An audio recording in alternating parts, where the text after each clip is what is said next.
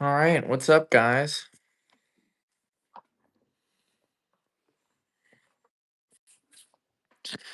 Welcome in. All right, look, guys. So tonight we're doing just a Q&A stream. Yeah, we're just gonna hang out tonight. I wasn't gonna stream and sell a bunch of stuff. Tonight's my night off, all right? But even though I don't take nights off, so that's why I'm here. We're doing a little bit of Q&A. Yeah, what's up, Bama? So yeah, we'll just people ask me about coins and business, and that's what we'll do tonight. And I'll sell some coins too. I got some listings up. That's fine.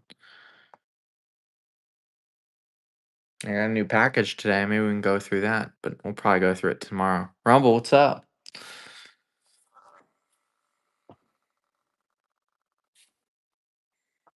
An intro song. Daryl, what's up?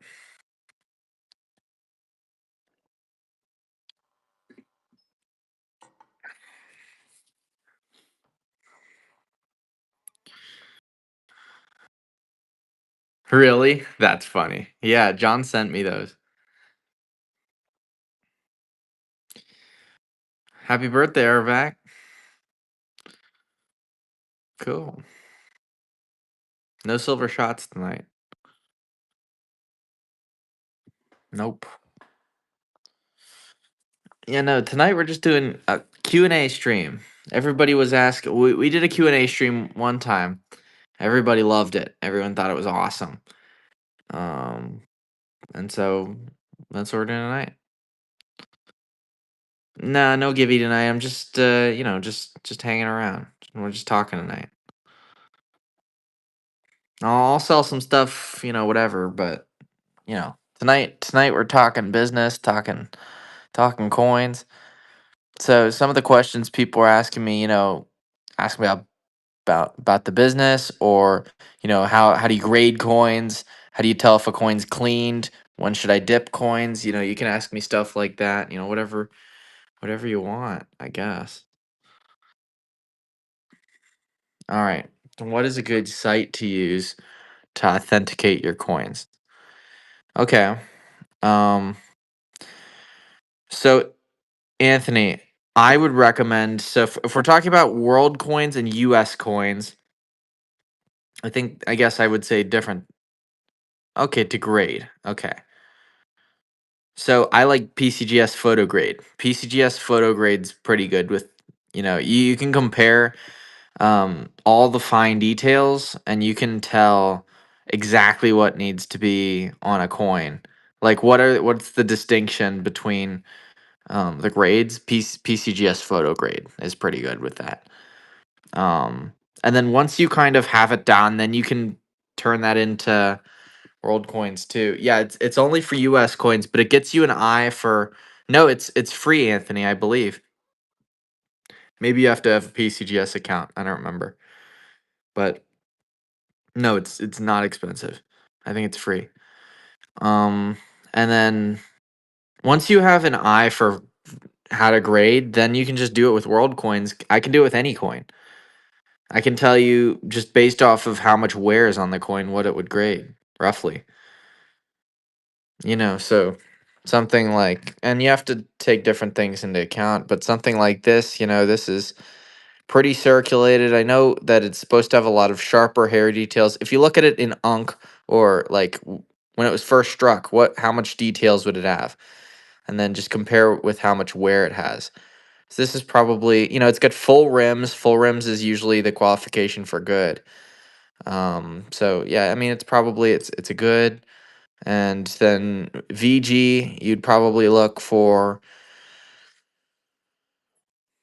I think it's too circulated for VG. I think it's good. I don't know how to explain. It's just the circulation on the high points just are pretty. It's pretty severe circulation. Not severe, but it's significant. All right. Um, do you feel that New World and ancient coin sellers are coming onto Whatnot faster than customer base for the coins on this platform is growing?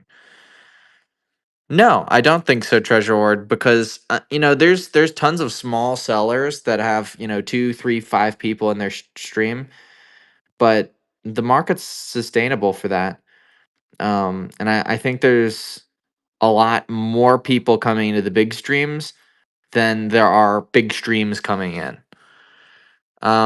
Rumble, my best guess, AU is not super jumping. Like with that coin, mint states where it gets really expensive. So AU, it's probably $100, $125. That's my best guess. It might be a little more than that. Um, Free. How about with slabs? Can you send those into PCGS? So I'm not sure what you're asking, Anthony. You can send coins to get graded to PCGS to get slabbed. Yeah. Alex, what's up? We're doing question and answers Q&A tonight. Yeah, it's an 1819 British Crown, King George III, 925 silver. We got this one at $100. It's in nice shape. 1819 British Crown. What you look for on these, to distinguish between, a $40 coin, $100 coin, it's got the full date, it's got full rims, and it's on both sides. The reverse is pretty nice. You can see the um, entire design with all the words on the outside. So I've got it at $100. Um, yeah. What else we got? More questions, guys. Q&A night. So ask me your coin questions, your business questions, something you're wondering about. All right. How about ancient coins? Who to send it to for authentication and grading? Well, Jason, I am a fan of um asking people who I call experts. So, okay, so NGC is the only company that certifies ancients. Jonathan, thanks for the raid. We're doing Q&A night, question and answers, just on coins, business, all types of stuff. Whatever you guys want to talk about. Yes, sir. Yeah, and so NGC is the only one that does ancients, but I don't prefer to send my coins to NGC because it takes a long time. They don't actually guarantee authenticity. And they can attribute coins, but honestly, it's much easier to send your pictures to a friend who is maybe a coin dealer. Send it to, a coin dealer, ask someone like me. Send the pictures of the coin to someone like that, um and we can figure it out and let you know, this one looks a little funny, or I think it's from this part of Greece or whatever. It's much better than sending to an actual coin grading company, in my opinion. JT, no, I still haven't done that. I wasn't gonna stream today, but I figured I'd do a little Q&A tonight. But yeah, I didn't end up grabbing stuff. Yeah, Discord. Yeah, I mean, looking online is a great way to meet people, especially if you're just trying to show people your coins. But there's a lot of people out there who don't know a lot about coins, and so you want to take things that you hear from people online with a grain of salt. Yeah, JT. No, tonight's just, yeah, I'm having people ask questions, whatever. We did this one time before and everybody loved it. So we had like 60 people in here listening to me. So that's what we're doing again. We'll go on for an hour or two or whatever, until you guys get bored, and then we'll be back tomorrow and I'll sell you guys stuff tomorrow. I'll sell you stuff tonight if there's something you're looking for, but it's not like we're gonna do buck and goes and whatever tonight. Yeah, we're just taking it easy tonight. So, any other questions, guys? Q&A. Something you want to know about coin grading, about how to identify a certain coin, how to buy a coin, how to sell coins, anything. All right. So the coins that I've been bought from you, I should know exactly what year and silver content. Where do I find that info to mark on the flips? JT, the best place and where I learned is Numista, numista.com, and NGC. NGC is pretty good for mintage and fineness of coins. I don't use the price guides on either of those resources, but those resources, Numista and NGC, Those are both great resources on identifying what a coin's supposed to weigh, what a coin's supposed to test purity wise. So yeah, what coins are hot? I have had a lot of interest in Japanese coins recently. I think there's a growing market for Japanese coins, and I think a lot of people are interested in them. German coins are pretty popular right now. Mexico is through the roof. Everybody's collecting Mexican coins. Um, yeah, that's my top three. Um, so Libertads, why is everyone going crazy for those? Are they going up in price? Anthony, it's hard to tell because of the political state right now, what's going on, with politics in Mexico, what Libertads are going to do because silver is very volatile right now. And the price of silver can go up and down a lot, and so that's going to affect the price of Libertads. I don't think the premiums on Libertads are going to go way up or way down until silver makes a move. But either way, Libertads are hot right now, and yeah, everyone is buying Libertads. People can't get enough of them right now. Um, yeah, not worried about price. Just want to identify and mark them correctly. Yeah, JT, Numista is definitely my recommendation, but you can't go wrong with NGC either. What's the coolest ancient coin that you have? Ordinary. That's definitely my Bactrian Tetradrachm right now. It's a Eucratides tetradrachm from 200 BC, ancient Greek silver from Bactria. This coin's $1,750. Definitely the coolest ancient I have right now. I've not added anything new to my personal collection in a while. Libertads are always hot, yeah, but sometimes they're hotter than other times. Relatively speaking, they're hot right now. They're close to an all-time. At least they're very, very hot right now. People are buying them a lot. People can't get enough Libertads right now, and it doesn't matter what they cost. People will buy them. There's so many fake ones on eBay of that coin. Um, there's a lot of fake ancient coins, Michael, on eBay, so you really have to be careful. Luckily, this coin has a type of flan defect, which you can't fake. And so this is absolutely authentic. Plus, I only source my coins from reputable dealers. And then, I know what I'm talking about too.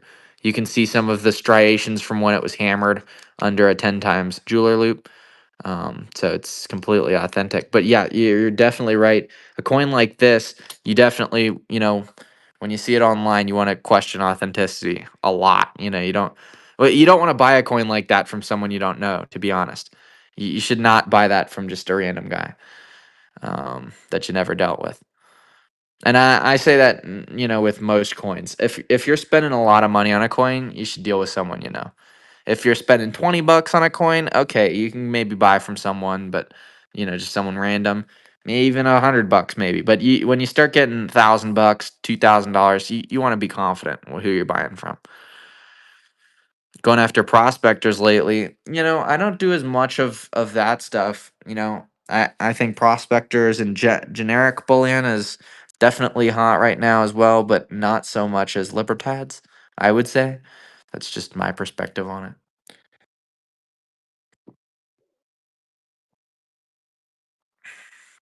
Should I wait till tomorrow to fulfill my silver coin addiction? I've got German marks if you want, Rice. Here's that 5 mark if you want it.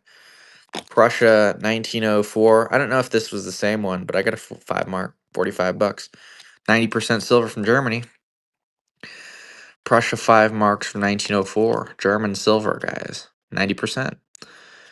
It's a grading scale similar for foreign and US coins. So you mean like, okay, I know what you're talking about. Nines, that one was a 1904 Rice, but I've got a couple of them. Oh, this was probably it. This one is 1903. That might be it with the old sticker on it. 1903 Prussia 5 marks from Germany. Yeah, there it is. Rice is in 90% silver from Germany. It's a 1903 Prussia 5 marks. German silver. Rice, you got it. Number one. Yeah, I'll sell you guys coins tonight if you want. Yeah, whatever.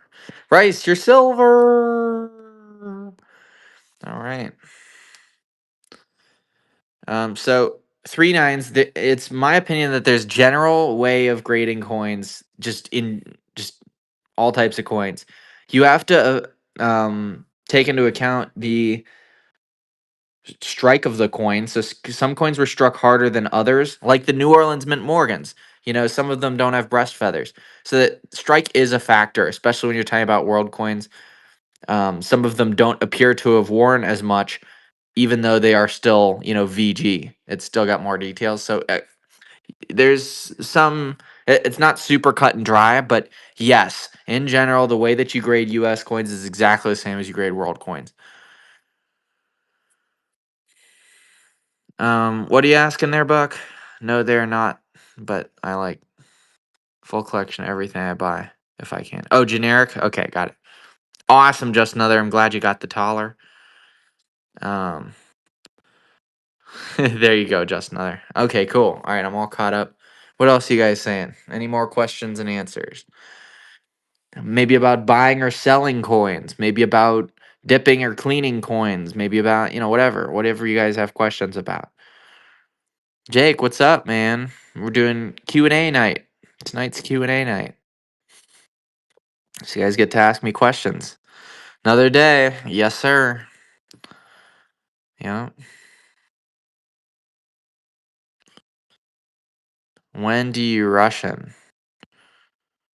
I don't have any Russian at the moment, Sage, but the Baltimore show is coming up, and I hope to buy some Russian there. Do you think Whatnot is better than eBay for foreign stuff? Besides your stream, it's hard to find good deals on quality. I agree, Rice.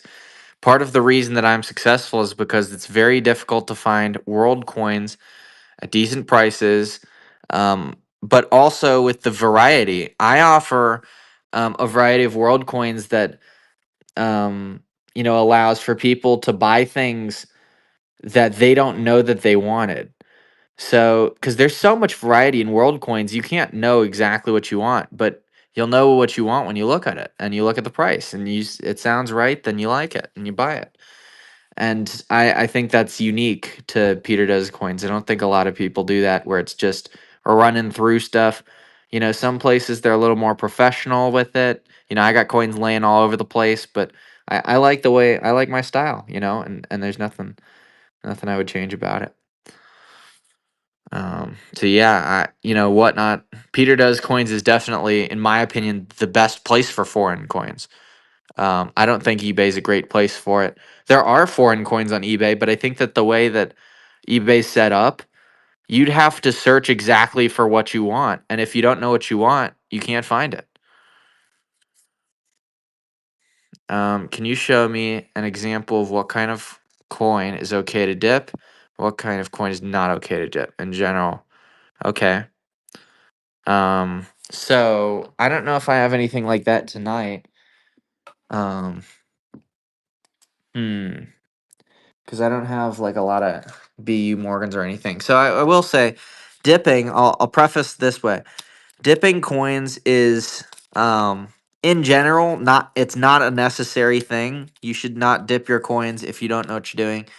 And if you've never dipped a coin before, then you know you should ask somebody who knows how to dip coins to show you how to do it first, because if you dip the wrong type of coin, it can damage it. If you dip a coin for too long, it can damage it, and it's not worth the risk of damaging your coins. So here, I guess this is a coin that I would not dip. So it's 1929 Latvia 5 Lottie. And so on this particular piece, it's got some yellowish toning. It's kind of hard to see. But if you dipped this coin, you can see there's hairlines on the cheek. That's just from friction, from circulation. Um, and it's honest pocket wear. But if you were to dip this coin, it's my opinion that it's likely that a lot of more hairlines would come all over the coin, and it would grade cleaned, and it would look a lot uglier too. The toning is natural, but It would have covered up old hairlines from when it circulated in pockets during the 1930s, and so I wouldn't dip a coin like that. Um, this coin you don't need to dip because there's no toning, but say that this coin had toning. This is just a nice uncirculated coin. There's no wear. This is an XF coin. It's got circulation. Don't dip an XF coin in general. But this is a BU coin. You should really only be dipping BU coins. Um, and yeah, I mean this coin, if you dipped it quickly, it wouldn't do anything, but it might pop the luster out a little more. So yeah, that would be okay. No, you should never clean your coins, Jason. Now people do clean ancient coins, but I don't do it, and so I can't recommend it. But I know that people clean ancient coins and that it's okay.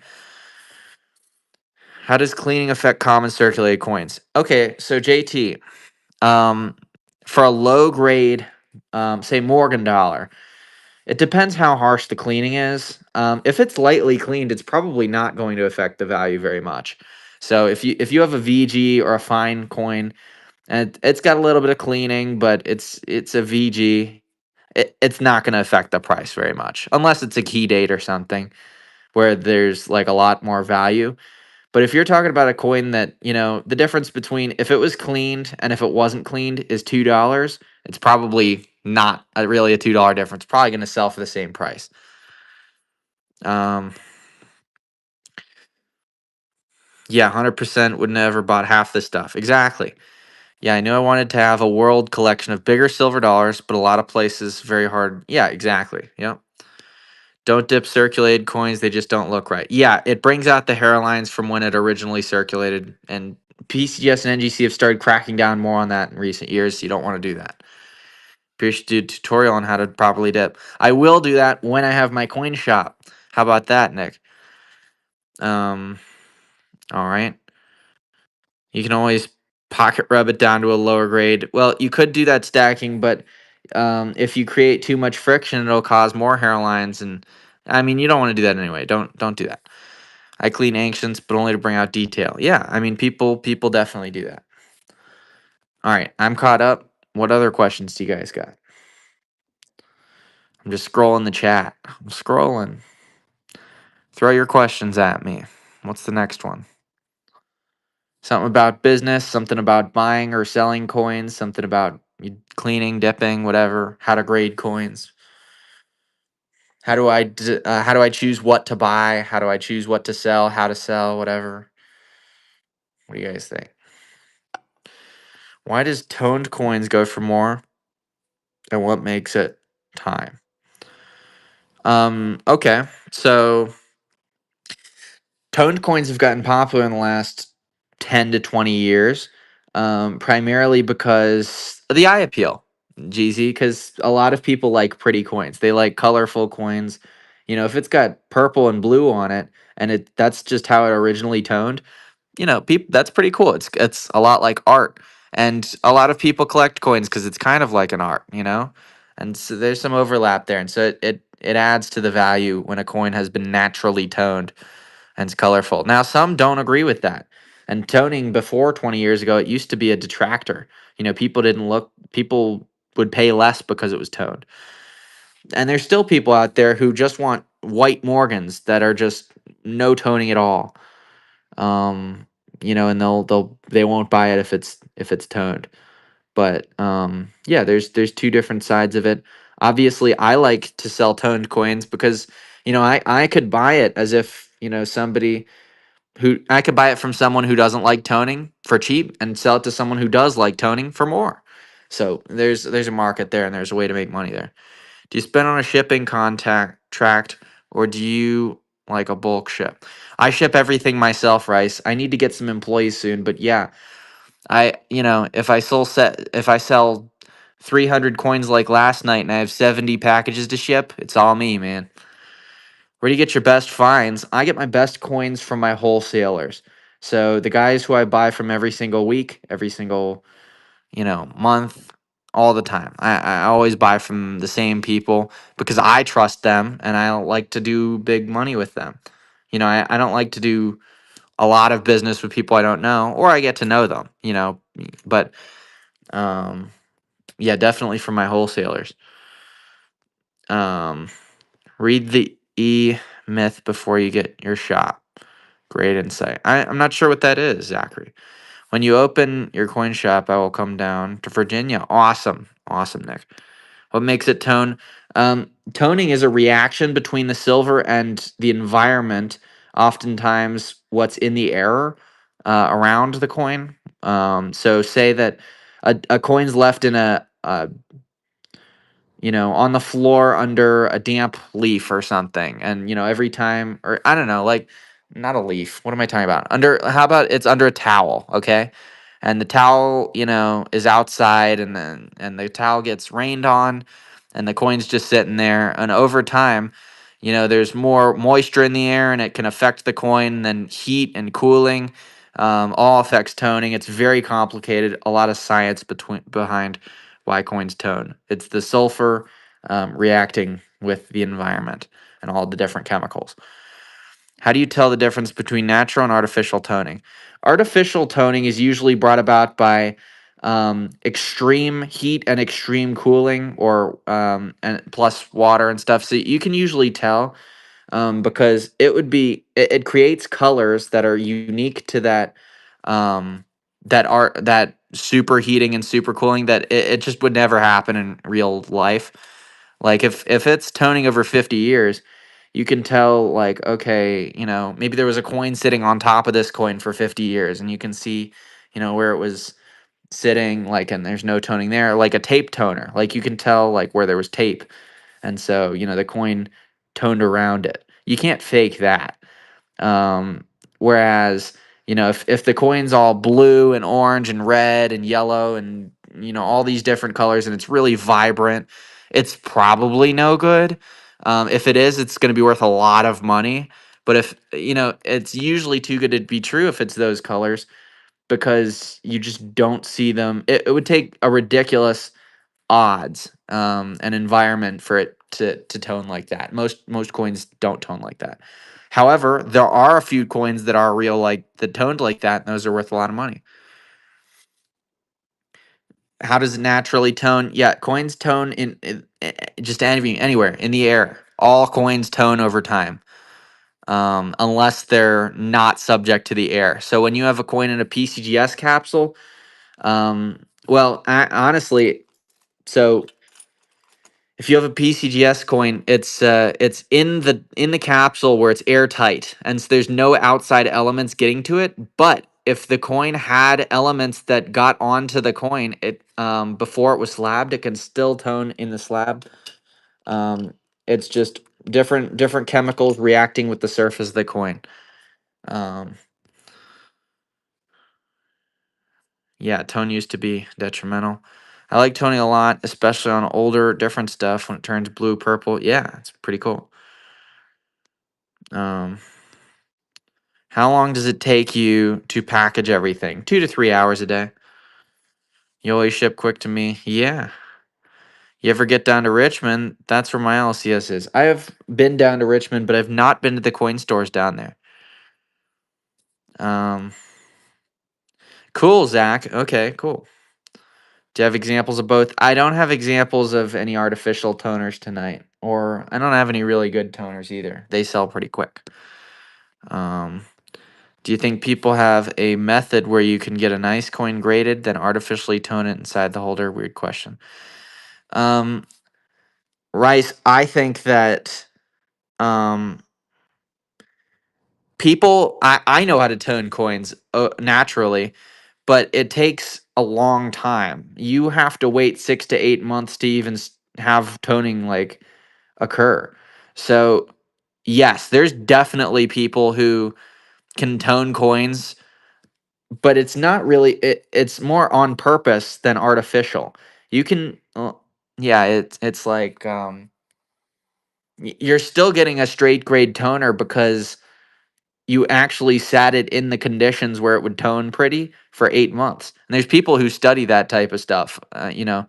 One instance that I know of is you can put a silver coin in an orange manila envelope, kind of like this one, and you can wet it, make it completely soggy, and put the coin in it, and then touch the coin, keep it next to the manila, and then set it in the windowsill where the sun's moving and touching it, and leave it there for 8 to 12 months, and your coin will most likely tone. But yeah, I mean, you still have to wait 8 to 12 months for it to happen. So it's not an easy process. If you're artificially toning a coin, you have it react with these chemicals and it's done in 5-10 minutes. So you can tell the difference to it if you're a trained eye. What's the best tip you can give when finding a trusted coin dealer? Hmm.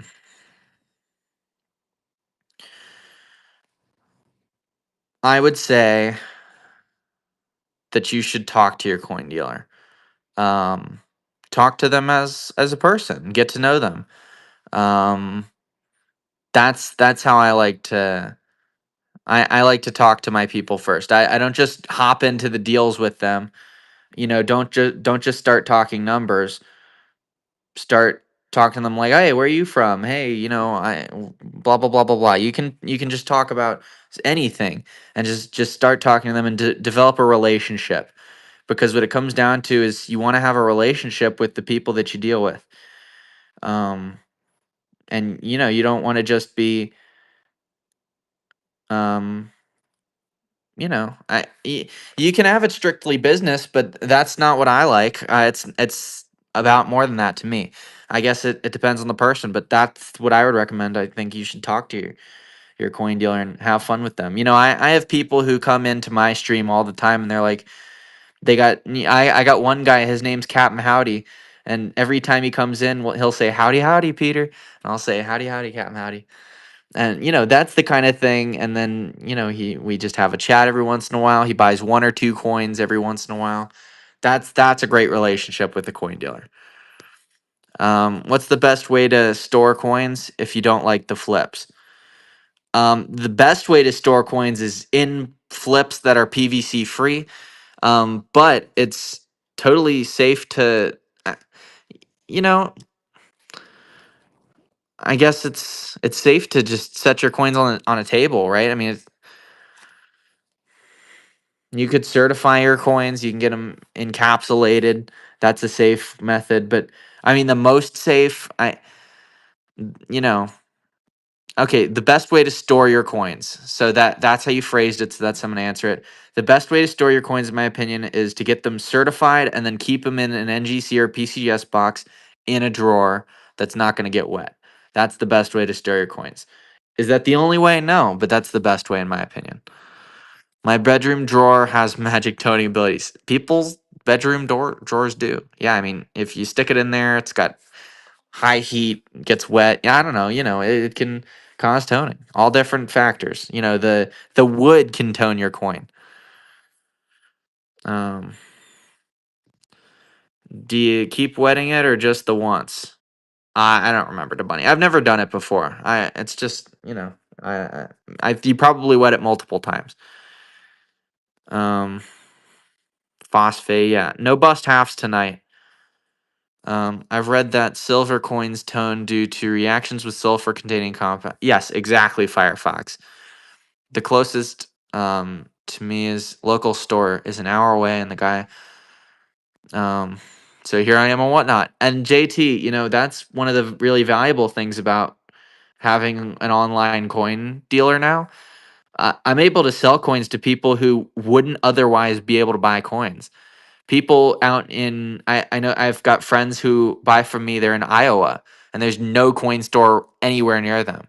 I've got people in Illinois and Nebraska and Kansas, and there's just no one. There's no coin store near them, or maybe exactly there's one guy and he's just got junk coins that they don't want, and he doesn't get anything new. I get new stuff all the time, bringing it to you guys, and I'll ship it all over the country. So I think Whatnot, really brings a valuable asset with that. No bust halves tonight. The cardboard flips, are those safe for long term? Yes. Yep, they are. Because it's plastic, yeah, it's totally safe. You do want to be careful about staples. Um Technically, if you've got the cardboard flip like this and it's sitting this way, eventually if you've got a staple here, it'll keep sinking with gravity and get closer and closer to the staple. I mean, it's not great to do, long term. 5, 10 years, yeah, you're probably okay. If you're talking way longer term, I don't know, maybe replace the flip every 5 years. But yeah, generally you're safe to bunny. You do want to be careful about staples though. I actually left a pure silver coin in black cloth and made a pitch black ring. Yeah, the environment will tone it. Yeah, sure, Rice. Yeah. AJ, what's up? We're doing question and answers tonight. Q&A night. Yeah, Peter's my coin store. Okay, I'm caught up. What else do you guys got? Exactly. Yeah, I mean, the coin stores. Okay, so most brick and mortar coin stores only get what coins come into them. I get coins shipped to me from all over the country, and I actually order specific coins and I look for specific types that I know that you guys are going to like. So I'm very, the coins that sell best here, I buy for you guys. I buy more of them. And at other coin stores, if coins like sell well, it doesn't matter. They won't buy more unless it comes in the door. So, I think that's, another advantage I've got. Any coin you think is slept on? Um, you know, Ben, one of the things I don't stack gold or silver. I stack Japanese 1700s paper money. It's called Hansatsu. I think Hansatsu is a great investment because it's undervalued right now. I think that it's really cool. It's really hard to find, and everybody who sees it likes it. But it's not that expensive right now. I think Hansatsu is going to go up in value. For coins, I think that Japanese coins are going up. I think Japanese market is all going up. I have a lot of sales in Japanese coins. In fact, I think the two most popular coins that I sell are both Japanese coins. Probably the top three. Japanese double Phoenix silver, Dragon 50 Sen, and then Samurai Boo. Those are probably my top three sellers. Above Morgan's, above anything. So Japanese coins are slept on. All different types from the 18 and 1900s. Got a coin from you that I wouldn't have purchased from anyone else simply based on. Yeah, exactly, JT. And it's all about, I try and connect to you guys. I'm doing a Q&A right now. This is me trying to talk to you guys, right? Establish a relationship. But I've got all these coins. I try and be very knowledgeable about them because if you guys want to ask me a question, I've got to be able to answer it for you guys to trust me. Because if I don't know what I'm talking about, you shouldn't trust me, right? I mean, you can't feel confident buying your coins from me unless I know what I'm selling, and I know what to tell you. So favorite coin in the personal collection is definitely my Globes and Pillars 8 reals. It's the one in my logo. That's a coin I actually own. Definitely my favorite coin. 13K followers. That's pretty good. We must have just hit it tonight. Face reveal. I'll do face reveals on YouTube when I get my shop. I don't get paid till the 19th. Do you have any wood choppers? What is the best way to store paper money? I don't have any large size tonight, William, but I get a lot of paper money in.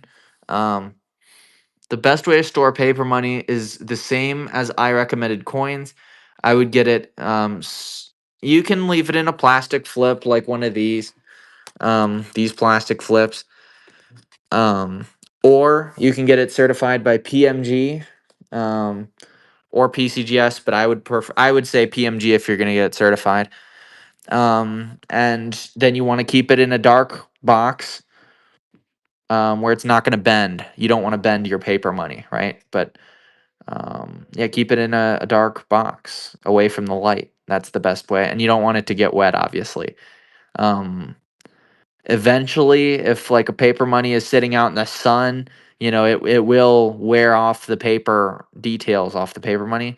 So you don't want like a bright light shining on it for 5 hours, 10 hours a day, every single day. That's going to wear your paper money. So you don't want that. Um, I'd say most of my best coins have come from here. Awesome. That's fabulous. Would you happen to have that Haitian gourd? No, Rice. Somebody bought that one the other night. Yeah, somebody bought the Haitian gourd. That logo is what made me click on your streams. Yeah, I love Globe and Pillars 8 reals. My favorite coin for sure. Yeah, that thing sold quick. Yep. All right, guys, I'm caught up. What else do we got? Sell a Japanese bill, a Hansatsu note. All right. I gotta go grab them. I've got them sitting over here. Guys, ask me more questions. Q&A night, guys. What questions do you want answers to? How to buy coins, how to sell coins, something specific. How do I choose what to buy? How to grade coins. What do you want to know?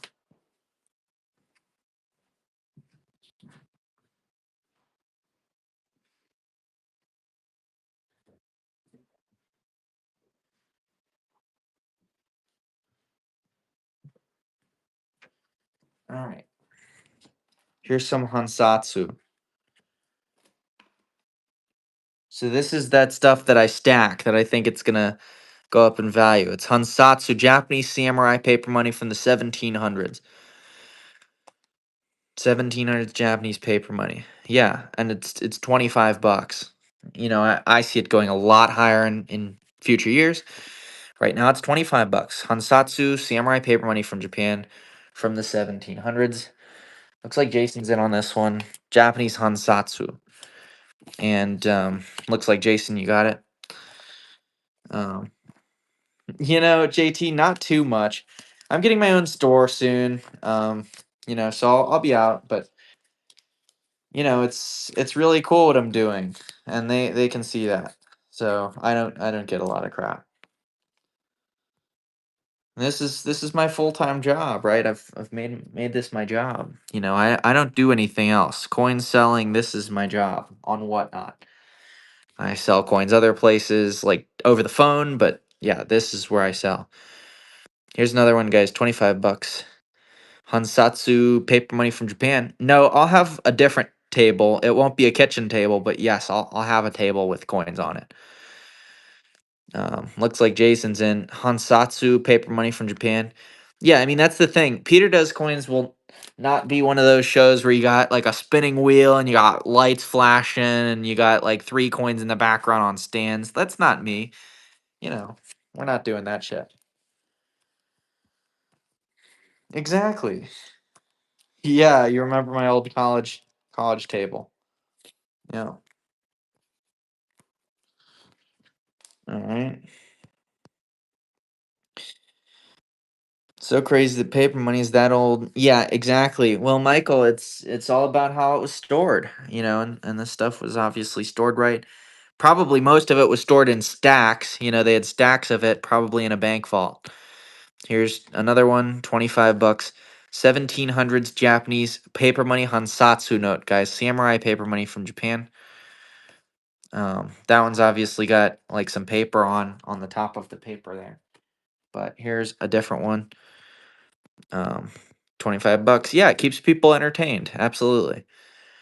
1700s Hansatsu, Japanese samurai paper money from the 1700s. All right. Yeah, and I've got more of that stuff if you guys want it. You just let me know.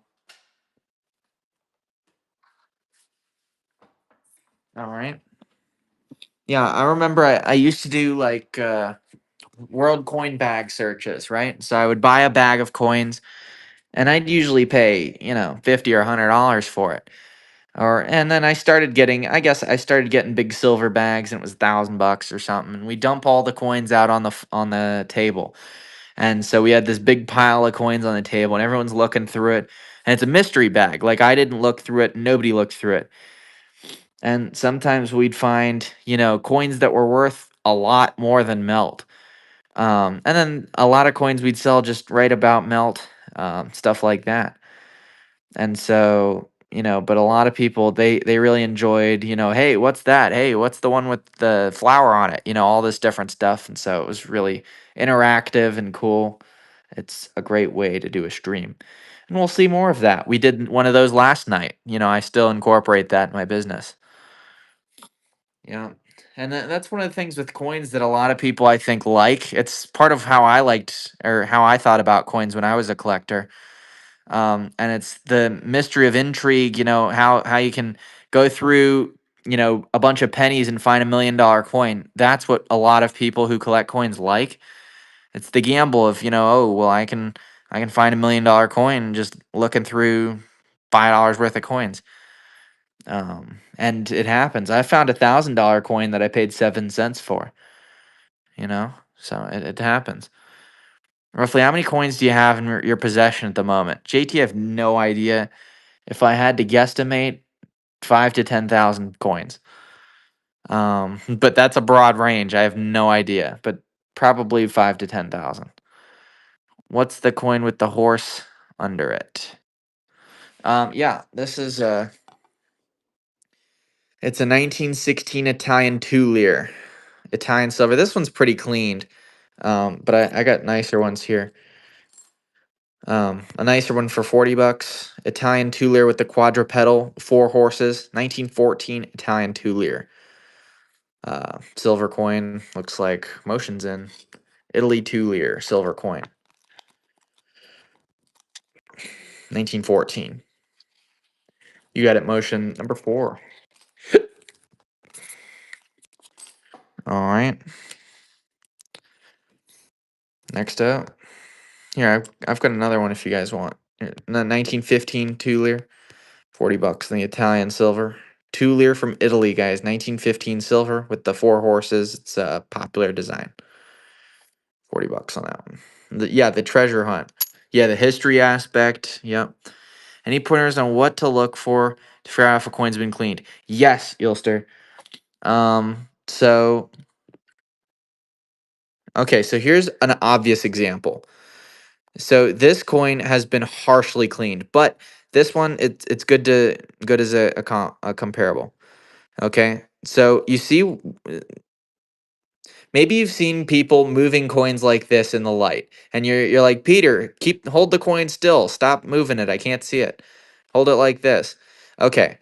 The reason that people do this is so that you can tell if or if not there are hairlines. If you see these lines, notice how they're moving in the light. If a coin has been cleaned, it will have hairlines. That's what these lines that are moving in 2 directions. You see how I move it in light? They change directions right there and all over the coin on this coin. That is hairlines. That's indicative of cleaning. If the lines only move in one direction and when you move it, they don't move, it's not hairlines. Usually, sometimes it can be. It depends. Sometimes it can be just dye polish marks. But this is obviously cleaning. It's all over the coin. And you see, does everybody see it? The lines moving back and forth as I move the coin just little by little. Do you guys see what I'm talking about there? You guys see it, right? That's what we're looking for. We see the lines moving left, yeah, horizontal and then vertical.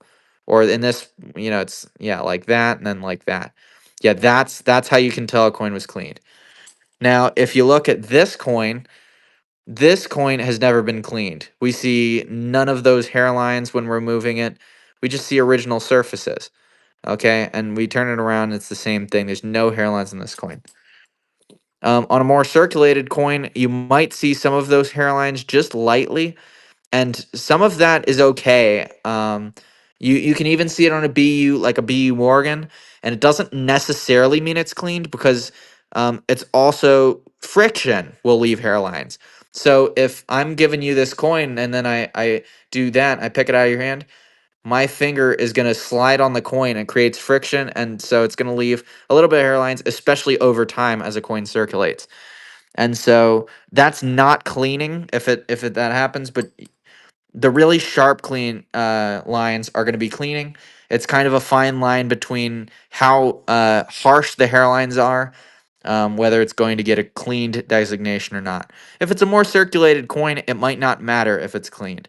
Sometimes the price doesn't really change. But great question. Yeah, Quadriga. Yeah. What's the oldest coin I have? So I've had coins that were some of the first coins from 600 BC, from the 5th century, or I guess not 600, 500 BC. which is the 6th century. Yeah, 500 BC. Um, so yeah, I've had coins like that. I don't have any of those tonight. I've probably just got 200 BC coins tonight, but that would be the oldest. Bought coins from you. That was never looking foreign. I love them. Absolutely. Yeah, exactly. Um, yeah, everyone's talking about the cleaning. All right. When I was younger, I remember cleaning my coins with pencil eraser. Does that leave hairlines if you barely rub the eraser? Um, so Michael, yeah, that's not good. Now it might be okay, but usually if you're wiping your coins with a pencil eraser, it's gonna wipe some of the surface luster off. And so you might have a break in the luster, um, similar to what a dipped coin would look like. If it's not a dipped coin, but a coin that's been dipped for too long. And what happens is that the original surface patina will have been removed in certain places or all over the coin, and so that can happen, Michael. That's not to say that it did happen everywhere on every single coin, but you don't want to scrub your coins with erasers. Every time that you apply pressure and movement and friction to a coin, that's going to either circulate or damage the coin. It's either going to circulate or damage the coin. It's not ever something that you want to do. If you do have to have, you know, a coin that you're going to pick up, like I always tell people, you know, hold your coins by the rims. That's usually the best way to hold it. If you want, you can hold your coins in a flip. I don't recommend gloves because gloves usually it's okay if it's rubber gloves, but if you've got like those what are they like mittens? If you got like mittens and they're all like hairy, you know, you don't want that getting all over the coin. So I don't like wearing gloves. Your hands are okay. Coins are made to be touched, right? And it's actually okay to do this. You don't want to hold a coin for too long because the oils in your skin can, you know, have an effect on the surface and actually tone the coin. But then also it can remove some of that surface patina, the original patina. So that's why, you know, on a coin like this, you'll see me. I'll touch it. You know, it doesn't really affect it because it's already been circulated. Whereas on a BU coin, you'll see me being very careful not to touch the surfaces because I don't want to remove any of that original patina, which is all on the coin. You see all of the original luster. And so I don't want to touch the surface or get my hands on it, making it tone or anything like that. Um, is that cleaned? What is that coin? Which one? The Greek coin I would not say is cleaned because it's just circulated. It might go clean because I mean you can kind of see the airlines, but in this condition, it's you know VG fine. It's probably a VG coin. It's got a lot of wear to the hair, and the cheek, which are the high points, and even on the like top lip, he's got a lot of circulation. And so it's probably a VG coin, and the difference between VG and VG details is not a big one. You know, this is a coin that you'd buy to have the type. It's not really going to affect the value. So it doesn't matter if it's cleaned. But it's probably not going to go cleaned. It's just circulated. Yeah, it's just circulated. Um, yeah, awesome.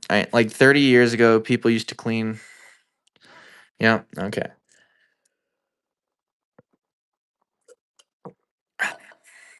What's the horse coin bottom center? That is a 1915 Italian two lire. With the quadrupedal. We got this at 40 bucks. Italian silver two lire. Popular design. It's got four horses with the chariot. And it's an Italian silver two lire, 1915. Looks like Vince is in. Popular coin, guys. Cool design. Vince got it. Number 5.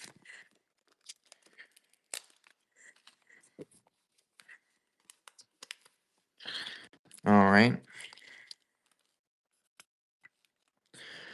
Next up, we've got how much for that coin with the nice reverse?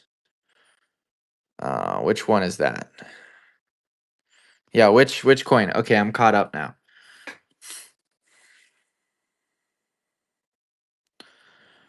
Wow, Shogun. That's pretty cheap. What's your all-time favorite coin?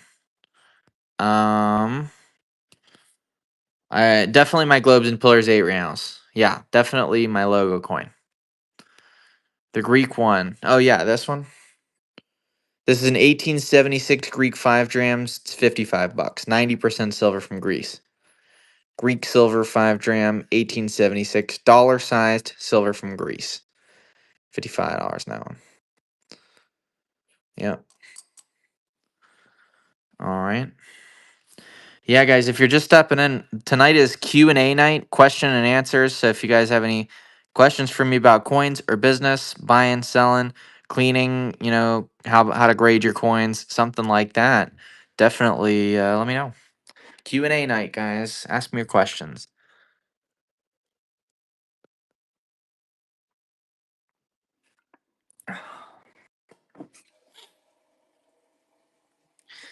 We got any questions, guys? What do you think? No, I just bought the owls today. They're in the mail.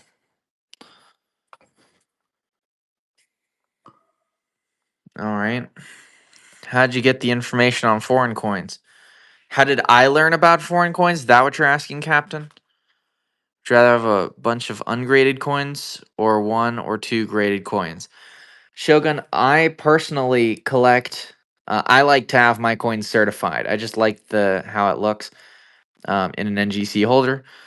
But I have some coins that are raw and I won't get them certified because I really like touching them. Like I have a Spanish 2 real. I really like to hold that one. It's pretty cool. So yeah, it's I'd rather have. It depends what the coins are. Best grade for raw Morgans. Oh, best grader for raw Morgans. It depends on the date, Dave. To be honest, if it's like a rare date, it might make sense to send it to a different company. If it's a super high grade Morgan and it's just you got nothing to hide, this coin is just amazing. I'd send it to CAC graded. If you're talking about a common date, just ran regular, run of the mill Morgan in a 6.3, I would send it to PCGS.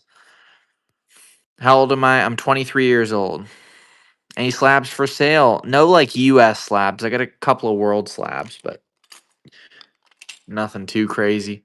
Luxembourg, 50 francs and 6.5 and a straight settlements dollar. This one's kind of cool. It's got the horse on the back, a horse rider.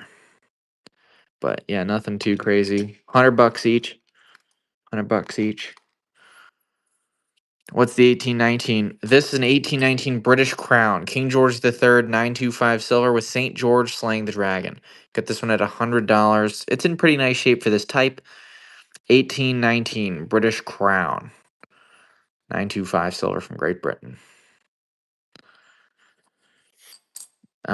Next up, Southside, thanks for the raid. All right. And then yes, how did I learn about coins? So, I used to buy coins and I used to buy world coins by the pound.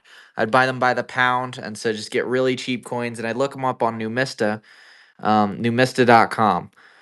And I would just spend a lot of time studying and learning about all of them. And then I'd go back to the coin shop and I'd talk about it for hours with the coin shop guys.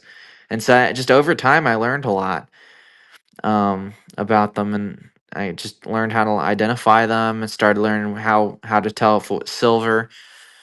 So yeah, Numista. Did you build up with your own money or did you take out a business loan for starting stock if someone wanted to start? So, Horace, what I did is that I was collecting and I was spending money. I had a job, right? So I was just working and I was spending money on my collection. And so I had just a lot of coins in my collection, and and then I started selling. I had so honestly, I spent way too much money. So my parents always taught me to save, right? So I always had a savings account, and I went to college and I started paying some rent, paying for food and stuff, and so I would take out of the savings. But I had a job too. I got a job at the coin shop, and so I got paid. But while I was at the coin shop, I was always buying coins, and I, bought as a collector before I worked there, and so I had like 10 grand in a collection of coins, which was like all of my money. Like I spent almost all of my savings on coins.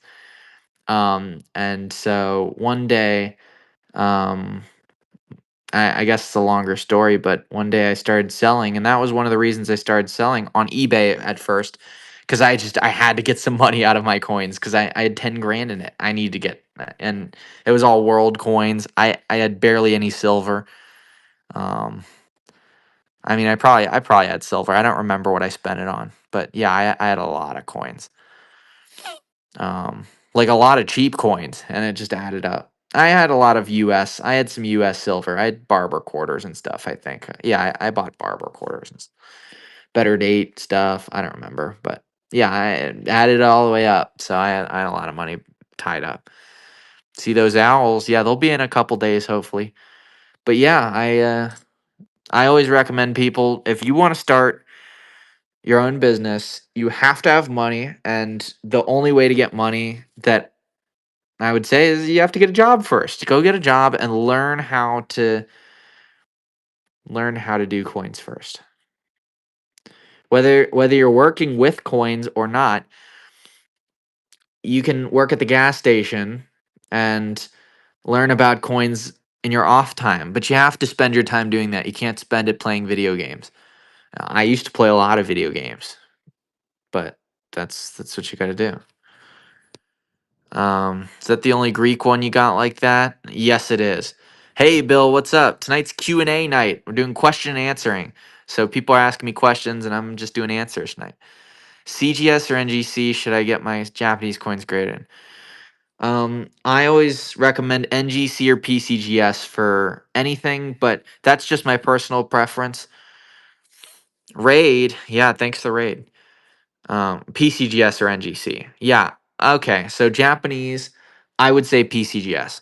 PCGS is my favorite for Japanese. Now, if you're talking about other world coins, it can go NGC, but for Japanese in particular, PCGS my favorite.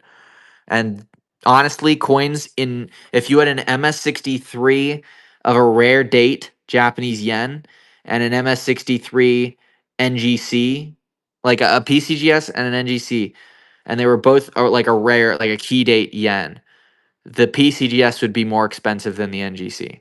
More collectors like Japanese coins in PCGS. High quality. If you're sending in a common yen in 6.2, it doesn't matter.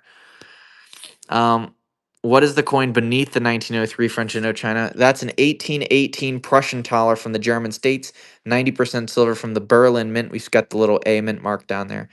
We've got this one at $75. It's an 1818 Prussia one thaler from Germany, guys. 90% silver coin. $75 on the Prussian thaler. Um, yeah, PCGS. What I say? If you had $500, what coins would you buy? Asking for a friend. So I feel it really depends. If somebody says they want to throw $500 at some coins, I would say hold on, wait a second. $500 is a lot of money. You don't need to throw $500. And say someone said, "Oh, I want to throw $500 in crypto," and someone's gonna go Bitcoin. It's not that cut and dry, and I would say you shouldn't do that either. You need to if you want to invest in coins, you should learn about the market, what things buy and sell for, and you should look at the market over time to see what makes a good investment in your opinion. If you're buying coins for entertainment and you're not doing it as an investment, then what I would say is that you should look at a lot of different options, and whatever speaks to you, you say, wow, that one's really cool. I really like the Statue of Liberty on that silver dollar. I think I really want one of those. Then that's what you buy. And then you add it up, and if it's 500, if it's less, if it's more, don't, just call it a number, but you should go buy coins that you think are cool if you're doing it for entertainment. So entertainment and investment is two different categories on why you should buy coins. And you have to decide that, if you just want to throw your money at coins and there's no good reason, you shouldn't do it. Don't do it. All right. Can you foresee a coin job during doing multiple six figures for per year. Are you talking about profit, Shogun, or are you talking about revenue? I mean, I did $1 million last year in sales, so and it's a good business. It feeds me. Can you fuse? Yeah, Coin Shop doing multiple six figures per year. So rephrase that, Shogun. What are you trying to say? I run, but thanks for the time. Absolutely, JT. Investing versus flipping is different.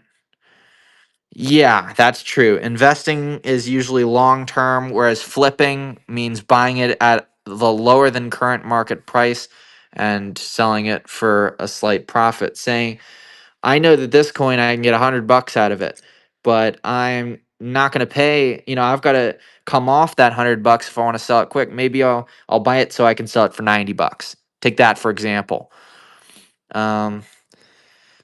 Show the French Indo. Yeah, I will. 1903 French Indochina silver piastre, 90% silver, $55 in this one. It's modern day Vietnam. This is where Vietnam was. So it's your closest you're gonna get Vietnam silver dollar. 1903 French Indochina, one piastre. Looks like Vince is in. 55 on this. 1903 French Indochina piastre, 90% silver. And you got it, Vince. Number 6. Yeah, long term versus short term. Profit. Yeah, definitely Shogun.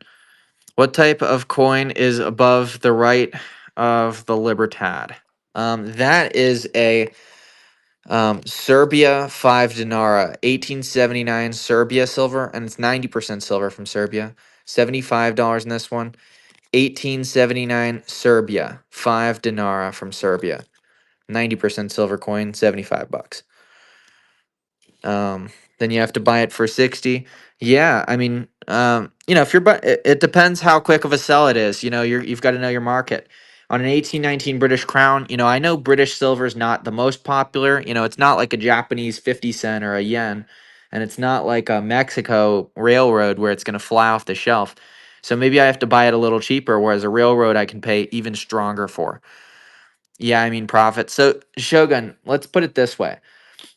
I always give people the example. If I sell 350 coins like I did last night, I only had to make $1 a coin to be able to make $350 in a day. If you make $350 a day and you work 7 days a week like I do, that's $127,000 a year.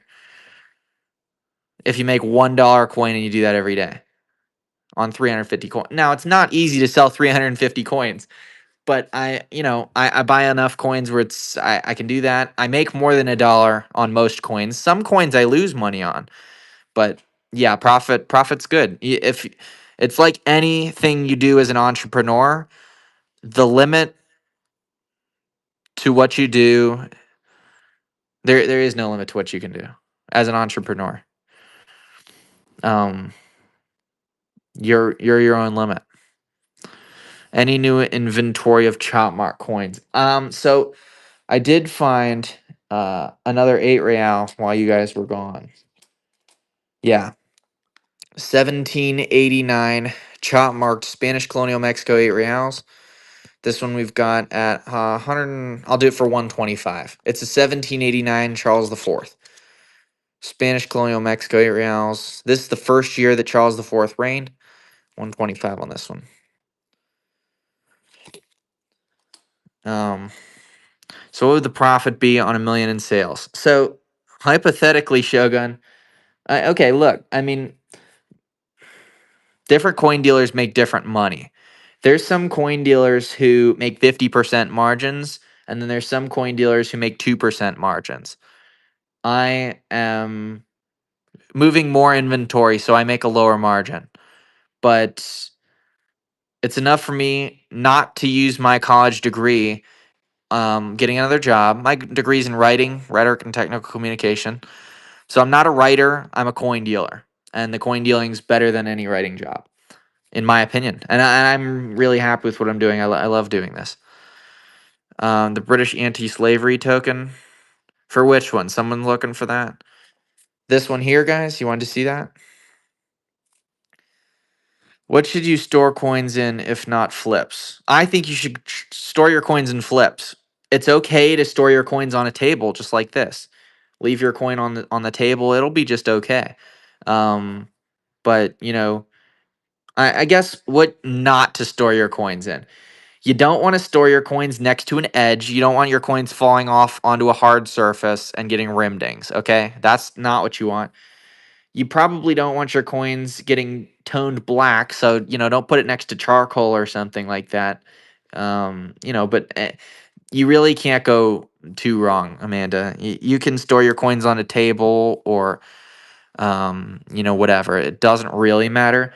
With paper money, it's a little different. You want your paper money not under a big lamp that's like staring at it, but I mean, your silver coins will be okay under the light. It doesn't really matter. So, you'll be okay. But yeah, the best way to store coins in a plastic flip with that's PVC free. You don't want PVC in your flips. Discover a new type of silver dollar every time. It's cool. How many nice ones? Yeah, I mean, there's a lot of variety in world coins. What coin's been my best seller lately? Definitely the Samurai Boo. I don't have any at the moment. That's how good of a seller it is. Um, the Samurai Boo is the larger of the square silver coins that I get.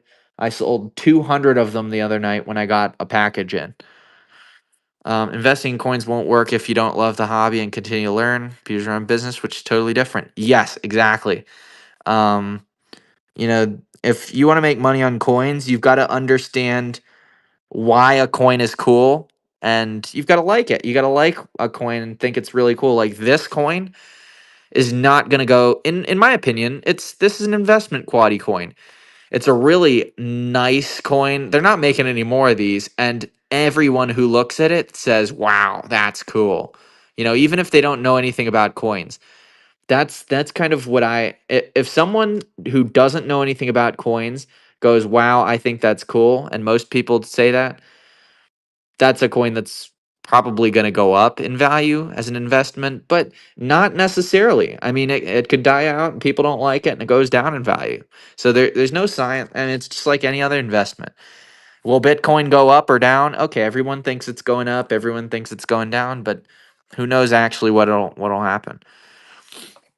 Chop marks are these little Chinese and Japanese and these symbols, which would have been placed on coins that circulated on the Silk Road during the 17 and into the 1800s.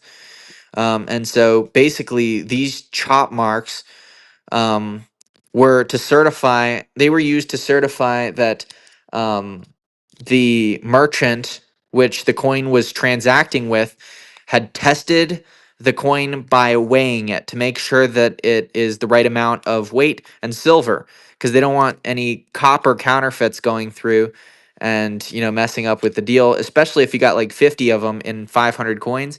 you know and these people were doing a lot of transactions, so they actually paid somebody to sit there and chop mark every single coin, weigh every single coin, make sure it's silver and not copper. It used to be something people did. So that's what the chop marks are. It shows that it's circulated in China on the Silk Road, so it's pretty cool. And chop marks are like toning; they've been getting more popular in recent years. This coin's $125. It's 1789. Charles IV, Spanish colonial Mexico 8 reals, with chop marks. It's got chop marks from when it circulated on the Silk Road. Looks like JP's in on this one, and you got it. Thanks, JP. Number 7. All right. Are you able to tell the difference between a regular coin and a satin finish coin? Yeah, it's hard to explain. I guess a satin finish coin's like the luster on the coin is like a little different.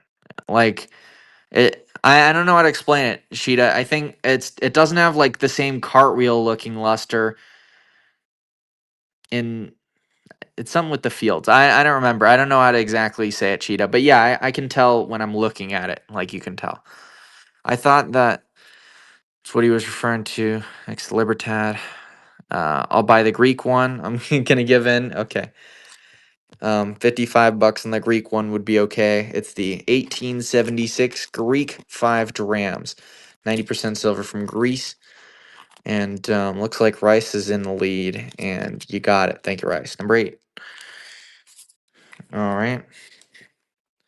Store your coins in a large vault that you can swim in. Yeah, but of course, you don't want it to be something where they're gonna get wet. So I know what you mean, though. Yeah, store them in a vault.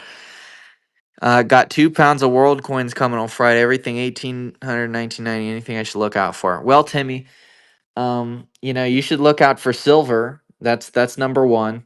Look out for silver. That's the most common thing that you can find in your junk world coins. Now, of course, there's a million different types of better coins that you can find, but if you have any questions, Timmy, and there's something that's really cool that you see that you really don't know what it is, um, send me a picture. I'll be happy to help. It's the best coin in the world, BU. Are you asking what's the best coin in the world? I don't remember what you were saying. Damn, someone put a crazy chop mark on that one. Okay. Hey, Peter, any chance you have silver Algeria? No Algerian silver tonight, FG. Sorry. Bitcoin will go to zero in Peter's lifetime. Trading is a game. Volatility.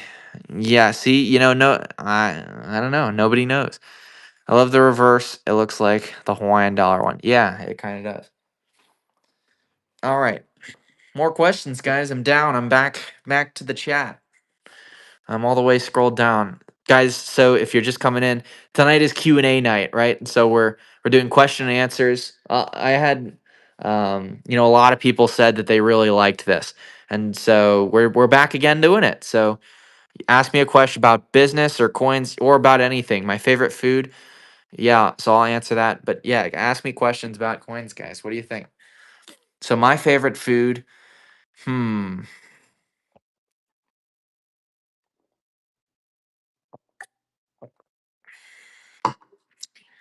that's a tough question.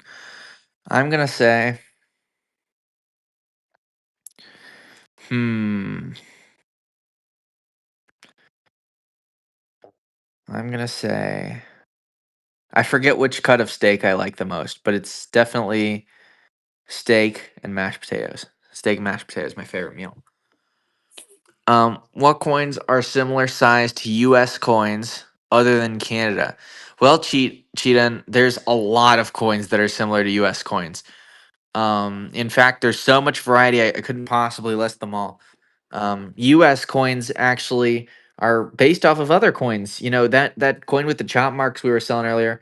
That's what people call that America's first dollar, and the U.S. dollar was loosely based off of the 8 real, the Spanish 8 real, which the Spanish 8 real was like, how the dollar's used all over the world today.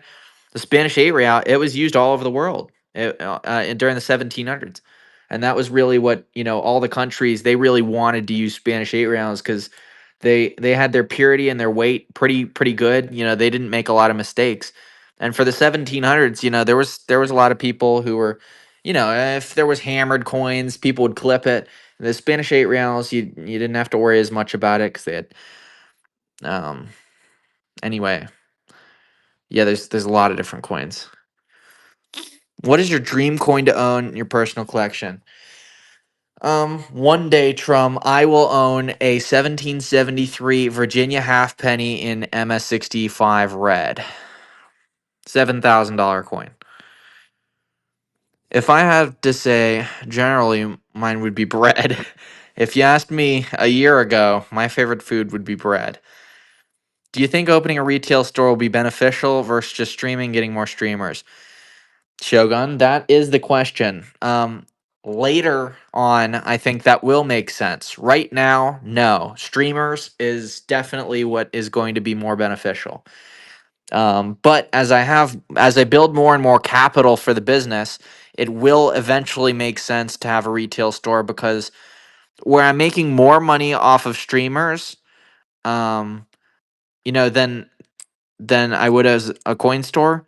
The coin store would still make me money, and so it makes sense to make more money with your money than not to make money with your money. Yeah, it'll make sense to have a retail coin store eventually. Yeah, brick and mortars do stream, but they don't. Streaming's better than a brick and mortar, in my opinion. A brick and mortar would be my secondary. It's not going to be my primary source of sales. I do a lot of business off of Whatnot, but Whatnot is but it's the best retail platform. Majority of sales on here versus private, yes, for sure. Most of my sales are on Whatnot. Do you think LC is dying out? They're becoming far and few in between. No, I don't think so. Just another coin. I think that we are going to see less of the traditional coin shop, but no, I think they still have a place. They still have a place.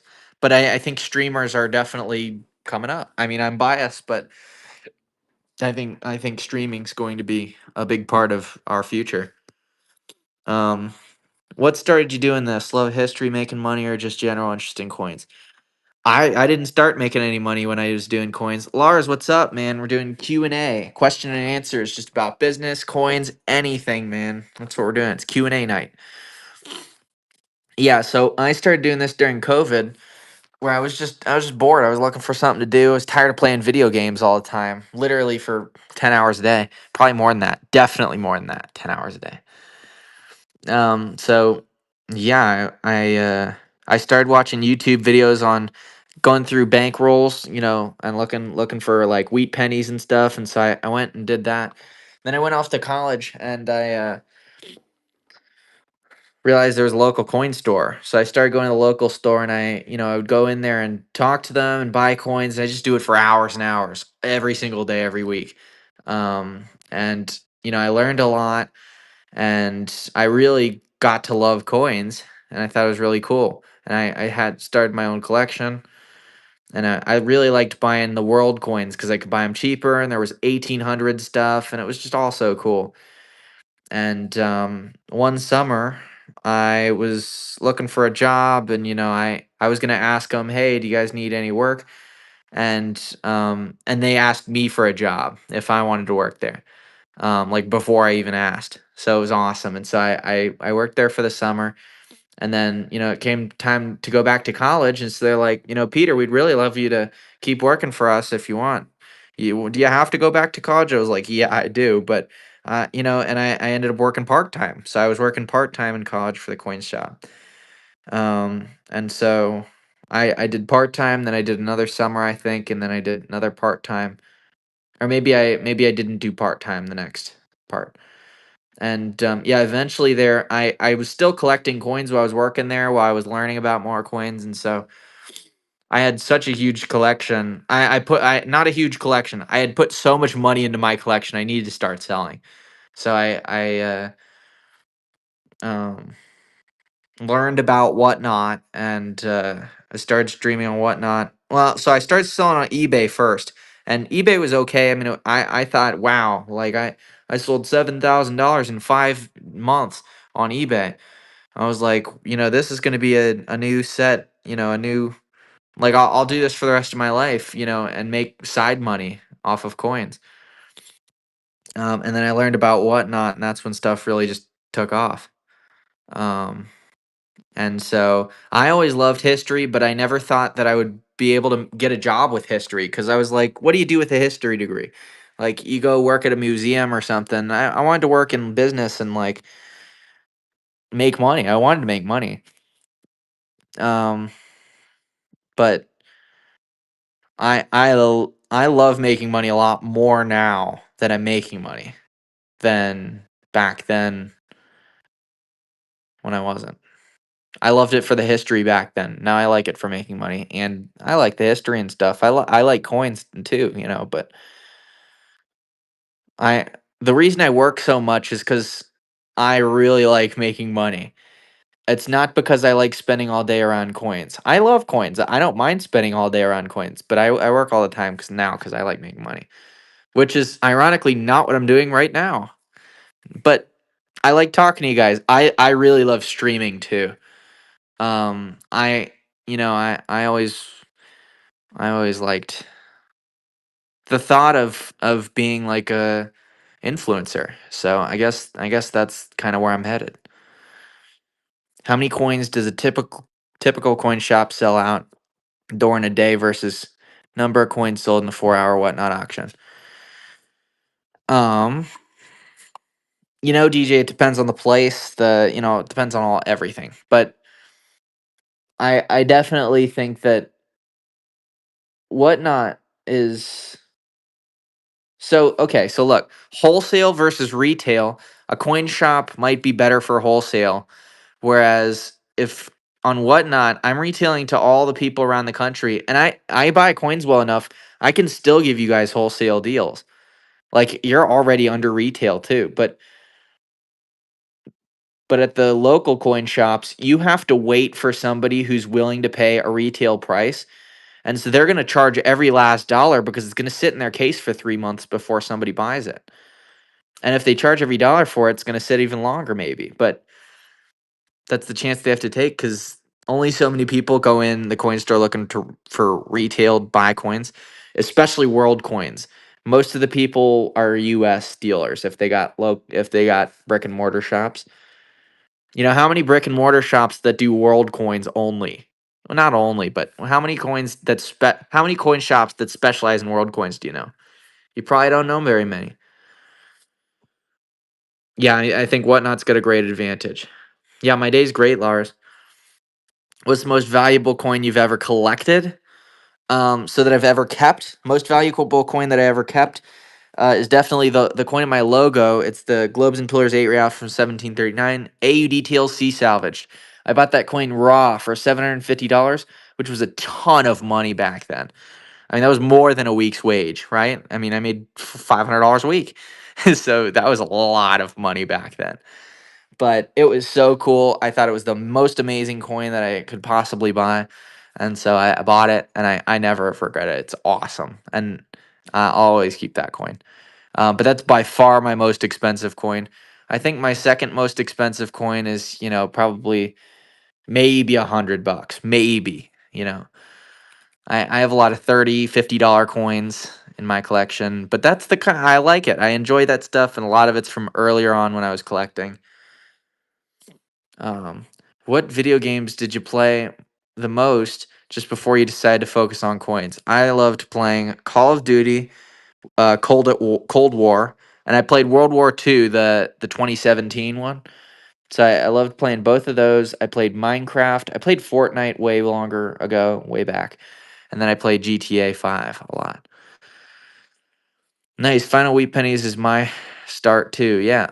You ever get burned with fakes? Yeah, I've gotten burned with fakes. One time early on, I bought a German New Guinea 5 mark and a Globes and Pillars 8 reals. And I bought the pair, I don't know, $700. And I thought I was going to get $1,000 for the two, which was crazy back then. That was a lot of money. And I sent them both to NGC and they both ended up getting fake.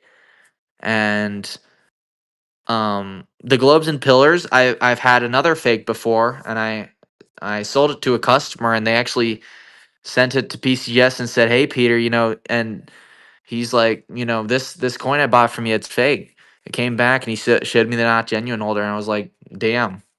And I was looking at it again, and so it had been like 6 or 7 months since I had sold it to him, and so I sent him a check in the mail. I refunded him, made it all good, uh the fakes you buy make you really learn about coins. I've bought fake ancient coins too. I got burned on a lot of ancient coins. I bought some fake crab hemidrams or whatever, like the crab ones, and then yeah, I bought a fake Pegasus tetragram. And I bought it with real ones too. Like it was just from a coin shop. But you learn what to look for in a fake, and you look for in a regular one. And now, Globes and Pillars 8 reals, I can tell you immediately if it doesn't feel right in my stomach. Like, maybe I don't know why, it just looks a little weird. I know it's fake. I just know right off the top of my head. And I can tell immediately. With Cap and Raise 8 reals, too. I can tell immediately if it's fake. Um, you know, I could just tell if something looks bad because I've had so many of them that were good before, and you see the fakes that are good enough for you to buy them, and then you know what to look for. So yeah, I've definitely gotten burned with fakes, but it's just a part of doing business. You'll always, If you own a business, you're going to buy fakes. You just have to accept it and move on. By the way, I found out old token that a Verdenstaler equaled 15 beers at the time. That's pretty good, Silver Geek. Where'd you learn about Whatnot? Okay, so I actually watched Treasure Town. You guys might have heard of Treasure Town. You heard of Christian Treasure Town? He's here on Whatnot. I used to watch Treasure Town videos, and I thought he was so cool. And he was like doing world coins on Treasure Town on YouTube. And so I had seen him like starting to do Whatnot on YouTube, and I was like, oh, okay, I'll just sell on eBay, whatever. But I actually messaged Christian. I reached out to him, and just like randomly, I was just a random person, and I texted him, and he responded. I was just like super professional, because he's like all professional. I figured he would like it if I was professional, and so I texted him like this professional message, like, "Hey, I'm Peter. I'm a coin dealer. I'm starting to sell coins, and I just want to make a connection." And he responded, and he's like, "Oh yeah, I'm looking for connections too," and so that's how I got to know him. So I so this was senior year. It had to be senior year because one of my classes I had to do like a certain. I had to get an internship for my thing, and so I interned for Treasure Town. He let me make a database for ancient coins, and so I used AI. I used ChatGPT. And this was like right when it first came out. Like it was a couple months old when this happened. And so I spent like 200 hours using ChatGPT over the course of several months in this internship, and I made this huge database of literally every like society that Christian has an ancient coin from. I had ChatGPT write every ruler from every society, what years they reigned, and like 10 facts or 5 facts about each ruler from each civilization. So every caliph from the Abbasid Caliphate, every Roman emperor, every Byzantine emperor, everything, Umayyads, Abbasids, literally everything, every Ghaznavid, everything you could possibly think of. So it was a lot of work, but it was really fun. And Treasure Town ended up saying, we're doing really well on Whatnot. I definitely recommend it. And so I ended up, he referred me to Whatnot, and that's how I got started. Take my money. When you're buying bulk, how do you know every coin's genuine? Very important question, Adrian. Definitely, you have to buy from trusted dealers. Um, the people I buy from, um, we've got our own network. It's all people we all trust, and um, every single coin I've had from my one guy who I get bulk from, I've never gotten a fake from him. And if I did, he'd take it back and he'd refund me and he'd do whatever, to make it right. But it's never happened with this guy because he's a trusted guy. He really knows what he's doing. So yeah. Do Whatnot fees ever bother you? No, definitely not. Wow, JP, thanks for the tip. Wow, that's really something, JP. I appreciate that. Wow. Whatnot fees don't bother me, Shogun, because the way I think of it like how taxes, right? Do taxes bother you? Okay, yes, of course they do, but you're paying for Whatnot. Okay, here's what I'm paying for. Whatnot gets 4%. They don't get 7%. 2.9% goes to the credit card fees. I'd have to pay that if you guys are using your credit card anyway. All right. Whatnot gets 4% commission, and they built this platform that allows me to see you guys and for you guys to see me. It allows me to have all these tools that I see on my screen and how to run this smoothly. They came up with all these ideas, and you know, I wouldn't have anything I had without Whatnots. They deserve 4%. Um, and I can sell stuff without Whatnot, but Whatnot changed my life. So I don't have a problem giving them fees. And some people, I can actually get a fee reduction, I think. And I'm not going to ask for a fee reduction, at least for a long time. Um, because I want to. I don't think it's right. I like paying whatnot fees. And it's they're not greedy. It's way cheaper than anywhere else. eBay is 13% when you're all said and done. Whatnot is 7%. And it's whatnot culture that you guys pay shipping, so that's not a factor. Whereas eBay, people look at shipping and they say, "Oh, well, I can get it cheaper because they're paying for shipping." So here, that's not even. Everyone just pays shipping and combines the orders. So whatnot definitely, yeah. The reason I go to the coin shops for silver. Yeah, I go to the coin shop all the time. I love the local coin shops. I buy probably $20,000 worth of coins from them every week. Um, so they yeah, and that's another thing. When they get something in the door, I get a phone call. Because they'll just flip it to me, and I'll pay them strong. They might even make $1,000 off me. I don't care. As long as I buy it right, they can sell it. I'll buy it all. I'll buy every single coin if I buy it right, and I can flip it. Wouldn't you rather sell in bulk piles on Whatnot to reduce fulfillment? No, Shogun, because I the only thing that would reduce is Whatnot charges a 30-cent flat fee per listing that I sell. And so I do all the math in my head when I'm coming up with the prices anyway. So say that I paid $39 for the Libertad. So I know, okay, I've got to get roughly 10% more. So I'm going to ask $45. So I make $2 and then I pay fees. So okay, that's probably what I need. It might be 180 or something like that, but roughly I can do the math like that really quickly.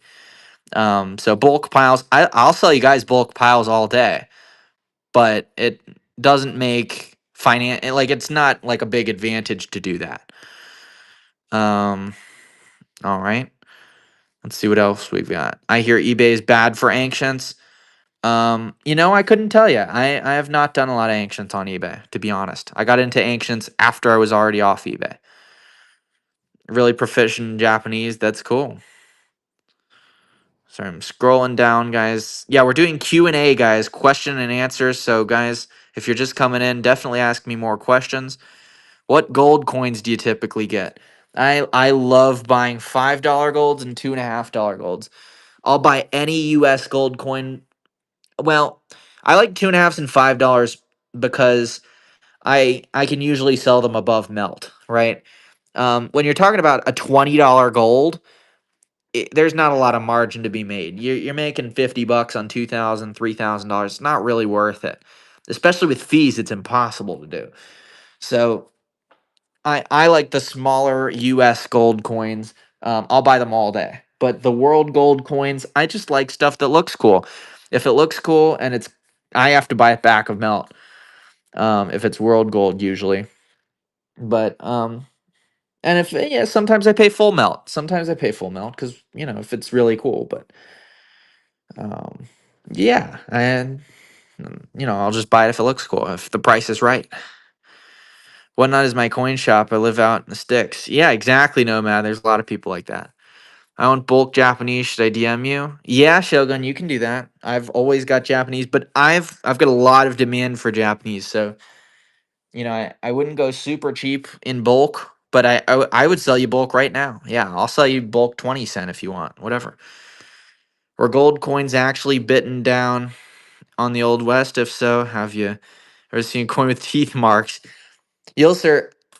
Have you ever looked at a gold coin and just wanted to bite it? It's very biteable. Yes, people definitely bit coins. I've never seen it with that, but yeah, when you're holding a $10 gold, man, you want to bite it when you're holding it. It's it's just one of those things. Yeah, definitely they used to do that. Just out of curiosity, let's take the Libertas example. If I bought for $40 and want to sell back to a coin shop, which I roughly expect. So on a Libertad, Libertads are really hot, Adrian. But it depends on what the coin shop you're selling it to has for their audience and their inventory. If the coin shop you're selling it to is selling to US coin collectors and they don't have a lot of buyers for Libertads, they might pay you back of melt and might pay you $30. or 31 or whatever. But if there's somebody like me who's selling Libertads, I'd pay you 34, I'd pay you $36 for this one all day. I'd pay 36 for that all day. If I wanted to order them, I would have to pay 38.50. So, I mean, even if you wanted 37, I mean, it depends how much I want to stock it, Adrian. If I really want one right now and I don't have very many, you know, I might buy it. If I have, 100 coins, maybe I want to, be a little cheaper because I don't really need it right now. So it's all just supply and demand, really, is what it comes down to with the specific coin shop that you're selling it to. But yeah, if you buy this Libertad for $45 and a week later you said, Peter, I really don't want it. Well, you could contact Whatnot. I don't know if you could, but anyway, if you said you just really didn't want it and say that you could sell it to me, I would buy it back for $36 because I got 40 Libertads right now, but I'd buy it for 36 all day. And you can usually expect to lose 10 to 15%, if you're talking about um, a coin that you're buying and you're keeping it for a short term. If you're gonna buy a coin and in 3 months you say, I don't want it, you're probably gonna take a 10 to 15% hit because the market hasn't matured and somebody's got to resell it for what you bought it for, and they got to make money. Can you show on the 50 cent or 20 cent where the date is? Trying to figure out how to read it, but it's tough to look up on those. Yeah, so I actually was the exact same way. I was like, you know what?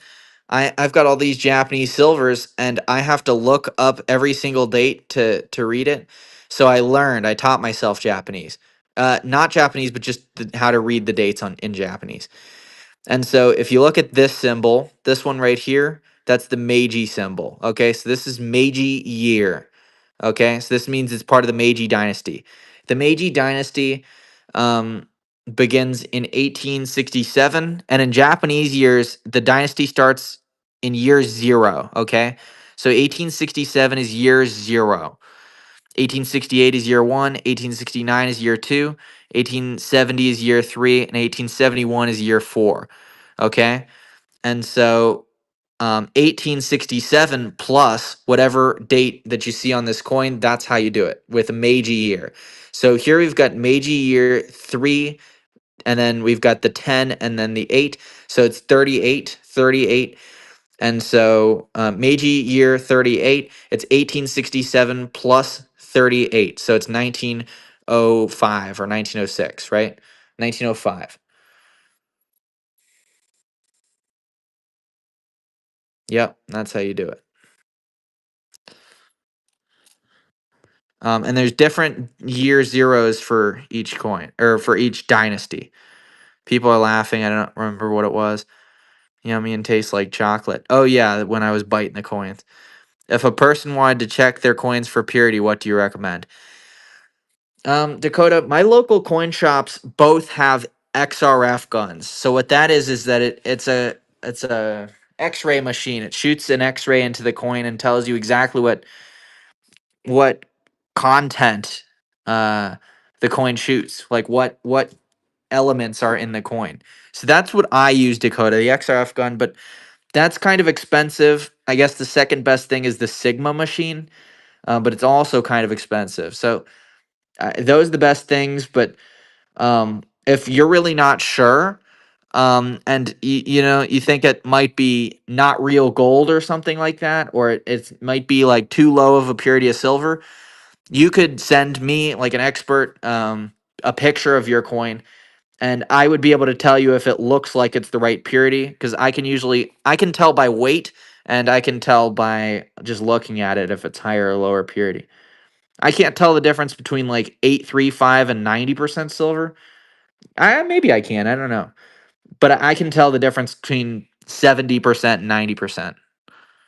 I found my local store had a contemporary counterfeit 8 real or 2 real the other day, and it didn't look 90% to me, and I was like, shoot this, I think it's fake. And he shot it and it was 71% silver.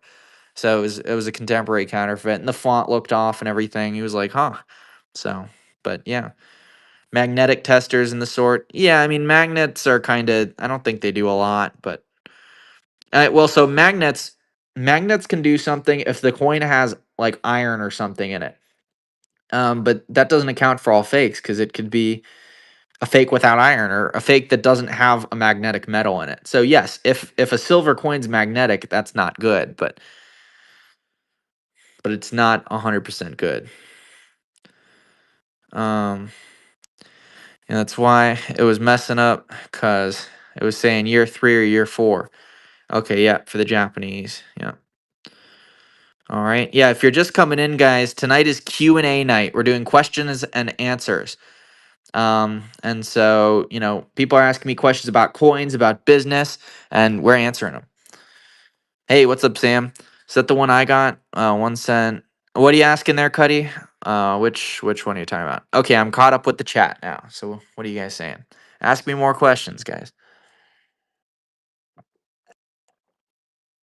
Tonight's Q&A night. So you guys ask me questions and I'll give you an answer.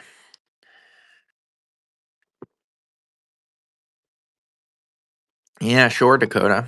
Yep. Usually if it's not the right purity, it's also got like the font looks different or something. Usually it's not that good of a fake, so I'll be able to tell immediately. Favorite world coin design country? Definitely my logo coin. It's the Spanish Globes and Pillars 8 reals from Spanish Mexico, particularly the earlier version because they made 2 versions. I like the 1739 version or the 1730s and 40s. They changed the design and that you can look it up 1771 Globes and Pillars 8 reals. It's a different design. I like the earlier one better. Do you have an 8 real that has fourth instead of the fourth? Cuddy, we literally just had one, but somebody bought it literally 10, 20 minutes ago. I got a bunch of 8 rounds from you last week. Seems like it might be a replica. No, yes, you can send me a picture, Cuddy, but uh, definitely the 8 rounds that I had were okay. But yeah, you can send me a picture for sure. I'll be happy to confirm. You collect any other paper money besides your cool samurai notes? No, I don't collect any other paper money. Nope.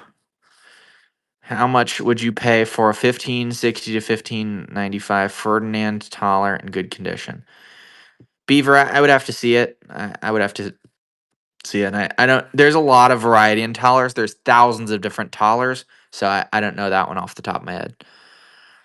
Is there a coin you don't have that you'd like to have in your personal collection? Definitely the 1773 Virginia halfpenny. It's a colonial U.S. copper. I want one in MS65 red. Can you save me the next 8 round? I'll try and let you know, Cuddy. Yeah, I'll keep a lookout if I can find any more of those. Silver Beskar. I don't know what Beskar is. Did I miss the 8 rounds tonight? We only had one 8 round, but yeah, somebody bought it. How much would you pay for a standard 1852 large cent US? Probably VG or fine. I'd have to take a look at it, Rice, just to confirm, but I could get you a price on that. It's VG or fine. I'd probably pay. Yeah, I don't know. It might be $10 or $15. It might be more. If it's original condition, it's at least worth 10 or 15. But yeah, I mean, I might pay 25. It's really nice. I may pay 30. But it really depends what it looks like. Oh, the bar from the Mandalorian. That's probably pretty cool. Is that the one where it's like Han Solo stuck in the silver or something? Yeah, those are pretty cool. No, I don't stack anything. I probably ought to. But no, I've still got money draining away to inflation in my personal savings account. A couple $1,000. So I probably ought to move that into some gold. Get me an ounce. Um, but yeah, no, I put all my money in my business. So when, in my opinion, um, a business is the best place that you can possibly put your money. It's better than literally anything. I couldn't put my money anywhere more valuable. Because in the stock market, you put your money and it maybe makes 7 to 10%. Nope, not my house. I think even the business is better placed than your house because the housing market maybe it's historically gone up, but who knows if it'll go up in the future? The future is not based on the past. But But I think that, my business, I, I can buy a coin for $2 and sell it for $5 so easily. And it takes a lot more work and time. But if you put that time and work into your money, you get a lot more out of it than putting it in the stock market. Look, if you're putting your money in the stock market and you're getting a return, that means somebody else made a lot more money off of your money to give you that profit. You're not just reaping the benefits of inflation. Like that's not what's happening. You're People are making money off your money in the stock market. I'm making money off my own money. Um, but the only place you ever allocate capital is your knowledge. Genus, we're doing a Q&A tonight. Yeah, so answering lots of questions, but I don't have any Albanian coins. Which one? Are you talking about this one over here? No, that's okay. No problem. Yeah, this is actually from Serbia. This is a 1879 Serbia 5 dinara. 90% silver coin. We've got this one at $75. It's a Serbia silver dollar from 1879. Yeah, Serbia 5 dinara. 90% silver, guys. And then the only people happy about stocks today are those who were short. Yeah, so I think that um okay, Genus. I think that the best place to put your money is definitely your business. By far outweighs. You make 7 to 10% um in the 5 dram. Yeah, JP, someone bought the 5 dram. Let me see if I have another. I might have one sitting here. I don't think I do, but I might. I always got stuff sitting around.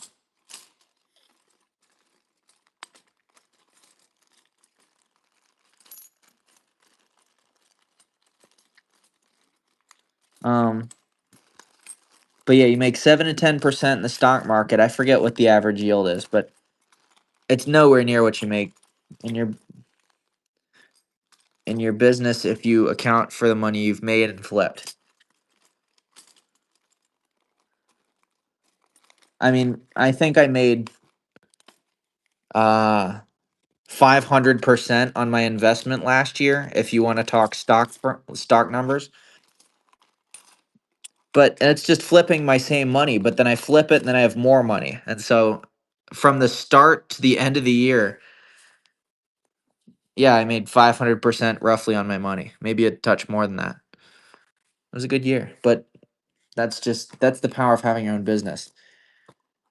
People will pay you 7 to 10%. They're making 50% off you. Yeah, I don't see any more Greek silvers.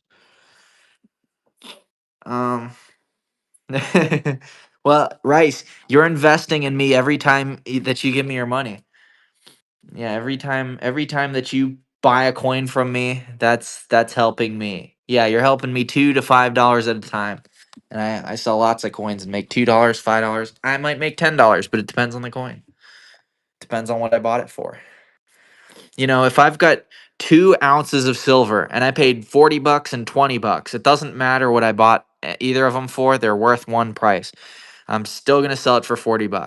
Even if I lose money, even if I make money, even if I make more money, it doesn't matter. How much I got on the Austria coin? Oh, this one. This is 1770 20 cruisers from Austria. Early silver coin. I guess I've got $25 in this one. 1770 Austria 20 cruisers. Silver coin from Austria. Looks like Trump's in the lead. Austria 20 cruiser. Silver. You got it. Thank you, Trump. Number 9. Next up. That's awesome, Kyle. Yep, we're streaming on YouTube tonight, guys. Be sure to check out Peter Does Coins on YouTube. We are live streaming tonight. So this will be available. You'll be able to rewatch this stream and everything I've said all over on Peter Does Coins on YouTube. Do you ever come across a coin that you believe is worth holding on to for a period of time before you sell it? That's an interesting question. I guess yes. When I buy a coin that okay, so those are the coins that I send to get graded. If I buy a coin really cheap and it's not worth very much raw. Say I have South Korea brass coins, okay, from the 1960s, like 51 or something. I don't remember what it is. I've got like 10 of them and I paid $2 a piece. If I wanted to sell them raw, you guys might pay me $5 a piece for them, maybe, but you guys probably wouldn't like them.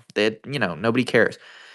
On eBay in MS65, they're $80 coins. So I've got to go certify them all. I'll have 25 bucks in a coin or $22 in each coin, and I'll sell them for 65 bucks or 70 bucks, and I'll just sell them all. That's what it makes sense to hold on to a coin for, in my opinion. If I'm waiting for a coin to go up or down in value, like in the market, no, I never do that. I always buy it in today's market and I sell it in today's market. Otherwise, it's risky business and it's not worth buying if the risk is there. Um, can you hold that Austria coin so I can take a screenshot? Absolutely can. Let me get the sticker off of here. Yeah, there you go.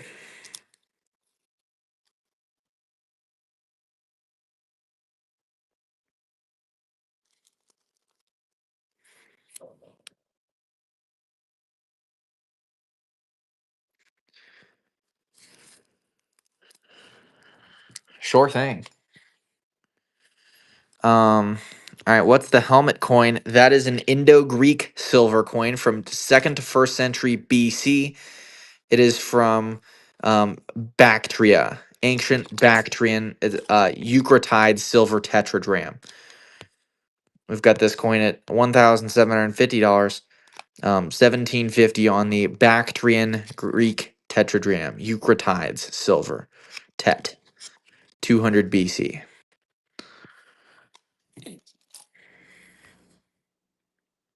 Next up, we've got what gold coins have you come across world that are about a quarter range? I've only got sovereigns at the moment, Dakota, and I've got some $5 golds. Yeah, that Papal gold was pretty cool. Um, yeah, Dakota. I've only got that stuff right now. Hopefully in Baltimore, I'll be able to buy some more gold for you guys. But yeah, to be honest, I've only got the commemorative US $5, like the 1991 $5 and stuff, and then I got the British sovereigns. That's the only gold. Plus, I've got the Christopher Columbus set. I don't know if you saw those, but those are over a half ounce of gold. It's the Christopher Columbus Discovery set. I got a couple of those.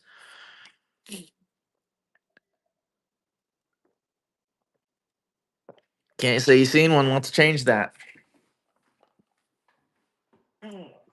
This Discovery America 500th anniversary. Reckless. I don't have any right now, but they're in the mail. I just got my tracking number today. So be sure to check in next time. Yep. British Virgin Islands, 50% gold set, but you can tell these are big gold coins. Check this out. All right, so you get the Christopher Columbus set, you got the Santa Maria ship, you get the Pinta and the Nina, all 50% gold.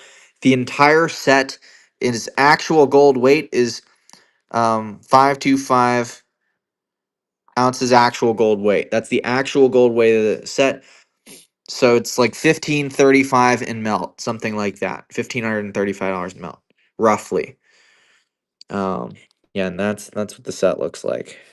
It's got those cool coins.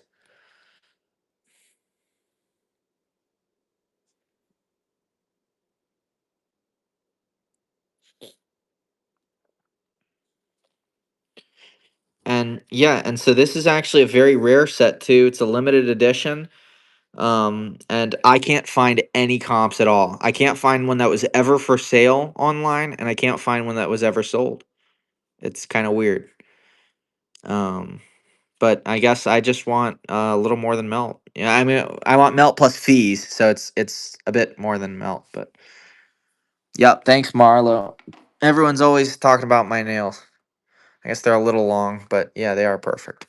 As always. All right. Sorry, my phone just turned off. Come on. There we go. All right, guys. Yeah, we're still doing Q&A night, guys. So if you guys got questions about coin dealing or buying coins or about cleaning or grading coins or whatever, ask me your questions, guys. Tonight I got answers.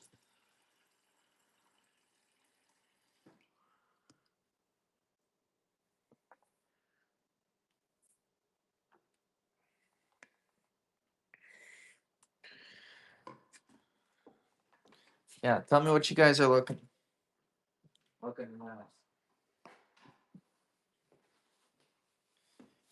Question and answer night, guys.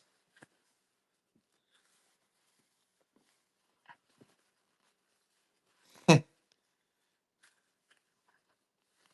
do you do when silver coins are dark oxidized? Okay. So if a coin is just dark toned, then it can start to get dangerous to dip it. If a coin's just lightly toning, then it's okay to dip it, and it won't turn black until it's progressed through toning. So if it's turning black, that's old toning that's changed colors over time in the environment, and it's starting to eat its way into the surface. And so if you've got a really dark silver coin, you can't do anything to it. You got to leave it how it is. If it's still kind of lightish, maybe you can dip it and it'll still be okay though. What's your favorite US coin? It's the Shield nickel. I love the Shield nickel. I used to have a 1872 proof Shield nickel in 6.4 deep cameo. So it was a low grade, but it was a deep cameo, and it was awesome. A deep cameo Shield nickel.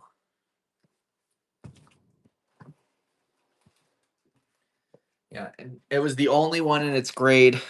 Yeah, the only one in 6.4 deep cameo. 6.4 is very low grade for a deep cameo. So it's kind of weird, but yeah. The rarest coin I've ever had. That's kind of a. I've had coins that are the finest known, but it's like they're weird coins. Like I've had the finest known. I forget what year it was. It was 1753 1 real from Bolivia. Okay, fine. But that the rarest coin? I don't know. I mean, there's only one in PCS census, but there's other 1 reals out there. So I would say the rarest coin that I ever had was not the most expensive coin, but it was the rarest. Was probably my Soviet China 500 cash. I believe there's less than 20 known, and there were 8 uh graded at the time. Maybe there's more now, but back then, yeah, 1934 I think it was. Soviet China 20 or 500 cash. And they make restrikes of it. It's that rare that like people want to have one, so like they make one like like the Massachusetts uh pine tree shilling. You can like go out and buy a restrike, like just you can go buy one like if you want one because they're pretty rare. Now this one's obviously way more, but um here, look that up. Soviet China 500 cash. I found the Soviet China 500 cash out in the wild. I bought it in a coin dealer's group of foreign coins. He sold it to me for $5 a pound. So when you look at the math, I paid 7 cents for the coin. I got it certified, which took $20, and I sold that coin for $1,000. What's the most expensive Chinese coin for sale right now? Like right now for sale tonight, Rumble? Well, it's definitely got to be the extremely common Chinese Republic 20 cash from the Honan province at $10. I don't have a lot of Chinese right now. In fact, this is my only Chinese coin. Republic of China 20 cash, $10. Yeah, the sickle and the hammer. Yep. I had the 200 cash too. I think I sold that one for 300 bucks. But yeah, there's some rare Chinese coins up there. Why you got low inventory Chinese coins? Rumble, because Chinese coins are very popular. I've actually got a guy who, um, I've got one coin dealer who has a client who is very high end for Chinese coins. He once bought a $17,000 Chinese coin from my friend. And so my friend will just offer any Chinese coin to this guy, and he pays very strong. And so we just sell them to him. But then I also have a connection. One of my wholesalers is actually from China. He's from Shanghai, I believe. He said, and he likes Chinese coins. He just likes dealing in them, but he also deals with China often, and so he'll buy Chinese coins too. So I usually just sell them to those people. I have a Chinese dragon dollar right now, actually, but it's sold. Numismi's pretty cool. I really like Ethan and I respect his hustle. Every single coin show I've gone to, I've seen Ethan in Baltimore, I've seen him in Florida, I've seen him in Annandale. He's going to all the coin shows and he's going vendor to vendor and talking with them and being a nice guy, and I wish the best for him. And I think it's really cool. But I do have one critique for Numismi is that while he is recognized world coins, the platform is set up for US coins, and the audience that's there for Numismi is for high-end US coins. And so there's just not a lot of room for world coins to be on there. I actually have a store on Numismi, um, but I post there every once in a while. I'd post like key date Morgans and stuff like that, and sometimes it sells, and you get away from some of the fees. But Whatnot, it's a lot quicker of a sell, and if I can just wholesale it anyway with one of my connections, that's usually what I do. But yeah, I wish New Miss Me all the best. I think Ethan's a great guy, and I think he's got something going for him. He's definitely working hard enough. What's the coolest sidewalk find? What do you mean, Kyle? Things I found on the sidewalk? Is that what you're talking about? I never found no coins on the sidewalk. What are you talking about?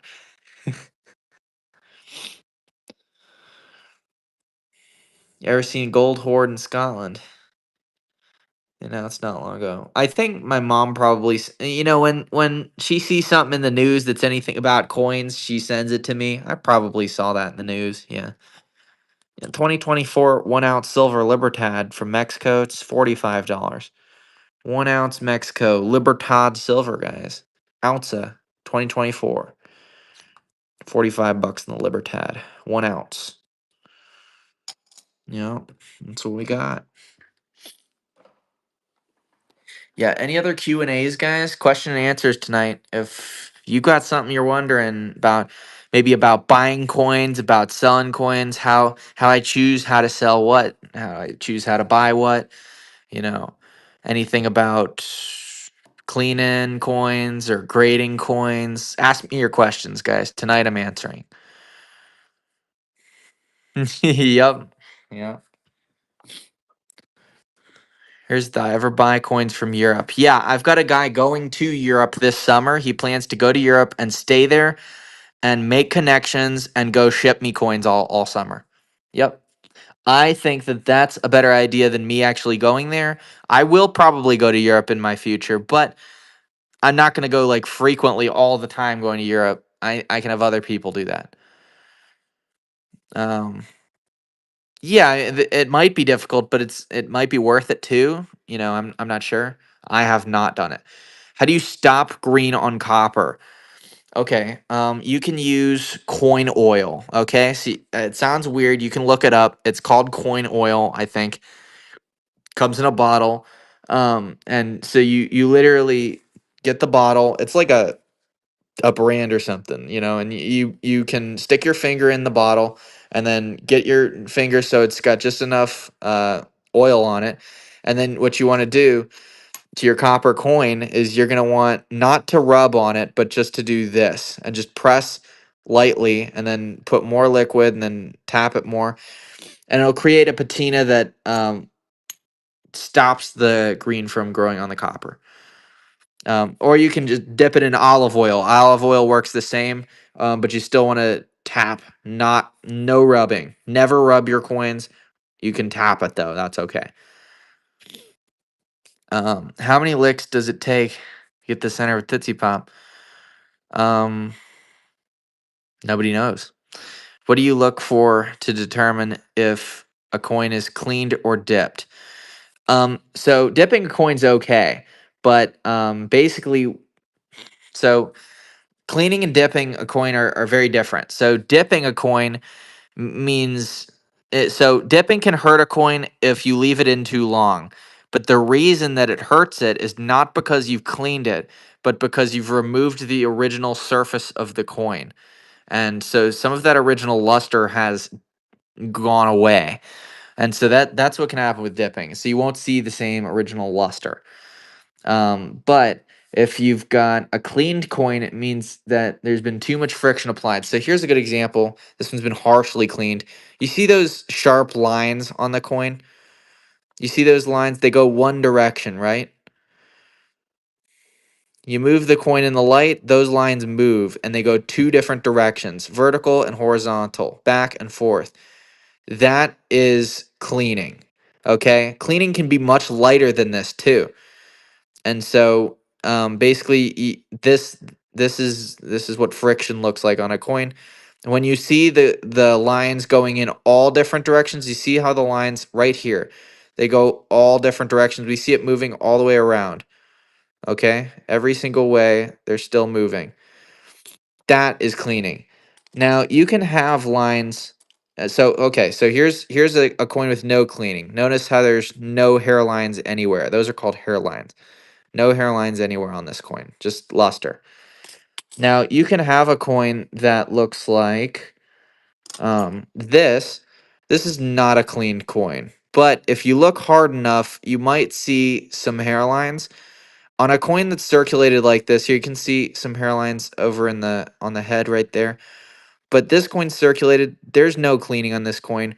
That would just be friction. So somebody obviously handed someone the coin and they took it and their thumb just creates friction and that causes hairlines over time with circulation.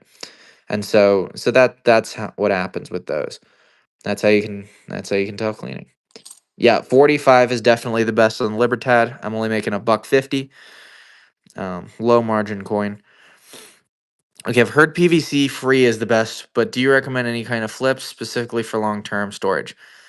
Yes, PVC free is what you want to do. It's very important that you don't have PVC in your flips because PVC over time can hurt your coin and remove that original patina. I use Guardhouse flips. Guardhouse makes PVC free flips, and that's what I choose to use. That's the coins that you see when I um, ship you coins in flips. They're Guardhouse flips. That's what these are. Um, Okay, so I'll run the Libertad again if you want. It's $45 for the 1 ounce 2024 Libertad silver. 45 bucks on the 1 ounce Libertad from Mexico, Mexico silver. Yeah, wholesale's 39.50 on those right now. So I just I've got to be at 45 with fees, 7% fees. Can you go over how to differentiate mint state versus XF versus etc.? Okay, so um I guess we'll do it with Morgans. I don't know if I have any Morgans though. It's easiest to tell with Morgans. Okay, but I can do it with any coin. Um, so take any coin. Okay, all you have to do is I guess I'm familiar already with every single coin that I have. What it looks like in mint state. I know what all the details where they're supposed to be. So on this coin, I can tell. The high point's going to be like right here, probably right here or something. And there's not a lot of wear on this coin, but I can also tell just by looking at it, the it looks like this coin's like coming out of the planche a little bit. You can See the details come out. So this is a stronger struck coin. So it's going to wear less anyway. Okay, this was a strong strike. So on a coin like this, I'm going to look for luster, cartwheel luster, which I don't see a great deal of. I see a little bit kind of over here, but really there's no luster. No really big cartwheel luster. So it's not going to be a mint state coin. Now we look here, and I see on the cheek, which is most likely the high point on this coin, there's some circulation, and in fact, there's like a noticeable part of circulation. It's not just a little piece. That combined with the luster that that's missing, I'm gonna call it an XF. This is definitely an XF coin. I would want more luster for it to be an AU, and I would want less circulation on the cheek. There's just a lot of rub for an AU. It's got a noticeable amount of rub, and when it starts to get noticeable, that's when it's XF. If you have to really like, how can I show you AU? AU is gonna look like min state usually, but there's a little bit of circulation, and sometimes it's yeah. There's all types of different. Grading's very complicated. If this was going to be a VF coin, then okay, yeah. So on a coin like this, so Japanese coins, all of the Japanese dragon coins, you're going to notice right off. Okay, look, there's hairlines on the reverse. Those hairlines are just all of the Japanese coins have them. It does not affect the value. What you want to look for is hairlines in the obverse, okay? And on this particular coin, there are hairlines in the obverse. This coin would not go, it would go cleaned. But on the reverse, here, let's find one that's not cleaned. All of them look like that on the reverse, okay? They all have hairlines. I've had mint state PCGS graded coins that have those hairlines, all right? So they all have them. The less of those hairlines, the higher mint state. So you start when those hairlines go away, like you can't see them anymore, your coin's a 6-4 at least. All right. But it's also gonna have really nice cartwheel luster. So I want to see luster going. Um, so you see this coin. This coin, as I move it in the light, I can see the luster moving. So that's the light as I move the coin. You see the white luster moving. You see the luster moving on the coin as I move it. It's cartwheel luster. So as I move it in the light, it's gonna move in a yeah, it's gonna move in a circle. That's cartwheel luster. A BU coin will always have cartwheel luster unless it's got a lot of details like anyway, you don't need to know that. So on a coin like this, I need to see a lot more cartwheel luster. So this cannot be a mint state. I don't see any cartwheel luster, so it's either cleaned or it's XF or lower. And so if there was a little bit of luster kind of on the rims, it might be an XF or a VF, or it could be AU, but I want to see luster all the way through, and I don't see that.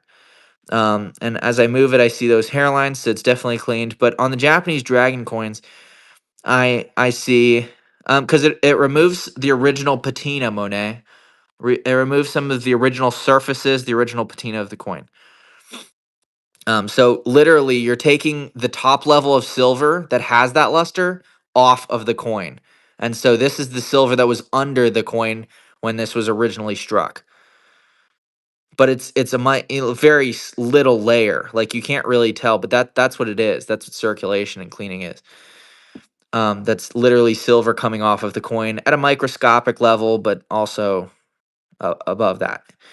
Anyway, here we've got the Dragon 20 Sen, and so we want to look at this part of the scales and a little bit at the face, like I guess his bald head is what we're looking at, like right to the right of his eyes. And so, how do I know that? Just because I've dealt with so many of these, you just get a feel for it over time. Those are the high points on this coin.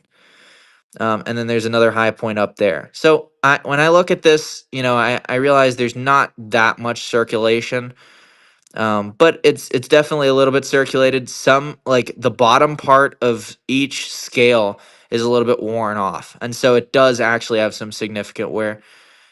We also noticed that the dragon's ears, like right there and stuff, like there's whole bunch of circulation there. And then up here it's pretty good, but there's a little more circulation too. So this is definitely XF details. XF details cleaned. It's not VF because we'd see more circulation, whereas some of the scales are starting to get, where you can't see them. See the difference between the scales. So that would be what I'd look for VF. And then yeah, yeah, 50 cents just the same. Wait. So what are you asking? Of course, I see Swiss coins sometimes. I don't have any tonight, but I had one the other night. Um, what are you asking?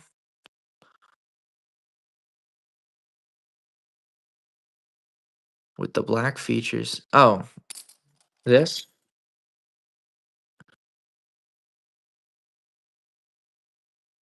You're asking what it grades?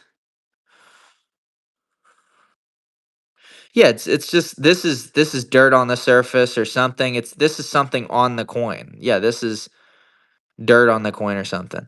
If you dipped the coin, it would probably come off, or maybe it attached itself to the surface, something like that. Yeah, that's just patina that the coin accumulated. No, this is definitely not cleaned. You can tell it's not cleaned because as I move it in the light, there's no hairlines anywhere on the coin. So this is nice original circulated patina. Nice average circ coin. And this one you can see some of that wear there. It's starting to get worn. So this is definitely in that low VF range. It's got some wear for sure. No luster left on the coin.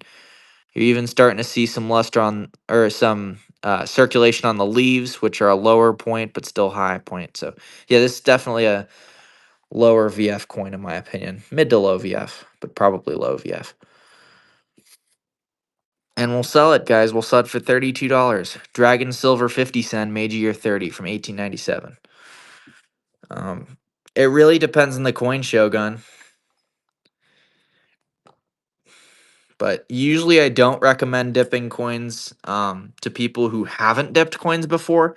If you know how to tell whether a coin should be or shouldn't be dipped, and you've sent coins off to get graded and you know what you're doing, then it's okay to start dipping, but I don't recommend dipping your coins before getting them graded. Um, but dip can make your coins worth more. I mean, it can upgrade. Easy est. Easy est is the best dip. One time, I yeah, in my opinion, it would go VF Shogun. That's my opinion. Um, One time I bought a peace dollar. I wanted to crack it. Okay, so I looked for a 1928 Philly peace dollar in MS63 PCGS, and I specifically looked for one because I wanted to practice doing this. No, sorry, Shogun. It's $32. Um, Dipping can, if you leave it in too long, it can remove some of the original surface of the coin, and it can take off that luster. All of the luster on the entire coin will come off if you leave it in too long. Um, $32 for this one. Dragon 50 cent, Meiji Year 30, guys. 1897 silver. Looks like Shogun's in the lead on this one. Japanese Dragon silver. Um, and then you got it. Number 10. And then so what else? What was I saying? Oh yeah, so I bought this peace dollar. Um, I bought this peace dollar. It was 1928 peace dollar in MS63 PCGS. Okay, and so this wouldn't work if I didn't buy it right. So I bought it below gray sheet. Funny enough, I bought it on eBay below gray sheet. It was 750 in sheet. I bought it for $700. So it was a good buy anyway. But it was a really ugly coin. It had like black-ish, but it was kind of light black toning. And it was like yellowish. And I was like, you know what? Yeah, this is Meiji Year 30. I was like, you know what? I'm gonna try and crack it out. It was a $750 coin. I cracked it out of the holder and I said, yeah, definitely VF in my opinion. I said, I want to learn how to dip an expensive coin, try and make it better. So I was trying to get higher than a 6.3 because I thought that if I could bring the luster out and it was a nice white coin, with cartwheel luster and everything, and not just all yellow and blackish, that maybe it would go higher. And so I ended up dipping it and steaming it. And you have to be really careful. Like you have to, so you can put it in a steam cooker and then you can steam it with like a jewelry steamer and dip it. And you have to do it in the right process. Like you have to do one first, then the other second, and then like maybe do this again. So I don't remember. I did like 15 different things to it in a very specific order based on what happens to it. This is called coin doctoring. It is a lot, but this coin looked great. It was nice, bright white. It had all the luster, but it had a little bit of hairlines in the fields. This was before I knew how to grade. Hairlines are actually just they're okay on mint state coins as long as they're a little bit, and it's actually how PCGS determines the grade between a high mint state coin and a lower mint state coin. And so I will, Dakota, probably, yeah, definitely someday. But basically, I sent this coin back to PCGS after I did the work on it, and it went back 6.4 plus, and I doubled my money on it. Element, what's up? We're doing Q&A, question and answers tonight. So I'm talking about business, about coins, dipping, cleaning, all different stuff, grading coins. Yeah. Is toning on a coin actually damaged the coin's metal surface secondary to oxidation? No, toning is not damage to a coin. Toning is the surface of the coin reacting with the elements around it. So it's the sulfur in the silver that's reacting with the chemicals around the coin wherever it is. So if it's in a damp area, if the heat goes up, if it's cool, that all affects the toning. Would this be worth it to do it often? What are you asking, Shogun?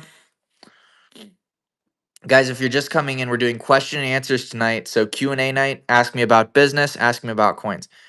Doctoring coins is um, controversial, Shogun, because some people say you shouldn't remove the original patina of a coin, but you can make a coin worth a lot more money if you do it right. But if I had done something wrong, I could have messed it up and it would have gone unk details and it would have been $200 coin. So it's like gambling, but you're gambling with coins and you have to know what you're doing. How often do you come across coins from like early Australia? Not very often, Dakota, but sometimes I get like florins from 1910, stuff like that. Sometimes I get the shillings, usually in low grade.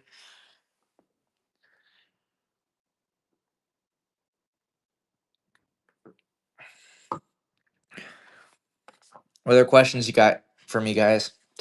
Q&A night. Ask me more questions. Ask me about grading, guys. Ask me about grading coins, how I choose what to buy, how I choose what to sell, what might be good to buy and sell. Ask me about how to grade coins or cleaning, how to tell if it's cleaned. What do you guys need to know? Tonight's the night, guys. Q&A night. What do you guys want to know? Among the P stars, what's the best year? It depends. The best year in the best condition, Dakota. The best year is the 28 P star. In the lowest grade, it's worth the most money. So if you're looking through average Circ P stars, you want to find a 28 Philly. But some of them, I think it's the 34S or 34D, and 6.5, it's $15,000. So something like that is a lot better than a 21 and 6.5. What minimum grade do you expect for you to send in? Shogun, it depends. If I'm gonna send a coin off, it depends on the coin. What I think the grade's gonna be on a specific coin. So if it's a 91 Carson City in VF, I'm not gonna send it to get graded. But if I think it's got a shot at 6.4, but it might be a 6.2, I'm probably gonna send it off. You know what I'm saying? Um, Got a call from the LCS and they said NGC graded coins has submitted arrived. That's awesome, Rumble. Let me know how you do. Just curious, how shop buy foreign silver coins, given they have different silver content. Okay, so Pittman, most coin shops just stick it on the scale, and I don't know, they do their own thing and buy it below melt. I buy coins, I know every single one's melt. So I buy them individually. I know what I'm buying every single time. So, I know that my local coin shop, they've got their XRF gun, and so they'll shoot the coin and see if it's 50% or 90%, and then they'll weigh it up on the scale and they'll pay you 10% back of spot. That's what they do on everything, because they don't know anything about world coins. And so if you don't know what you got, you just say, "Here, what do you give me?" That's what they do. If you say, "Here, I've got a $500 German Thaler," or, "Hey, I've got this coin, I think it's worth something," then they'll take a look and take a closer look. But if you're saying, "Here's a pile of coins, what do you pay me for them?" Yeah, they're gonna stick it on the scale, do the testing, and that's it. Have you traveled overseas to get better pricing? No, Ritz. I actually have good connections where I know people who can do that for me, basically. So I buy coins from Japan all the time, but I'm not the one going to Japan. For you to send in a coin to grade, what is the minimum expected for you to be worth? Um, so I don't send a lot of coins to get graded, Shogun. I do it, if it's gonna have if it has a chance to be a big difference in value, and I think it's got that chance, I really think it's got a shot, then I might send it. But for world coins, um, it doesn't make much sense, because world coins, it takes 6 months for the turnaround. So if I'm gonna have my money tied up for 6 months, then I'm gonna have to make a lot of money on profit. Where, if it took a month, I'd send a lot more coins to get graded. So, for instance, my if you look at my grade, to grade bag, it's stuff that I bought at Melt that's going to be, a $10 coin into a $100 coin, that right now it's probably worth 20 bucks raw, but if it goes into 6.5, it's 100 bucks. That's the kind of stuff I'm getting graded. Um Aside from the Bactrian coin, what's the most interesting ancient you've come across? Um that I've bought? Hmm. I had this awesome. Actually, I'm gonna go with this one. Attica Owl. I had a 5 out of 5, 5 out of 5, 5 out of 5 mint state owl, and it was, maybe it was a 5545. I don't remember. It was definitely a mint state owl, and the strike on the owl side was just so amazingly perfect. It had so much cartwheel luster, and this is an Attica Owl. Like, they don't have cartwheel luster. This one was so amazing. It was the best one I'd seen by far, and I got a decent price on it, and I bought it, and I sold it immediately the same night and made good money on it. So that was an awesome coin. Um, is it worth getting ancients overseas shipped? Dakota, I w- I know that the guy I buy ancients from gets them from overseas, but I don't deal directly with the people overseas. I always buy from people that I know in America, that I'd buy from them because they're my connections. I don't know anybody overseas. If I did, I'd buy from them, but you have to go overseas to meet them. You're right, or you have to meet them here. I met a guy who's from Finland. Okay, so I've got a Finland connection, but I don't need Finland coins right now, so I haven't ordered any. But I know a guy who also knows him, and so I can just text my guy, "Hey, I need some Finland coins," and he can text all the people he knows for Finland and get the best price and then ship them to me. Do you usually buy large lots, collections where you have to take everything, or can you pick and choose? Smallwood, I love buying from my wholesalers because I don't have to go through everything and choose what I want to buy. I like to buy everything, okay? And so, you know, I don't have to worry about buying fake stuff or stuff that's, I can go buy everything confidently if I'm buying it from my local store. Whereas if I'm buying it from somebody just over the counter, they might have fake stuff, and I don't know. It's not like that's a big deal. I'm pretty good with fake stuff too, but I don't have to go testing ounces and stuff. Like, they already do that stuff. So I like buying from my local stores who do the work and my wholesalers who do the work, and buying from trustworthy people who, even if something does go wrong, then they've got my back. Um, what is a good mid-range taller to start in a collection? What is mid-range, Nomad? Because I would say mid-range is like $400 or $500, but you might be talking about $200. So what is mid-range? Are there any courses on grading you would recommend? Um, so I didn't take any courses on grading, okay? But I think it's the A and A course. That's what everybody uses. If I took the A&A course and got the certification, it would literally just be easy. It's just normal stuff. But I learned that stuff from my local coin store who are A&A certified. And so the A&A course, that's a good thing to do. That's what I would recommend. But also if you've got a, yeah, I don't know. I had mentors, so that's what I used. Maybe just pay for Express. Usually it's not worth me paying for Express, I don't think, because if we're talking about, $100 coins, I don't want to put a lot of money into it. Alexander the Great you had was pretty ancient. Yeah, that thing's pretty cool. A lot of ancients, auctions overseas. Peter, first time coming to your stream, have some world coins like all different countries. Would be good for stream. So perm, are you asking if I want to buy something? If you have a inquiry about selling me something, you can send me a private message. That would be perfectly fine. If you're asking me about buying, like if you want to buy something from me, yeah, I've got all types of stuff like that. That I have to sell you. Do you have any Napoleon the Third 5 francs tonight? I don't. Most of the ones I have seen made me kind of question legitimacy, trouble, etc.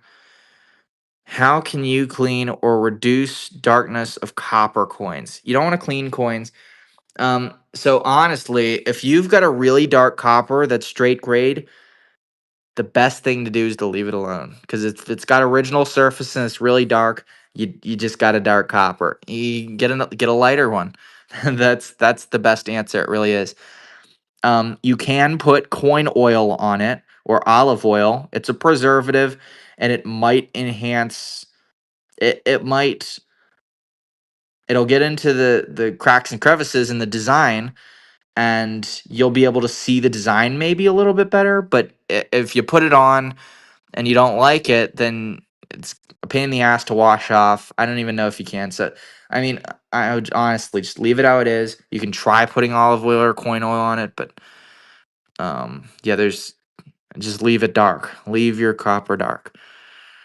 Sal, thanks for the raid. We're doing Q&A tonight, so we're answering questions about coins and business and anything. That's what we're doing tonight. I've never metal detected. I used to want to, though. Countries are considered to be the best to invest in or the most consistent for being in the top of the market. JL, that's it's a question that I'm going to answer with my opinion because, the markets are very subjective. But my top three things that I sell here on Peter Does Coins off the top of my head: Japan, Mexico, Germany. Those are the three countries that sell the quickest. Japan, Mexico, Germany. In my opinion, those are very popular. Now, what the future holds for those and in investing, I have no idea. I don't know if Mexico is a good investment, but right now it's very popular. If you're thinking of buying coins to flip immediately, it's a great place to start. Um, there's some well-respected auction house overseas. Yep. If so, best find. Yeah, no, I haven't. What is the shiny smaller coin under the stormtrooper on the left? Um, this one here. This is a Mexico 10 centavos. 1933 Mexico silver. $8 on this one. It's a 10 centavos tougher denomination. 1933 Mexico 10 centavos silver. Looks like Mount Fern's in on this one. Mexico silver, guys, 1933 10 centavos. Um, Mount Fern's in. Looks like you got it. Number 12. So if I had to start over, so I've got these amazing connections that I've built. So I wouldn't have a problem um getting back on my feet. Um, and honestly, my wholesalers, I've got guys who would give me a loan to buy coins. They would just say, "Here, take my coins, go sell them, and pay me when you've sold them." Like I've got people who would do that for me if I wanted, or if I was like in a really tough spot. But I'd sell everything, Jason. To be honest, if I really had to, like, if all the coins in the world were available to me, I would pick Japanese, Mexican coins, and I would pick railroad pesos and caballitos and stuff like that. And really nice condition Spanish 8 reals and cobs. And I would pick Japanese yen and 50 cent and 10 cent and 20 cent and double Phoenix silver. Those are what I'd pick. But realistically, I will take any coin at the right price and sell it. And that's why I'm so good at selling coins, because even when there's no Cobb 8 reals, I can still sell everything else. You can't be picky when you're selling.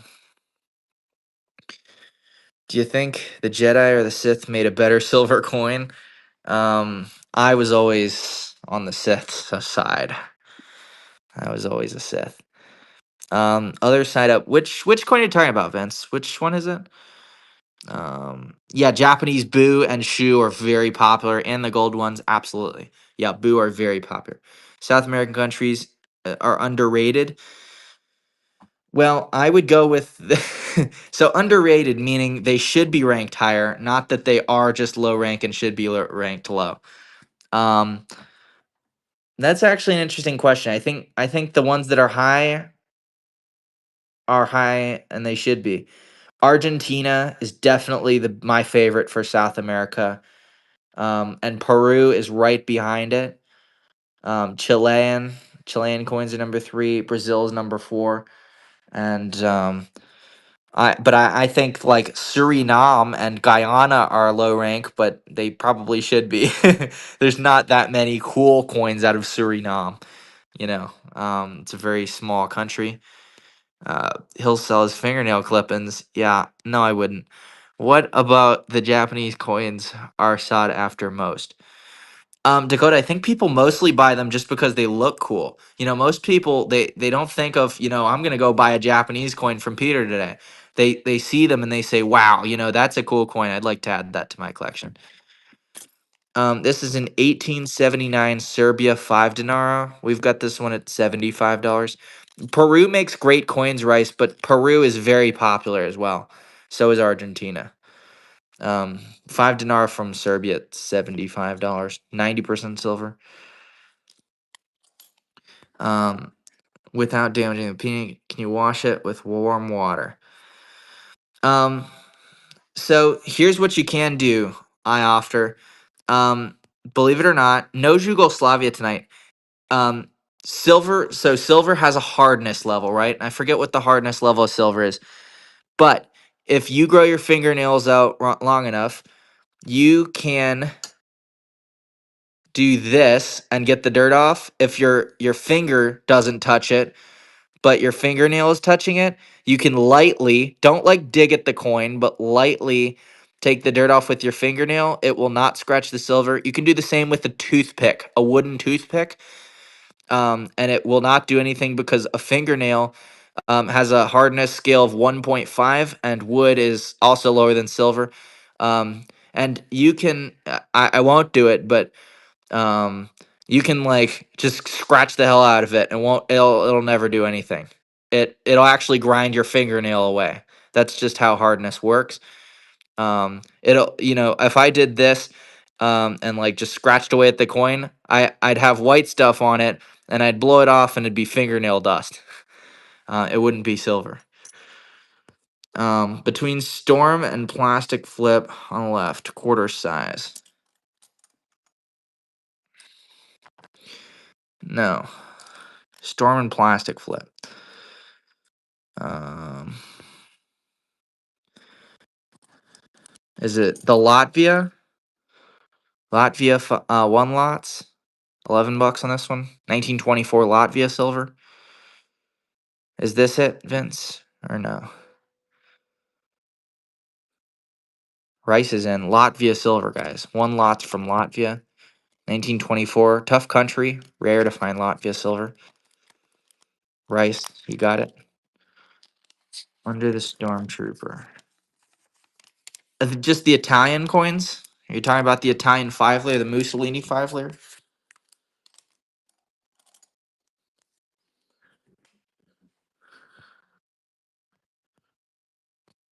All right, let me see here. Um, okay, yeah, I should say you don't want to like have big friction on the coin. You want to like very lightly do that. Like I'm not pressing against the coin at all. I'm scraping upwards from the coin like that. No, you should not use your toothbrush. Yeah, because any type of friction will eventually. So friction, how can I describe it? Harder friction will look. Okay, look. Where's the coin that I can? Here, I can do it on this. All right.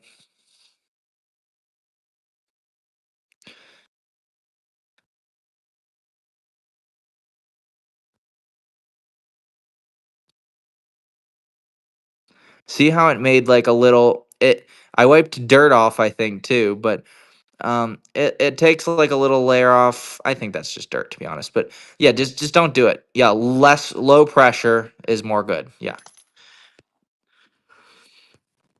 All right. Here, let me get back up here. My stream keeps freezing. I don't know if that's I should be okay. I haven't been exiting. All right. If you're not going to grade it, acetone is what I could do as well. Acetone is always okay. Acetone will never hurt your coin. You can still grade your coin after it goes in acetone. You can sit in acetone overnight, 3 days, doesn't matter. Acetone will never hurt your coins. What country coins seem most faked? Mexico. Definitely more Spanish and cap and raise Mexico 8 reals are faked than anything else. I've seen fake 2 reals, and there's a lot of contemporary counterfeits of those as well. So you got to watch out for Mexico. Look, incredible history, easy to sell if needed Japanese appeal. Japanese coins. What is the best budget buy for the silver content? Probably like a modern piece, like a Japanese 100 yen, which is 60% silver. I would sell you that. I mean, I guess it's still 30% over melt, but it melts for $3. I'd sell it for $4. I mean, that's probably the closest, I guess. That's basically me selling it at melt. Under the Stormtrooper coin. Okay, geez, where is it? This 1771 globes and pillars, 2 reals for $100. Spanish colonial Mexico silver with no damage. It's a globe and pillars, 2 reals. There we got it. 1771 2 real globes and pillars, 2 real, $100. Vince, you got it. Number 14. All right. Yeah, toothbrush bad. My world silver collection really going crazy since I found Peter Des coins. That's awesome. Friction on a coin is based on hardness and heat. When you use a toothbrush, you will generate heat. There you go. Thank you. That's the explanation I'm looking for. Do you have low priced Nabitian? I don't have any Nabitian tonight. Sometimes I get that stuff in, but I don't have any ancient Nabitian coins. Um, yeah, no Italy, got it. 100 yen. I'm gonna look it up. Yeah, I've got a bag of 100 yen if you want, Dakota. I've got them right here. Yeah, 1960s exactly, Dakota. What's the dollar size coin between the two stormtroopers? It's an 1802 German States silver Prussian Thaler. 90% silver from Prussia. $100 in this one. It's a Wild Man Thaler from Prussia, Germany. 1802 Thaler. German States silver. $100 in that one. No, didn't get anything new in tonight. Nope. Um, MS70 is not something that I would recommend. I think that small amounts of it can work, but I know that it's a powerful chemical and it can easily remove this original surface of the coin. So I don't use MS70 and I wouldn't recommend it. However, MS70 is really good at if you've got like V nickels or shield nickels and you want to know the date and it's got no date. If you put MS70 on it on a really dirty coin, sometimes you can get the date off it. So MS70 is great for that. Otherwise, I wouldn't really recommend it. Don't buy Japanese coins for silver. Yeah. If you're buying Japanese coins for silver, it's the same as buying anything else for silver. Just buy silver. Buy silver. You don't need Japanese. If you want Japanese because you like Japanese silver, fine. But yeah, that's the lowest premium though. This 1802 Prussia, guys, German States Thaler. Yeah, so it's a Wild Man Thaler because you get the two Wild Men's on it. So this is Wild Man. He's like Bigfoot, but for Germany, you got two of them on this, so it's kind of funny. And like the Wild Men, those were like people who like lived out in the woods and they were like barbarians and they didn't interact with society. Yeah, it's $100. 1802 Wild Man Thaler from the German states. 90% silver. It's a Prussian Wild Man Thaler. Usually it's Brunswick and Wolfenbüttel with when you see Wild Man. Yeah, he's got a big club, doesn't he? Yeah, I forget what Teddy Roosevelt said. Something and carry a big stick. Um, so yeah. Guys, if you're just popping in, tonight is our Q&A stream. So we're doing questions and answers. So if you guys have like any questions about, yeah, that's what I'm thinking of. If you guys got any questions about business or coins, that's what we're doing tonight. So how I buy and sell coins, what to buy, what to sell, what kind of coins it makes sense to grade, when do you clean a coin? I mean, you don't clean a coin, but ask me your questions, guys. Ask me your questions. And we're also streaming on YouTube, so be sure to check out Peter Does Coins on YouTube, where this entire stream is being recorded, and you'll be able to check it out afterwards, anytime, and you can fast forward and look at any bit of what we've been talking about tonight. I buy from my wholesalers and my local shops, Greasel. So I like to buy from the same exact people over and over, and every single week, because they become the people I trust and the people I develop relationships with. So I buy from my wholesalers. They're all over the country, and I buy every single week. To use Numista as a guide for comps, I use Numista as a source for what coins weigh, what they're supposed to weigh, and what they're supposed to test for purity. Also, mintage is okay, but I do not use Numista for comps. Although, if you can actually find, I know Numista sometimes has sold auction comps. Sold auction comps, those are a great source for pricing. I always recommend that wherever you find it, the best way to see what a coin sells for is to see what it actually did sell for and look at the market over time and then think about what you paid for the coin and then you can say, okay, this is what I want to sell it for, this is what maybe I should buy it for. If one just sold for $350 2 months ago, you probably don't want to pay $600 or $500. You probably want to pay $350. If you're a retail customer, maybe $400. But if you're looking to sell it, you probably don't want to pay much more than $300 because you have to be safe. As if it's going to go for $350, you probably want to pay $250 to $275. If one recently sold for $350, that way, if the coin went down in value, which it might have gone up or down or whatever, maybe it stayed still. But you'll want to plan against, maybe I have to take $300 for it, so I want to buy it $250. but maybe that's not possible too, you know? So it's all, maybe the deal's not right, maybe it is. You get a lot of different factors in pricing a coin. If you had known you were going to be a coin dealer, would you have chosen a different major? No, I was a different major, and it didn't work out 3 nines. So I started college when I was undecided. And I said, you know what? I want to be in business and I want to make money, but I don't know what I want to do.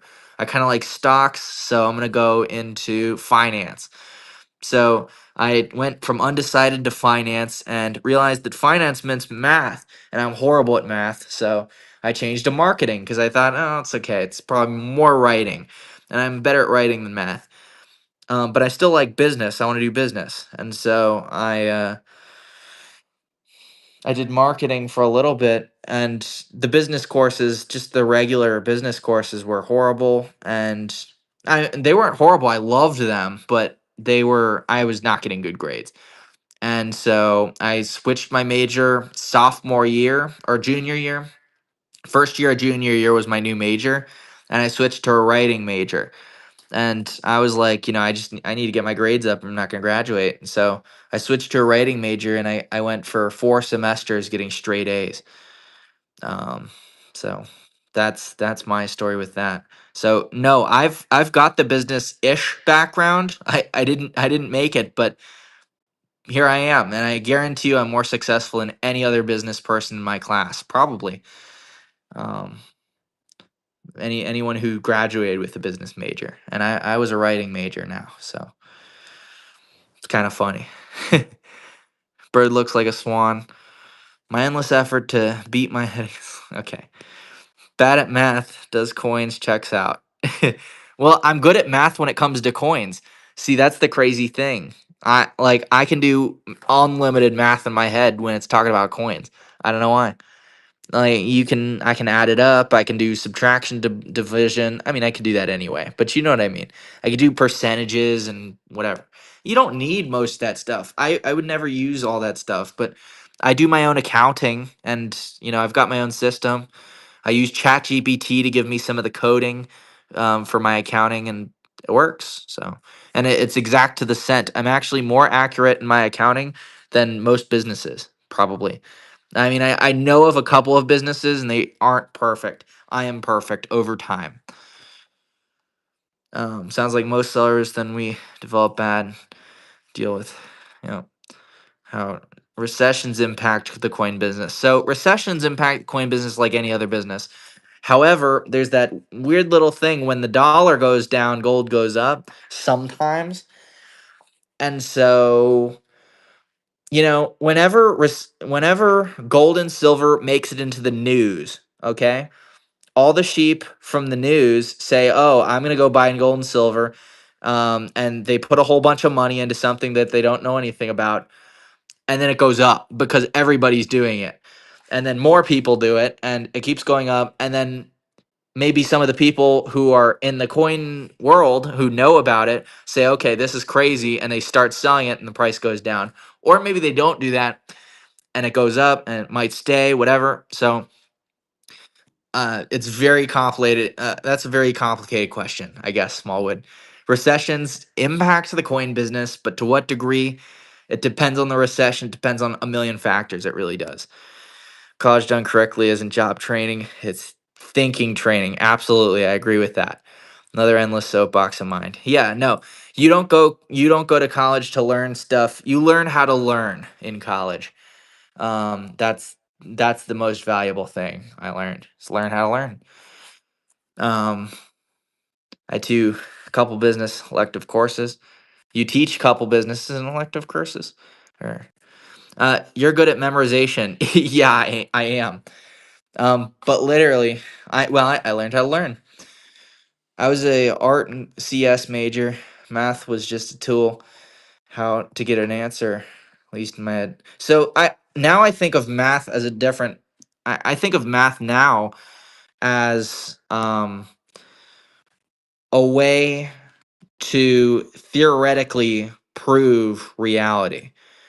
So anything that you see in reality is possible in math. And if you think about it more that way, then it's easier to do the math because you just look at reality and and translate it to math. Math is a language, um, just used to explain theory. But theory is also like there's theory that's everything is theory. There's theory that you know what I'm saying. I don't know. Maybe you do, maybe you don't. Anyway, college now honestly is not what it used to be. Getting in debt, land a 35K job. I agree with that, Amy. I guess I see your point.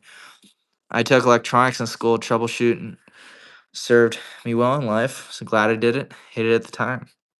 Took a couple of courses in college. Got it. College, we can tell. Dropped out of college. One of the best decisions I ever made. How did you raise the capital to buy such a large inventory? Did you buy on margin or something else? Peter does philosophy. Yes, I love philosophy. Please ask me anything about philosophy. I love philosophy. Okay. How did I raise my capital? So I got a job, Greasel. I well, so okay, look, I was lucky enough that my parents told me to save. They taught me to save my whole life. And so, if I ever got a birthday present, $5 here, I put $4 of it in the bank. Right? And so I put a lot of money in the bank my whole life for savings. And then when college came around, I needed to pay in rent, paying for food, and just all the different stuff. And so I had to get a job, and I had my job in college was the coin gift shop, the coin shop. So I I got my job there, and so I was around coins all the time, and I was already buying a lot of coins with my savings money.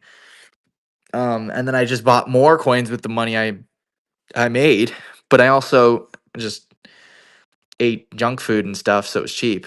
Um, and yeah, I made $14 an hour, and I worked for a year and a half, and I had low expenses, not super high expensive.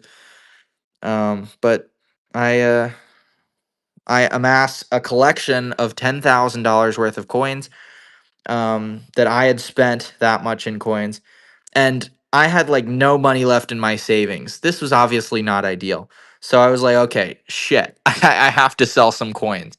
Like I don't have any money, and so that's how I started selling.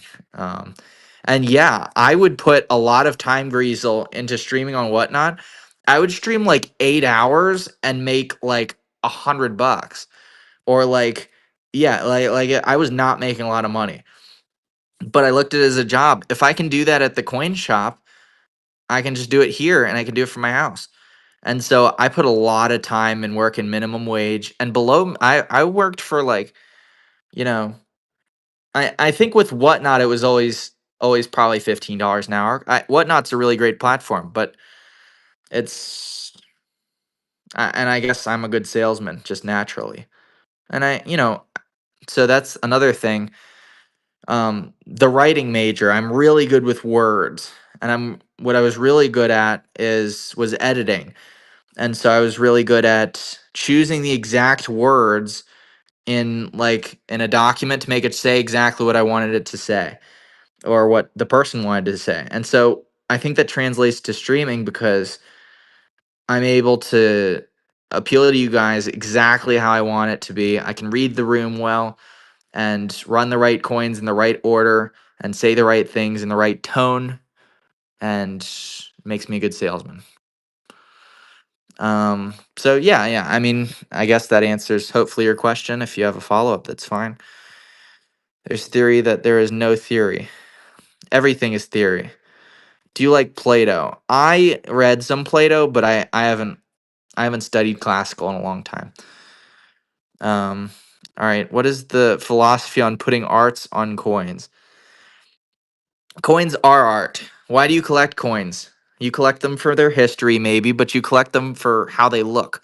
A lot of the time here on Peter Does Coins, you see a world coin from somewhere you never thought you would buy a coin from, but that coin looks so cool, you think you just might add it to your collection. Why? Because it's art. Coins are art. You're actually afraid of math because poor primary education. I took math, philosophy electives during my business because it's fun. I like math now, but I still don't love. I don't like the type of math they were having me do back then because you don't need that math unless you're going to a very specific field. I guess is what I'd say. And same with the business classes. I don't use more than half of the stuff that I learned in the business classes. Linear equations and shit. Like you don't need that stuff unless you're doing something very specific. Maybe if I got a job in business that would be the case, but I didn't need any of it. Why do we put so much emphasis on ourselves on what is nothing more than a piece of metal? Because Dakota, if you're not going to put emphasis on something, or if you're not going to put emphasis on coins, why put emphasis on anything else? It's the same reason you put emphasis on anything else, especially whether it's entertainment or investment. That's what I would say with coins. There's emphasis for either entertainment purposes or because you think it's something that's a good investment. Um, Son went for a couple years, went trade school, 80K a year. Yep. Yeah, college is not for everyone. Pretty have read The Road to Serfdom? I have not. I hate reading. I actually hate reading books. I don't know. I haven't read a book all the way through in years. I couldn't tell you when the last time. I mean, I probably read a book all the way through in college, but I didn't have to most of the time, and I would still get an A. So, what are you selling, Bill? Tonight we're doing Q&A, so it's question and answers. I'm talking about business, selling coins, buying coins. If you've got questions about, grading coins, about cleaning, anything about coins, or business. That's what we're talking about tonight. Yeah, selling. Just listen. But if there's something on the table you like, I'll sell it to you. Or if there's something that in specific you're looking for, I'll sell it to you. We've sold a couple of coins tonight. What I do see in coins is you can see their values or emphasis, but this has changed on coins over time that I can see. Absolutely, Dakota, because the people who are collecting the coins over time change. And so different people have different values and they put emphasis on different things. I really love to see people educate themselves and ask questions. Absolutely, Proud Ma. Yep. And this is a lot of fun. And last time we did this, we got great feedback. So that's why we're here again. Like a stormtroopers who miss every shot. I can see how that'll foreshadow Sith coin, maybe. Hate to see people get screwed because they don't know what they're doing. I know. Can you buy coins here? Bill, you can buy coins here on Peter Does Coins. Tonight we're doing a special stream that we don't do very often. Um, you mean can I buy coins from you?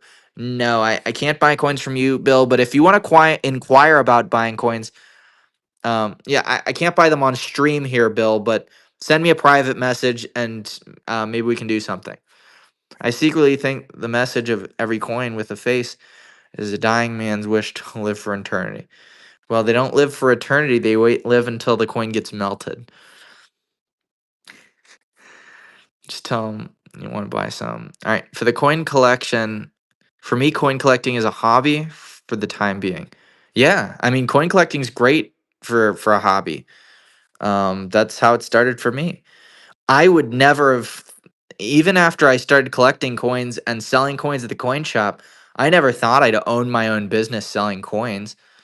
Never. I mean, it only made sense after I started Whatnot. I even when I was selling on eBay, I sold I think it was $7,000 of coins in either 3 or 5 months or something. I was like, wow, this will be, something I'll do for the rest of my life as a part time, just whatever, like a side gig. Here I am. How old am I? I'm 23, Amy. I'm 23 years old. Like every coin, enough wear and they fade away. Yeah. I would agree. I hated math, but once I got further into physics, it sounded makes sense like math. What would be your advice for someone who wants to start coin collecting? So, Pete, I would say that there's two reasons people might buy coins. One reason is because it looks cool and it's entertainment. Okay, entertainment's one reason. Investment is the second reason. Are you buying because you want to make money off of coins? Or is the main reason that you're buying coins because, you think they're kind of cool and you just want to collect some, maybe look at them every once in a while? That's, what I would ask you first. Most people, I say you should not invest in coins unless you really know a lot about the market. And so hopefully you say entertainment. I just want to look at coins. I'm not doing this because I want to make a lot of money off them, even though maybe you do. That's not why you're doing it. No Dogecoin here. So anyway, um, if you're buying coins for entertainment, I would say take a look at a lot of different coins.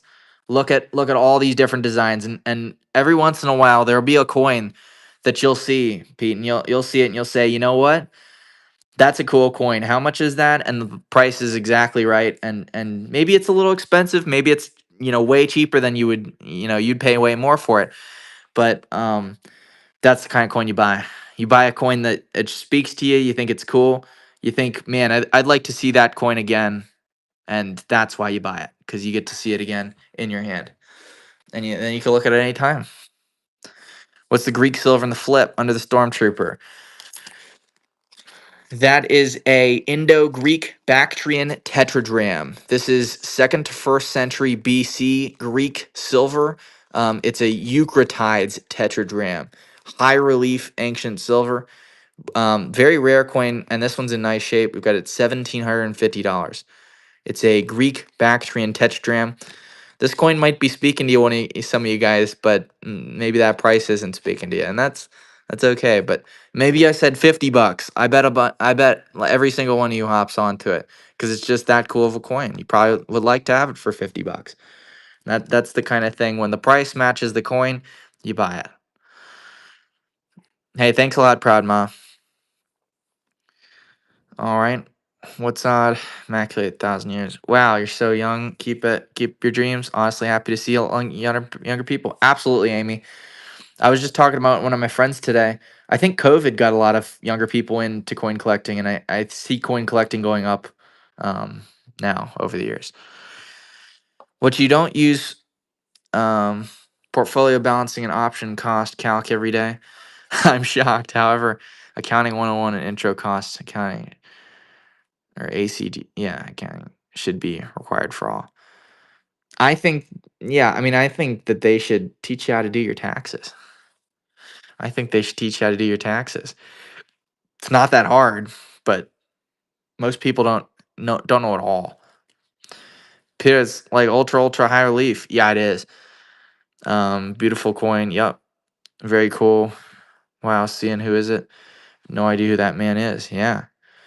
All right, I'm caught up with the chat, guys. Tonight we're doing questions and answers. So if you have any questions for me, I've got an answer for you tonight. Ask me questions about business, coins, anything.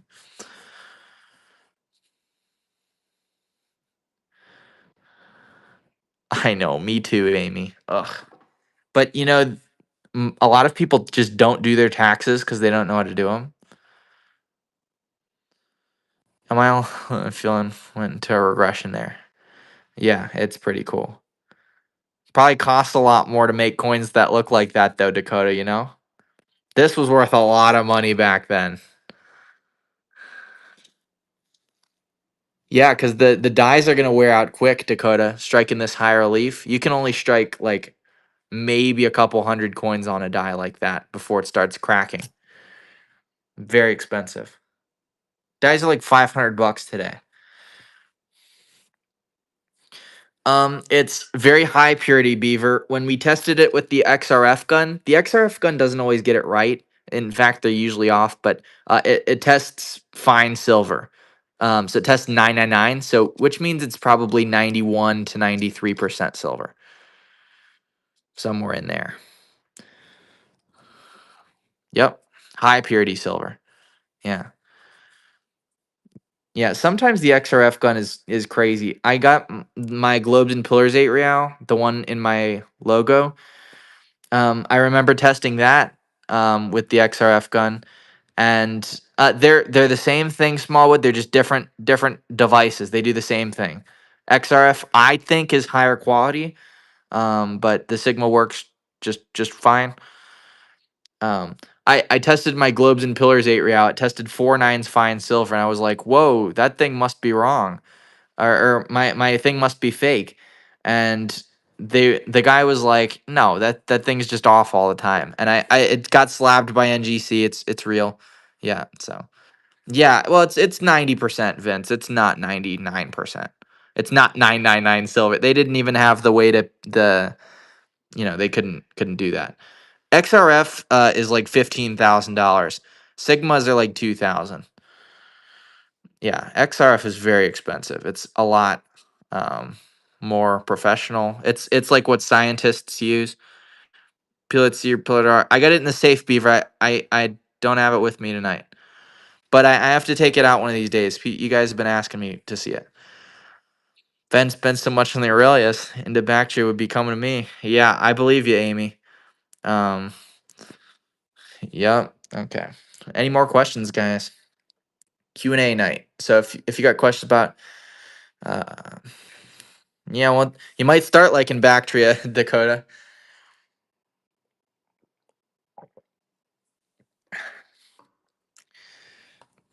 Mm.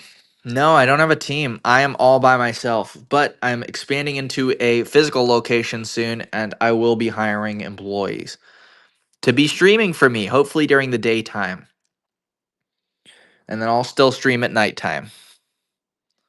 Yeah, thanks.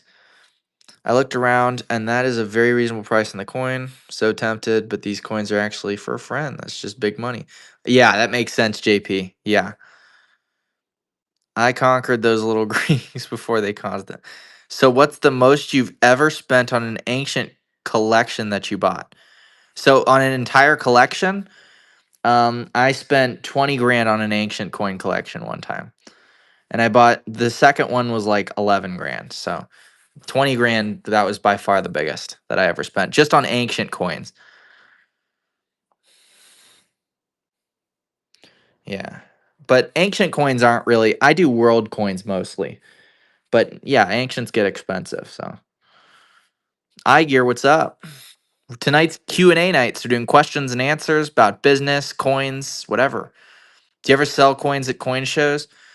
Uh, do you go to coin shows to purchase? Yeah. So, I set up at a coin show one time and I was there for all day, and I sold like 3,000 bucks of coins, which was fine, but it was really it didn't make any sense. I was wasting my time.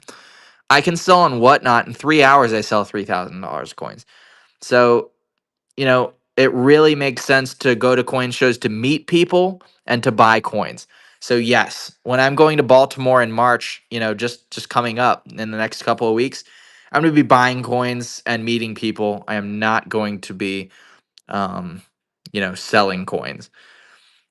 I mean, maybe I'll do a little bit of selling, but I'm not going to be like, you know, I'm not going to have a booth. How lucky you get most of the time? What do you mean lucky? Of the gold coins, are there high relief ones out there like the Bactria? Yeah, Dakota. Yeah, those things they start to get 15, $20,000 though, Dakota, and up from there. Hiring me for $1.50 an hour to manage the inventory.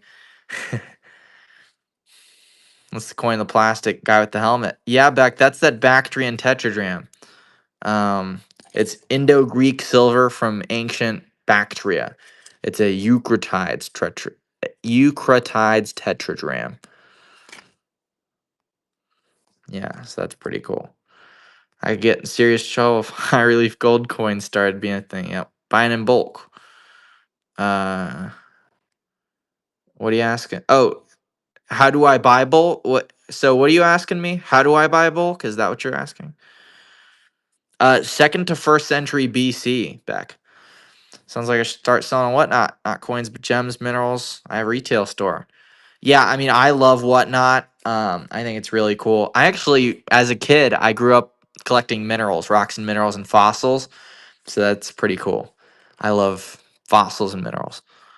I still got like a big amethyst cathedral, and I've got geodes and agate, and I've got all types of stuff. And I got some megalodon and trilobite. It's pretty cool. That's back at my mom's house still. You can get lucky buying foreign coins in bulk. Um, so most of the guys I buy from know what to look for too. So I don't get like knockout $1,000 coins very often out of like 5 cent coins, but yeah, I've bought stuff like that before.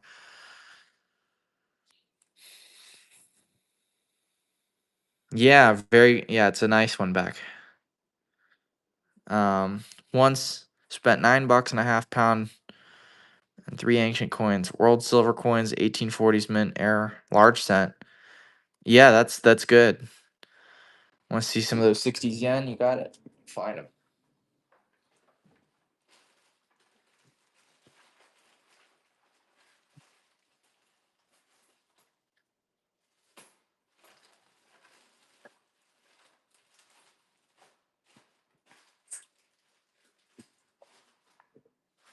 Here they are.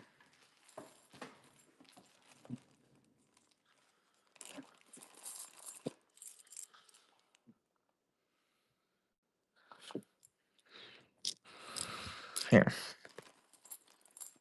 This is what they look like. Oh, that's nice, Unk.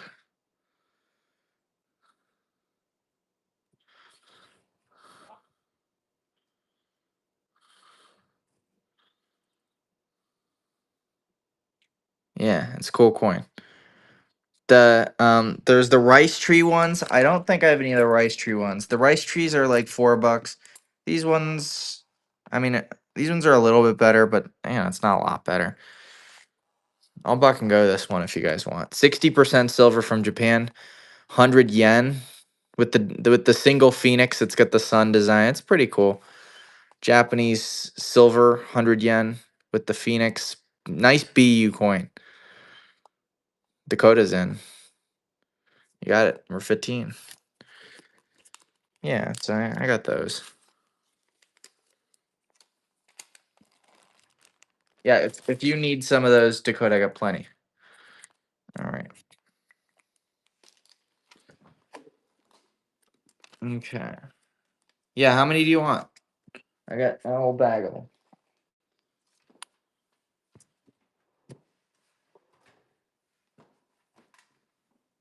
Let's go for 10 of them. All right. What coin in inventory will you be happiest to sell and which will make you sad for more than 10 seconds? I'll never sell my Globe and Pillars 8 reals, but if someone paid me 20 grand for it, I'd sell it. And I'd be thinking about it for days. And then the happiest to sell. So the coin that I really want to sell that I don't like and I want to get rid of it. I've sold all those coins. But it's probably going to be this one. I hate this frickin' thing. I'm going to lose money on it. 1806 one France scone. I think I paid 130 for it. Stupid coin. It's not even worth $100. It's worth $25. Stupid coin. No, it's. I'll probably get 100 out of it, but it's a terrible coin because I'm gonna lose money. That's why it's a terrible coin. All right, so we get 4, 7, 9, 10. Yeah, back when I was in my college dorm, I used to show it all the time to you guys. I've been moving around a lot, so I haven't had it.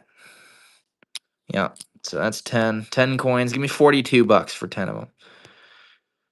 $42. You get 10 Japanese silvers. The $2 is juice money, man. That's for me. The 40 is for the coins. Yep. These are good coins. Dakota, you got it. Thank you. Number number 16. Make $2 on the deal. I am happy. You got it, Vince. How much would that tetragram normally go for? We've got that at $1,750. 1750.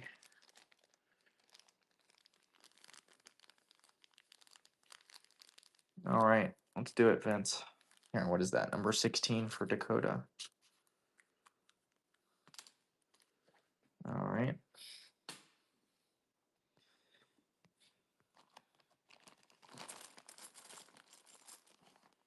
Guys, tonight's the Q&A stream, so we're doing questions and answers. Um I agree. I wouldn't be selling I wouldn't actually sell it if it wasn't a great price. No one would buy it. Well, someone might buy it, but you guys get a great price and a great coin. Here's another 100 yens, guys. 10 coins. Do you buy on Whatnot much or just sell? I used to buy a lot on Whatnot, but now I have my wholesalers. If I'm buying on Whatnot, it's just for fun. Because back then, like I could spend $500 on Whatnot, and that was significant. Now, I mean, I spend $500 20 times. Every I don't know. I spend a lot of money every week, so it's not worth my time. Um, but it's still fun to buy on Whatnot. But it's just I've scaled above that.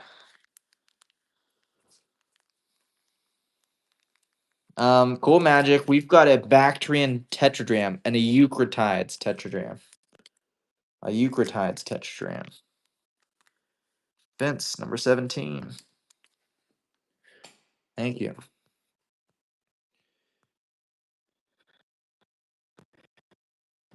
Feathers on the hat are insane. Yes, they are. Hard to find normally. 2200-year-old coin. Yeah. Yeah, look at that cool magic. Awesome. Yes, you do, Dakota. And I'm gonna hopefully buy some more at the the coin show, Baltimore. Yep. I'm looking for gold, world gold for you guys. I'll look for US gold too. I'm looking for gold at the coin show, and I'm gonna look for ancients. I'll buy some world, but I'm looking for silver ancients and bronze, I guess. Yeah, I'm looking for ancients and gold. Gold! Almost unbelievable it's that old. Yeah. Balboas. Yeah. I know, cool magic.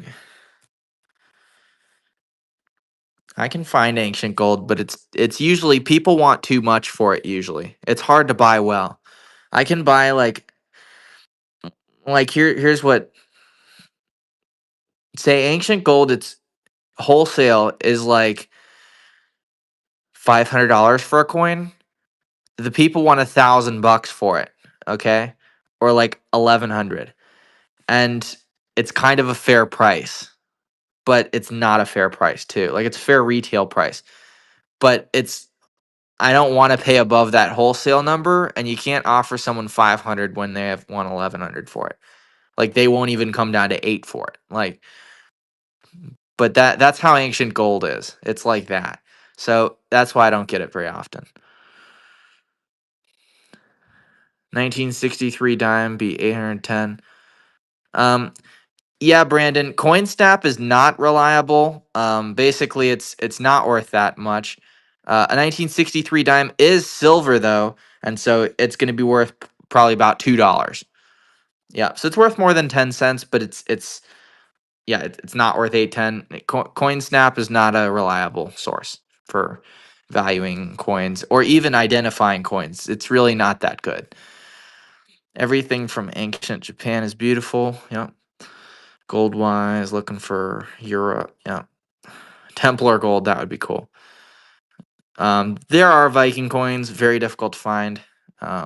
Yeah, sure thing, Brandon. Absolutely. You can hit that follow button. You can always ask me questions about coins. If you ever have a question, feel free to send me a picture in the private messages. Ask me anything. I'll always respond.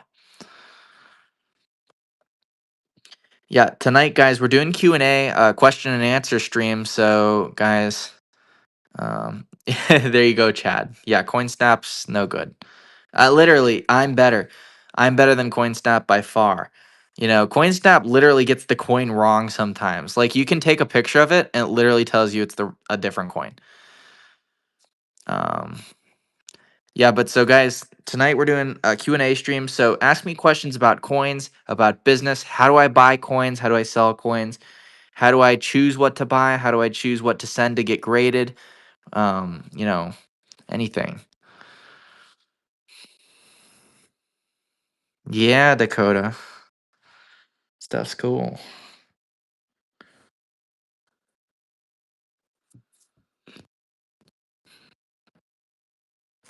Man, 3.5 hour Q&A stream.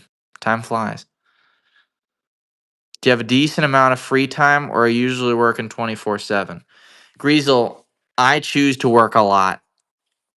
Every single minute of my time is free time when you're doing what you want to work. I don't work and I work all the time. I have no work life balance, to be honest, but I like it that way. That's just how I am.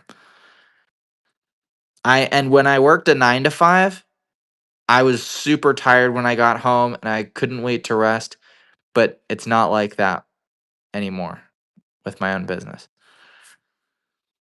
Um, I wonder if coins are good as an investment. Yeah, I mean, links, some coins are going to go up and some coins are going to go down. The market's always changing, so you've got to always be careful. Um, yeah, I hear you, Brandon. Yeah, you can't trust, well, yeah, you can't trust CoinSnap, I guess. On how many different platforms do you sell coins? Whatnot is definitely my primary platform. Peter Does Coins also operates on YouTube, Instagram, and yeah, and I guess I have Facebook, but I'm not really on Facebook. Then I got an email, and I text people and sell coins via text. So, all right. What kind of coins do you think Chuck Norris collects? If Chuck Norris collected coins, they would be from Genghis Khan. Yeah, he collects Genghis Khan coins. I was gonna ask you if you had any new coins, and not tonight, Lego. Yeah, tonight's Q&A stream. We will have new coins tomorrow. I got a big box in today. Why is German coins so popular? I think Germany coins are very popular because of the variety. We're talking about thalers, right, Vince? Thalers are just so cool when you look at them. And I think a lot of people just naturally think it looks cool. And then you're also talking about stuff like this. That's a pretty cool eagle. I really like it. I think it looks cool. I think Germany has a lot of cool coins. So it's one of my favorite countries to collect too. And I actually used to have a German coin collection. I liked the Imperial Eagle. I think it looks really cool. How do you buy coins? I'm sure you can't reveal your wholesale sources, but as a reseller or as a seller myself, I'm always trying to find more affordable coins. Yeah, so what I would say is that it's all about the connections you make.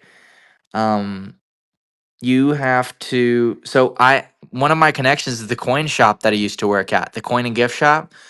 I worked there, and now I buy coins from them every single day. And I have people that I met at coin shows. I go out to the coin shows, and I'm always talking to people. I say, hey, I'm a coin dealer, I sell on Whatnot, and I'm looking for this and this. And I always buy stuff from people just to get something started. Spend a $700 here, spend $1,000 here, and you never know which connections will stick, because some of them will turn out to be very valuable. That's how you meet people. You just go out and meet them. And a coin show is a great place because you know that every single person you're meeting, is involved in coins, whether they sell or buy. Yeah, and I get coins shipped to me every single week. Multiple different people. They all send me coins because they're people I know and trust, and that's who I like to deal with.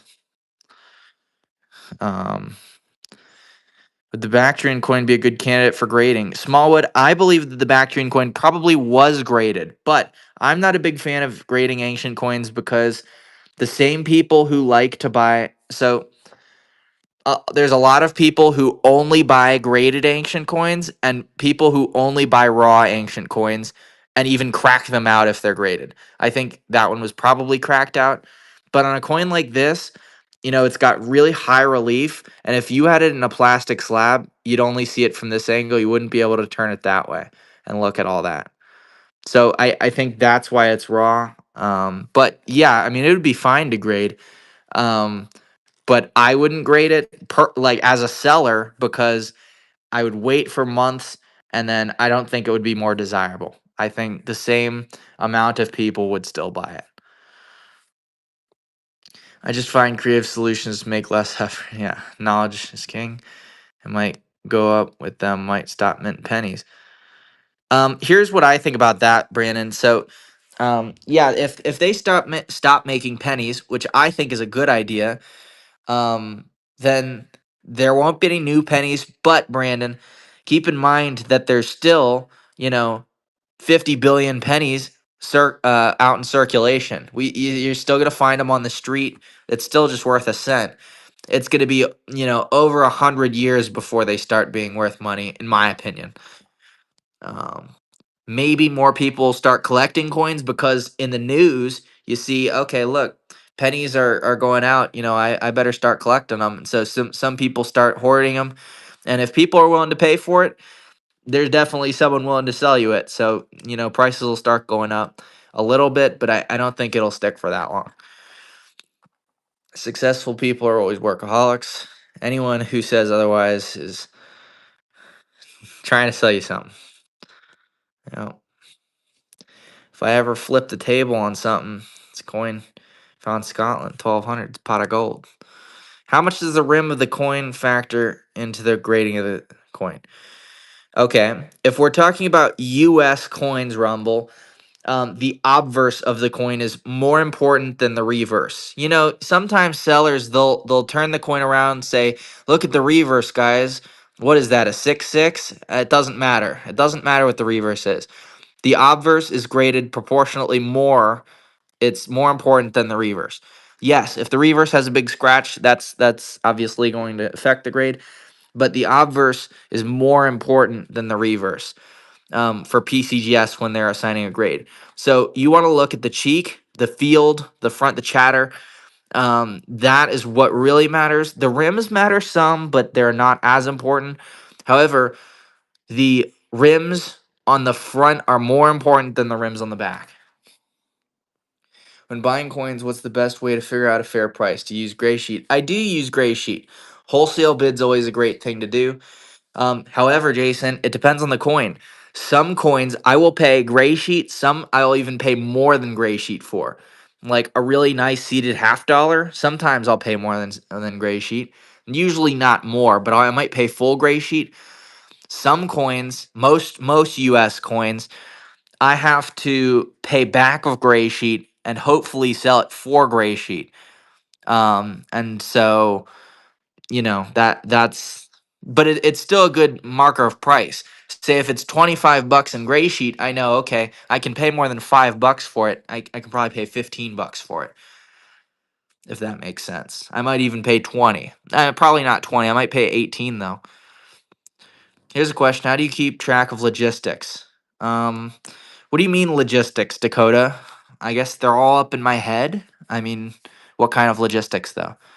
Absolutely cool, Magic. Yeah, I appreciate the question. Math and that doesn't work. Okay. You're like one of the fastest shippers I know. Same day is wild. Yeah. I work I work for you guys. On rough guess, what would you price your entire inventory and personal collection at? Chad, I keep a running total of that. I've got about $100,000 in inventory. My personal collection's not worth very much. Guy that like Japanese designs, and that's what I paid for it. I paid like $100,000 for my collection, so it's probably worth more than that because I buy coins well.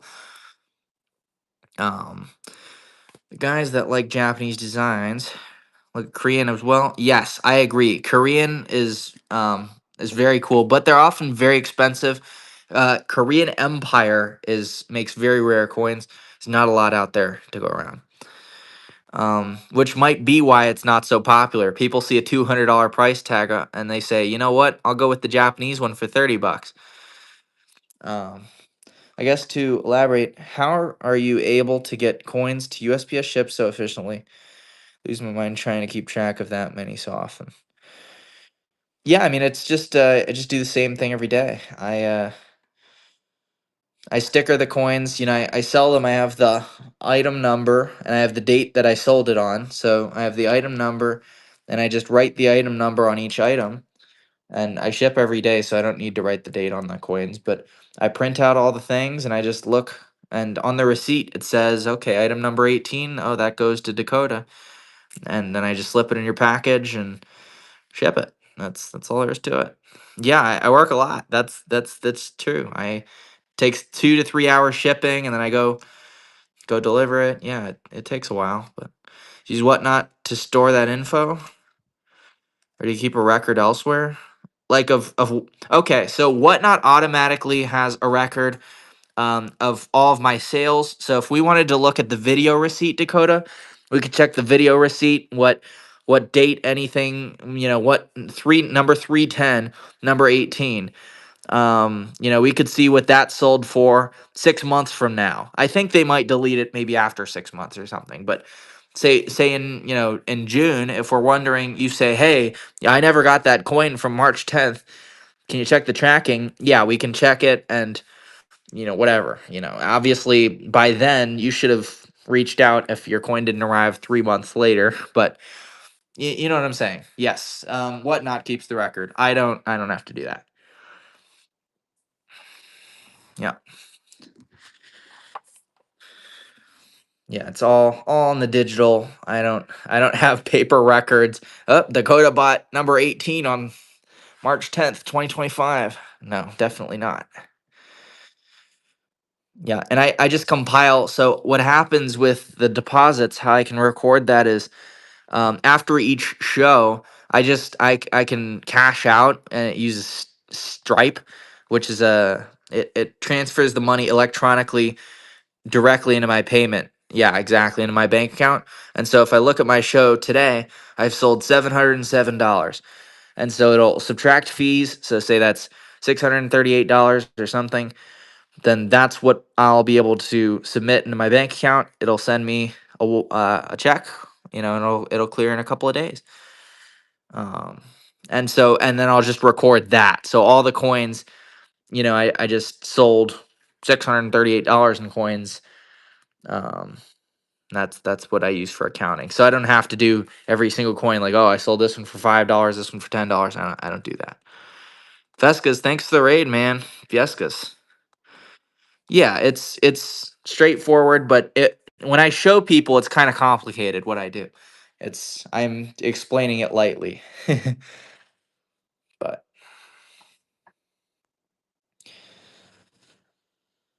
yeah. Guys, tonight we're doing Q&A. So it's question and answers. Ask me about business, coins, how to grade, how to choose what to buy, anything about coins and business. Yeah, that's pretty cool, Funkin. That's a good amount. It's a good show. Yeah, that's a good show if you got a 13K deposit. I had one show that was $23,000. That was my best show ever. Oh, okay, Funkin. Cool. You must have sold some gold, huh, Funkin? Ancients under 1750? Nope. Sorry. I'm just kidding. Yes, of course. I don't have a lot of ancients tonight, though. I've got a Lucilla Augusta Sestertius. Oh, okay. That makes sense. Okay, Chad. Here. This one's a Lucilla Sestertius Roman Empire bronze coin. This one we've got at $110 if you want. Lucilla Sestertius, 164 to 182. 22 grams. Yes, I've got that one. Honestly, I'm pretty light on ancients right now. You guys have pretty much bought me out. I think I sold the other one. All right. I just usually post on YouTube. I post shorts usually, Dakota, but when I have my shop, I'm gonna stream a lot, or I'm gonna post a lot more on YouTube. Do a lot more videos and shorts and stuff like that. What advice do you give people that's trying to get into silver and coins? So Chad, I guess, are you looking to get into coins for an investment purposes, or are you trying to do it for entertainment because you really like having fun and just looking at coins and collecting coins? I do sell metals, but there's a lot of variety, and it's not my favorite thing, Smallwood, but I do have a 1712 Germany Minerva silver medal, $125 in this one. 1712 Germany silver Minerva medal. Jesus on the obverse, 125 on that one. Yeah, but yeah, it's pretty cool. But normally I don't do a lot of metals because it's out of my expertise usually. Um, Investments. Okay, so for coins for investments, what I'd always recommend is that you should learn the market. And so what that's going to entail is you need to familiarize yourself with what coins have been, whatever you're thinking of investing in, whatever coins have been investing in. You need to look at what those coins have been selling for over the years, and make sure you're buying it right, and to choose which coin that you're going to buy right and do that with is you have to choose something that looks cool, something that you really like and that you want to that you would collect. That's the best investment. So something that really looks cool, maybe it's got like a cool eagle on it, or it's got Bigfoot or on it or something. Something that, it really you think it's cool. Maybe it's got a deer on it. That's the kind of thing that, if you like it now and you think the average person might like it later, the average person probably is going to like it later, and it's going to be worth more because inflation. So it'll go up in value, and maybe it'll even go up in, and maybe it'll be a valuable investment. Now that's for long-term investments. If you're looking for a short-term flip, you need to do the same thing with looking at the price of the coin, looking at what they trade for over time, and honestly, you have to have an outlet for it. If you don't, I have a retail outlet. I've got 13,000 followers, um, who are all buying my coins. You don't want to tie up a whole bunch of money if you're hoping to flip it quick. Honestly, it's you've got to start small. If you want to, and you got to create a business. If you want to do it small, but if you're just looking to invest in the long term, you can do it that way. But honestly, investing in coins is you should invest in coins because you want to be entertained by them, not in hopes to make money. But don't just throw $500 at a bunch of coins just because if 5 months later you say, okay, I really don't want these, or it's time to cash out, you're gonna lose money, especially if you didn't buy it right. But it's really difficult to buy right if you're just buying once, like with $500. So yeah, I mean, the way you get good deals, on coins to flip quickly is by buying a lot from people, like, and getting relationships with people. The people who give me good deals because I spend $40,000 every week with them, So they know I'll buy everything. Not 40,000, but you know what I mean. How much for the 2 ounce? It's not a 2 ounce. That's a Star Wars Stormtrooper. It's a 1 ounce Stormtrooper. It's just what the back of this one looks like. Yeah, invest within your means. Yeah, yeah, for sure. You just spend more quickly, and yeah, I mean, if you're investing, yeah, I don't know. I guess wasn't really till about now the reserve equation worked in the favor of the East. Any silver coins? I got plenty of silver. Yeah, everything you see is silver. No, no, I don't have any 5 ounces or 10 ounces or anything like that, Hawk. All the bullion I have is right here. Yep. No, I don't think so, Chad. We've got the 1 ounce Star Wars silver, guys. 2018 Stormtrooper. It's $40. Would be the cheapest online. By far. Second cheapest is $45. I'll do $40. 1 ounce Star Wars Stormtrooper silver. How many of those of the Star Wars? How many do I have? Is that what you're asking? Let's see here. I got one roll, so 24 coins. 24 of them. 24 coins. Should be. I'll count them again, but should be 24. Yeah. How much for all of them? All right.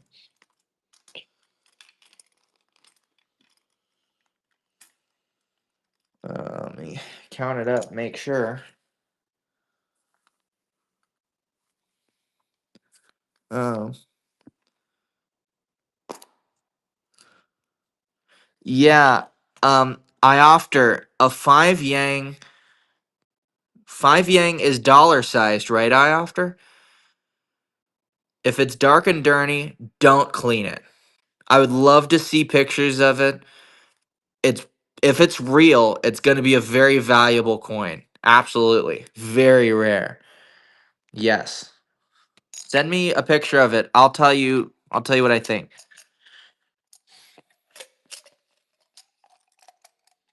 All right. There we go. No, not tonight, Kiosh. Kiosh, we were doing a Q&A stream tonight. So like question and answers. We've been having a lot of fun. All right, 5, 10, 15. Oh, there's definitely more than. Okay, so that's 15, 20, 25. So 25, there's 29. So there's 25 ounces in a roll. So I've got 29 Star Wars Stormtroopers. All right. That's why you count them.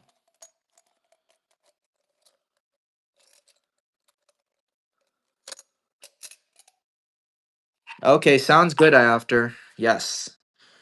Nice. Yeah, the Quadriga is a good one. Here, let me get these back in the flip. There we go.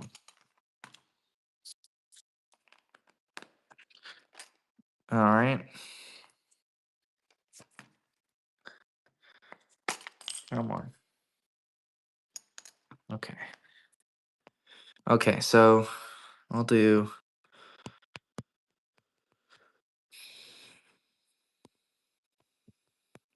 Can we do 38, Dakota? 38?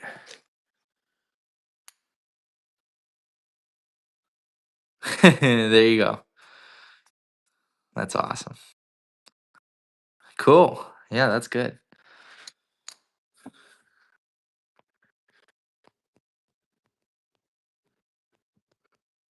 Yeah, 38. So 38 times 29 is 1102. 1102, you get 29 ounces of silver, $38 a piece. Star Wars Stormtroopers, you get 29 ounces. All Star Wars.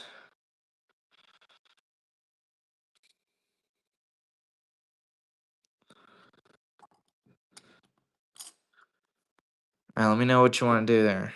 Yeah, works for you? All right, let's do it. 1102, you get 29 ounces. 29 1 ounce silvers. Star Wars Stormtroopers. Full roll of 25 plus 4. 1102, you get all of it. Dakota, you got it. Thank you very much. All right. Let's get those in there. Thank you, Dakota. Payment is green.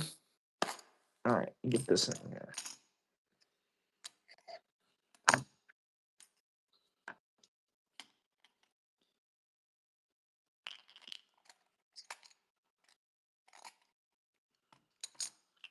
Yeah, but it's not as much silver in the back tree, just another. Not as much silver.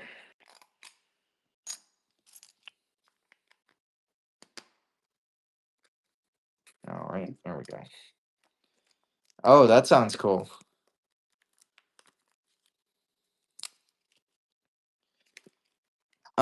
I don't have any dollars right now, Vince. I'm waiting on some big packages, so yeah, when I go to the Baltimore show, I'll come back with a lot of cool stuff. You know, you won't be disappointed, I'll put it that way. I'm pretty light on inventory. Honestly, Vince, I've got so much cash in the bank right now. I'm having a hard time buying right now. I've got what? 30, 40, 50. I think $50,000 in coins that I've bought, but that aren't here yet. So I've got, or that I've committed to buying rather. So it's got to ship and then come here. Yeah.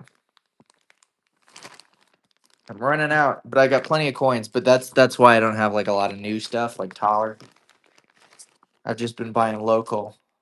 But I did get a new box, but it's from my US coin guy. So all right. Get these to Dakota.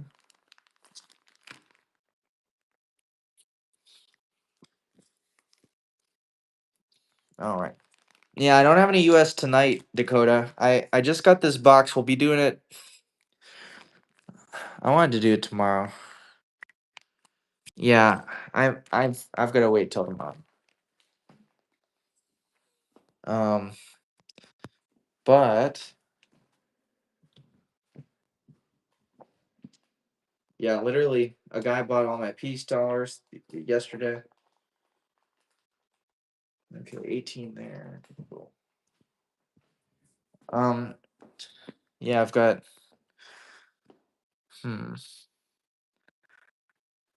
I don't know. Hold on, let me check my invoice, Dakota. Let me see if there's anything really cool in the box. Maybe we'll open it. Hold on.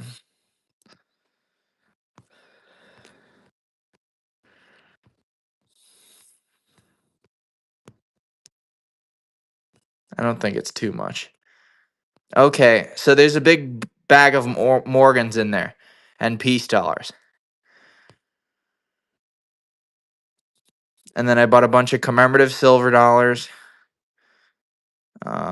Philippines. That's just one piece. Yeah, so that's all it is. Bunch of Morgans and peace dollars. Just like low grade stuff. So I mean, yeah, I kind of want to do that tomorrow. No like seeded or nothing like that. I bought a nice seeded dollar. Hopefully it'll be here by the end of the week. It's a 2024 perm. Yeah. And we'll probably do Buck and Go Morgans and Peace tomorrow, Dakota. That's probably what we'll do, and we'll search the bag. Maybe we'll do starting price, maybe we'll do Buck and Go. We'll feel it out. Yeah. All right. Can I sell you something else tonight? What do you guys think? This is here. Let's do a poll. Yeah, you do? I do want to do a poll. See how are you guys liking the Q&A stream?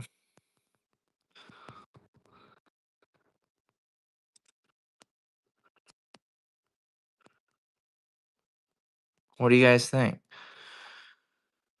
You guys like it with the Q&A stream? You guys appreciate it? Maybe it's not for you. What do you think? Are we wasting our time? Yeah, David. This is a Italian state silver. It's one France cone, 1806, 90% silver. $100 on this one, guys. 1806, big Italian state silver, rare.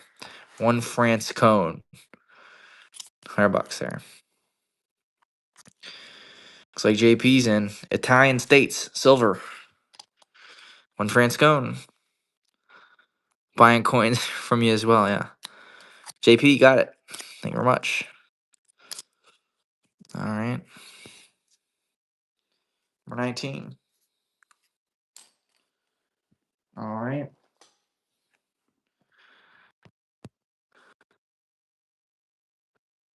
That's awesome, Dakota. Yeah, I mean that's what it's about.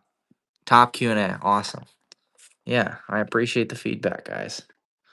Cool. Here, Dakota, this is what you need. 1619, Brunswick and Wolfenbüttel, German States Wildman Taller. Even cut you a deal on it. 450. 450 on the Wildman. No cleaning, no damage, no X jewelry, no X mount. There's nothing wrong with it. 450 on this one. It's my last Wildman Taller. 1619, Brunswick and Wolfenbüttel. German States Wildman Taller. Yeah, I put a lot of coins on Instagram. What's the history? So this is from Germany, and there's all the different German states. So this is from the German states of Brunswick and Wolfenbüttel. Brunswick and Wolfenbüttel got So they're popular because they've got the coins that have the wild man on it. And the wild man, no, I've got more, Vince. The wild man is he's like part of German folklore. It's like they tell the kids, oh, you behave or the wild man will get you. It's like the Bigfoot. He's the like barbaric man out living in the woods. And so it's kind of cool, and they put that on their coins, the German folklore lore. This one's from 1619. So it's pretty early date. The earliest are 1550s, but 1619 is pretty early. Yeah, so 2024 Libertad. Yep, we've got that one. 1 ounce silver, $45. Mexico. 2024 Libertad. Yes, these are all silver. Yep. $45, 1 ounce Libertad. Yeah, I've got 10 of them.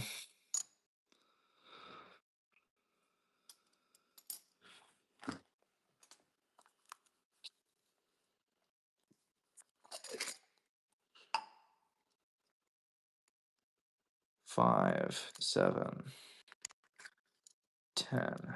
5, 10. Cool. 999 silver. Here, I'll even give you the roll.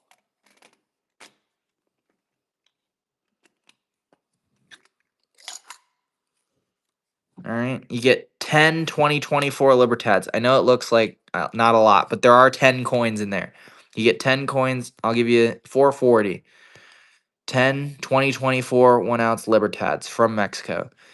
You get 10 coins, 440. There are 10 coins in there. It's kind of funny. It looks like it's all the way down here. It's 10 coins. Vince is in, and you got it. Thank you. Yeah, it doesn't even look like in person it looks closer. Yeah, we can do 10 more. Um Vince, I've got a roll of 25 if you want. Do you want to buy 15 more and I'll just ship you the roll instead of these 10? This is sealed. Yes? Okay. So we'll do 15 more. So this number 20 and number 21, okay? We'll just do it that way. All right. Let's see. Number 20 and 21. All right. Okay. So there's 25 ounces in this. So we're going to do 15 more ounces. So 15 times 44 is 660. 660 for Vince. Yeah, and I've got more Libertads too. I've got 10 more. I've got 10 more after this. Thank you, Vince. Number 21. Yep. Thank you. Sweet. All right. And if anyone wants the last 10, I've got 10 Libertads, 2024s, 440. You get 10 Libertads. 10 ounces of silver, guys. 2024, 1 ounce Libertads, you get 10 coins. That's right, JP. Awesome. All right.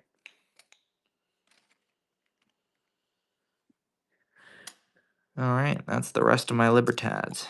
I had 100, now I've got that many. All right. Cool. Thanks, Vince. All right. Mexican silver selling. Yep. Who would have thought Mexican silver would sell? I don't have any maples. All I've got left. What, you guys just bought my stormtroopers? So literally, what you see on the table, that's all the bullion I have left. Just the Libertads. Yeah, I'm out of stormtroopers. Oh, I've got pandas too. I've got early date 2003 pandas. I've got a few of them. Yeah. Okay, let me see what I paid for them. I wanted okay, what they comp high. They comp high.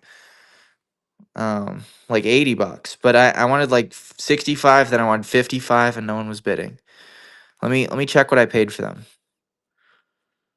I think I have to get 55. Does 55 sound fair? I think it's way under comps, but let me check. No, definitely not 55 for both. That's below melt.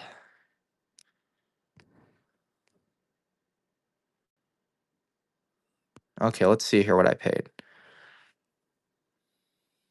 Pandas, 2003. There it is. Yeah, I paid 47, so I gotta get 55. So 2003 Panda, guys, Panda Bear, $55. 1 ounce silver, Panda. Should be cheap at 55. Looks like Vince is in 2003. Should be like the cheapest online by far. 55 bucks. You got it, Vince. Number 22.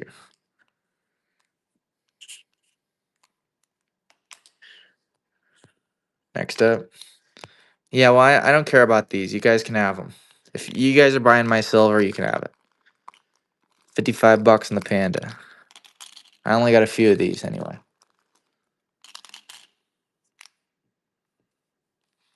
Dakota, you got it. Number 23.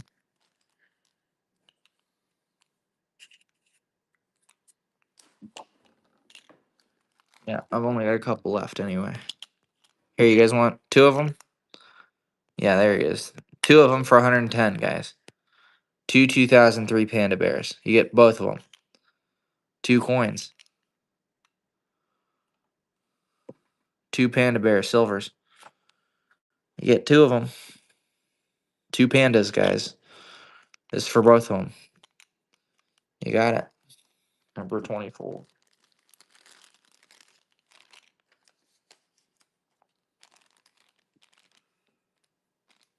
All right. I got more pandas. Here or what? We got 4 more. This is all of them. 220, you get all of them. 4 2003 Panda Bears. All 1 ounce Chinese silvers. 4 pandas. Dakota's in. This is for 4 of them. 4 Panda Bear silvers. Dakota got that one. Thank you. All right.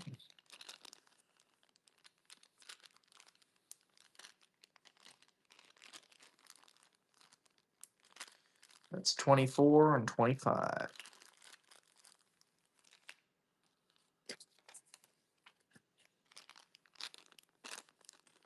Cool. Thanks, Dakota. Thanks, man. You got it. You guys are awesome. I like selling you guys coins. Silver is just it's funny because it's melt. You know, it's like gold. It adds up real quick, doesn't it? But I love selling stuff. It's awesome. I really do. I love selling stuff. Here, does anyone want the anti-slavery copper? I'm ready to let it go, guys. 200 bucks. 1790s anti-slavery halfpenny copper. 200 bucks. Cheap. If someone wants it. All right. Yeah, panda bears. Panda, panda, panda, panda.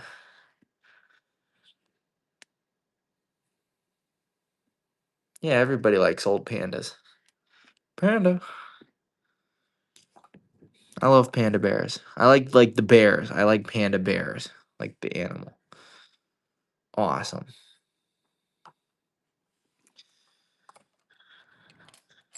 $1932 star peso, $75. 90% silver star, guys. Peso. Libertad 1932 star peso, 90% silver.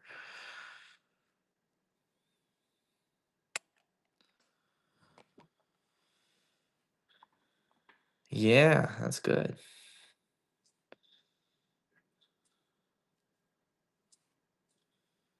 I don't know what else I got, guys.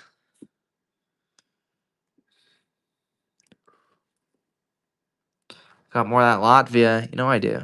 You know I do. There's 2 of them. 2 1 lots from Latvia. You get 2 coins, 22 bucks.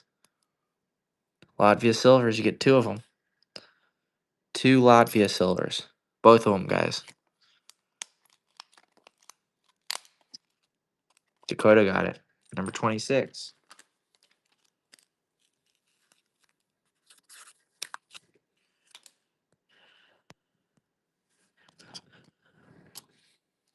You got this one too.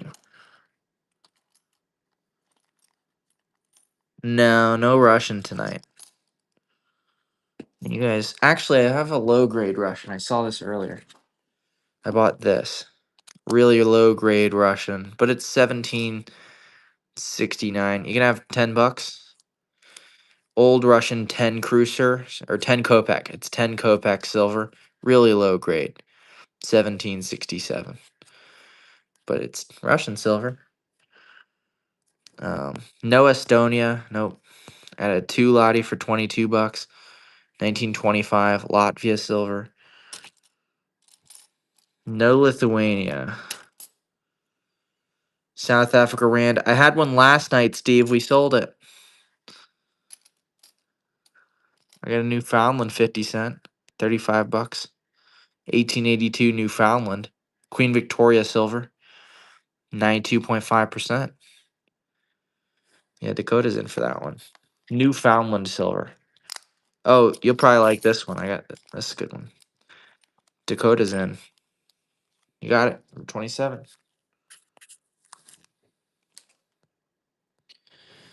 Check this out. 1667. No, that was all my Newfoundland. 1667 Silesia, German silver. $45 here. Silesia, 1667 Germany. Hammered silver coin. It's from 1667 Germany. Fully identified. It's got all the stuff. Dakota, you got it. 28. Next up. Oh, what else I got? I don't know if you like this. It's a 17 Denver SLQ Standing Liberty Silver Quarter. VG on this coin is $55. In gray sheet, wholesale bid, that's what I'm looking for. 17D in VG. Type 1. 17D Type 1 SLQ. $55. VG coin, my opinion. What is this thing? Oh, it's an ancient. Ooh, it's got the Mount Argaeus. Trajan Cappadocian diagram, silver. What did I pay for this thing? Here, you can have it for $65. Cappadocian diagram, Trajan silver. Cappadocia diagram, 98 to 117 AD. Cappadocia silver diagram with Mount Argaeus. Dakota got it. Number 29. Correales. I have low grade. I have cleaned Correales, but do you want to see cleaned, Tonlar? There you go, Dakota. A little bit of ancient silver in your life. Yeah. All right. Sounds good, Dakota.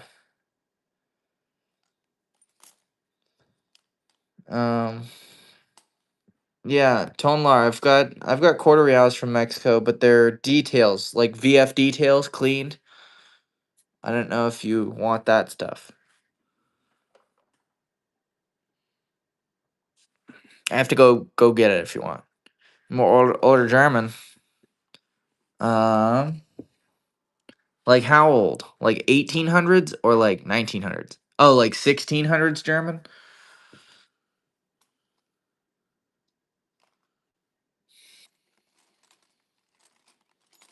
Let me see. Got British 1787. Probably not a lot. This is sixpence. King George the Third, $100. King George the Third sixpence, 92.5% silver. $100 on the sixpence.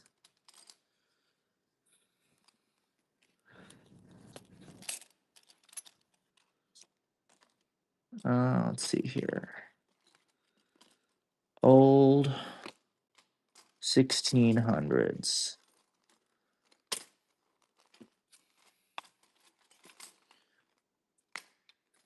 Oh, I found a Hawaii quarter. I still have that.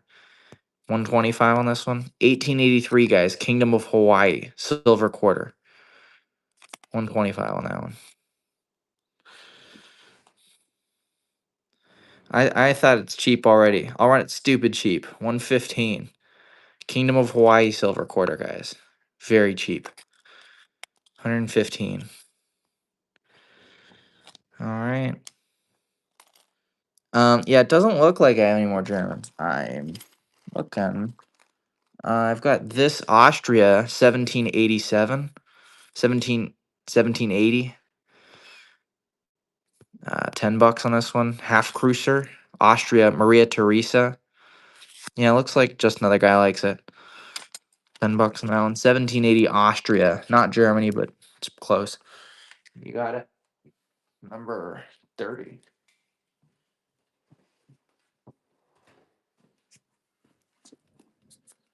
All right. There we go. Let's see what else I got.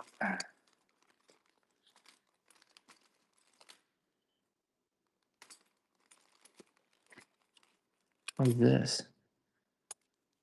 Looks like something cool.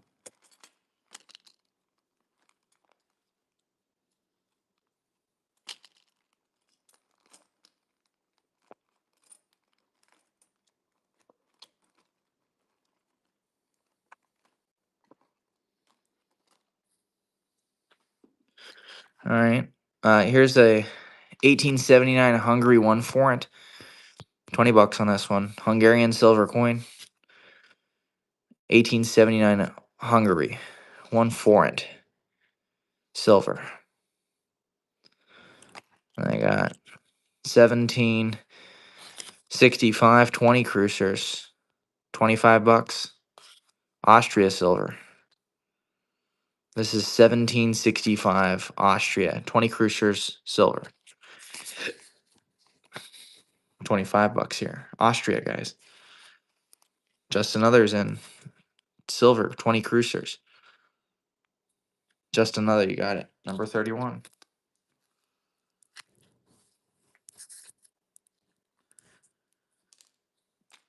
So Pete, I look online, I just look at sold comps. So anywhere online that I can see where a coin sold, where it actually sold for a certain price, that's a good comp. But honestly, I've sold over 50,000 coins in my career. And so I know a lot of the prices off the top of my head of what I've sold these coins for before. So like these Austria coins, I've sold plenty of those. I probably sold 10 or 15 of them, maybe more, but I'm very familiar with what I can get for them. 17.99 quarter skilling. This is Sweden, old Sweden copper. $15 on that one. 17.99 old Sweden. Copper quarter skilling, 17.99. I've got some old Denmark. Let me see if I can find that. We'll probably chill tonight, to be honest. I wasn't even gonna stream tonight, and then I said, you know what? I'll do a Q&A stream. Here's another ancient. Here's Russian. And now here we are, 4 hours later.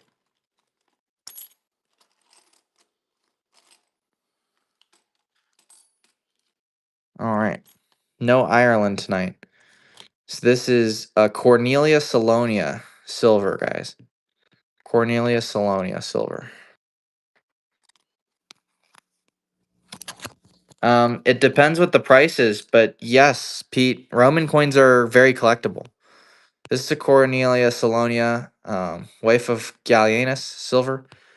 $45 in this one, guys. Cornelia Salonia, Roman silver. Roman silver coin with female, guys. Female bust on the obverse. Next up, we've got another Austria, 1806. That one's really nice, guys. Nice coin, $30 on this one. 1806 Austria 20 cruisers. Nice coin. $30, guys. Austria silver. 1806, 20 Cruiser. Just another, you got it. Number 32. Just another, your gold.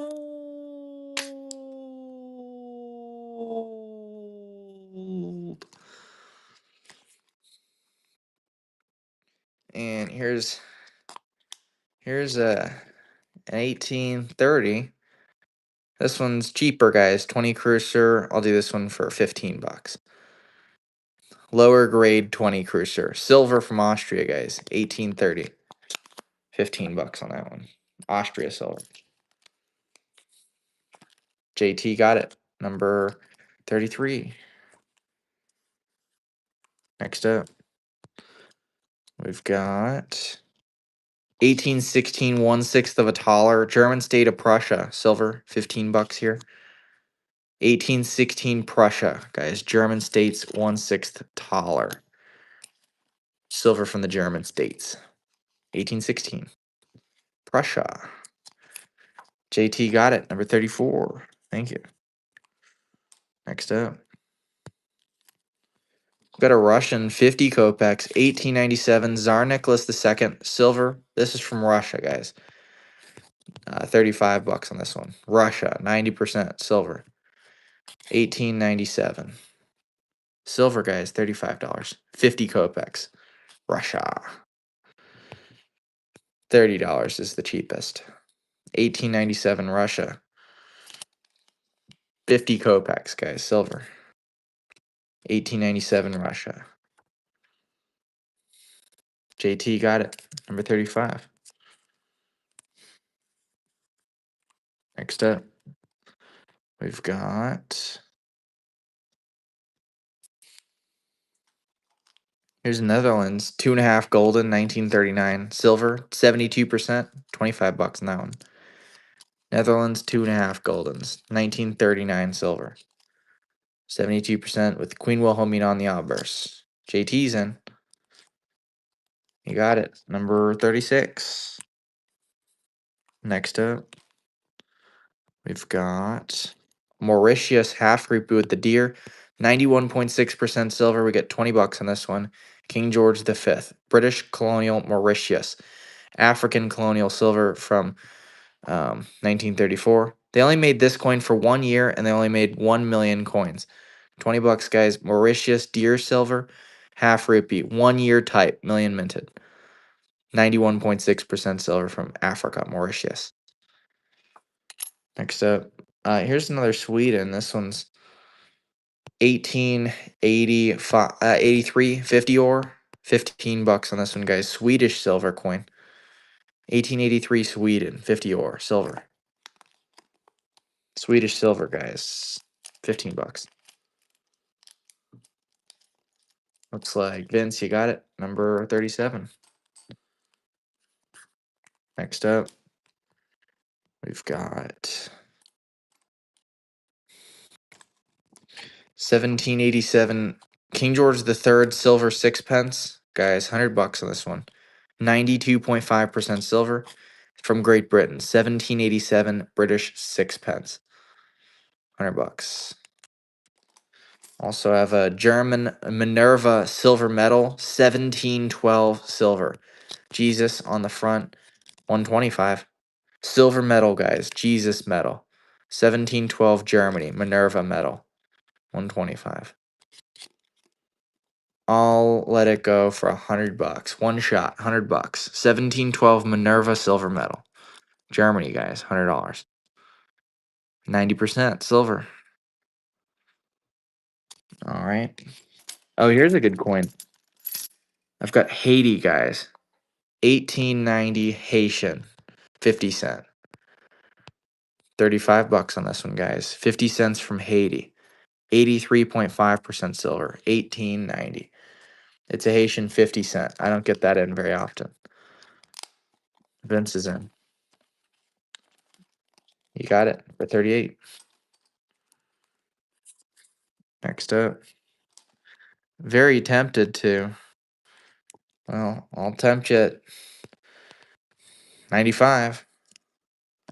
1712 Minerva silver medal from Germany. 95 bucks. All right, just another's in. Yeah, we can do it, Vince. 1712 Minerva, silver medal, guys. Jesus medal. Just another, you got it. Number 39. Yep, this is the last one. Yeah, somebody bought the other one the other night. This is the last one. 1619 German states. Brunswick and Wolfenbüttel. Wildman Thaler. No cleaning, no damage. Also, no X mount, no X jewelry. This one we had it $500, but tonight I'm offering it for $450. 1619 German states. Brunswick and Wolfenbüttel. Silver. Wildman Thaler. 450 on that one.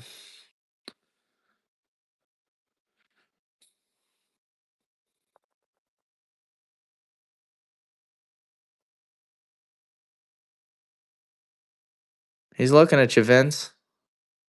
He's looking.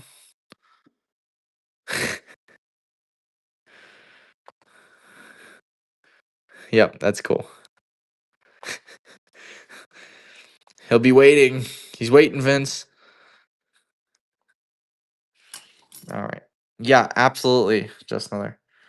Oh, okay. Yeah, that's cool. Yeah, you can never go wrong gifting, something with Jesus from 1712. All right. Oh, here's a Panama. I don't know why that was sitting under there. It's a quarter Balboa, guys. $10. 1961.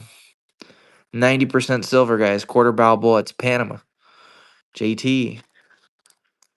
Panama, quarter Balboa. 1961 silver, guys. $10 here. 90%. JT, you got it. Number 40. Next up.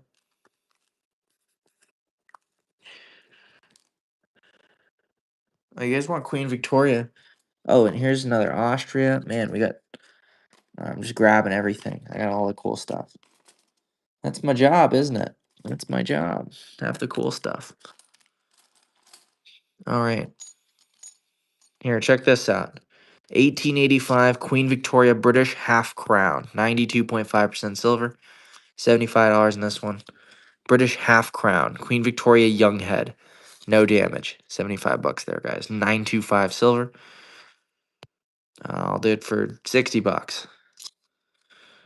1885 British Half Crown, guys. It is the Half Crown. 925 silver. Next up, got a Queen Victoria 1873 Gothic Florin. $55 here.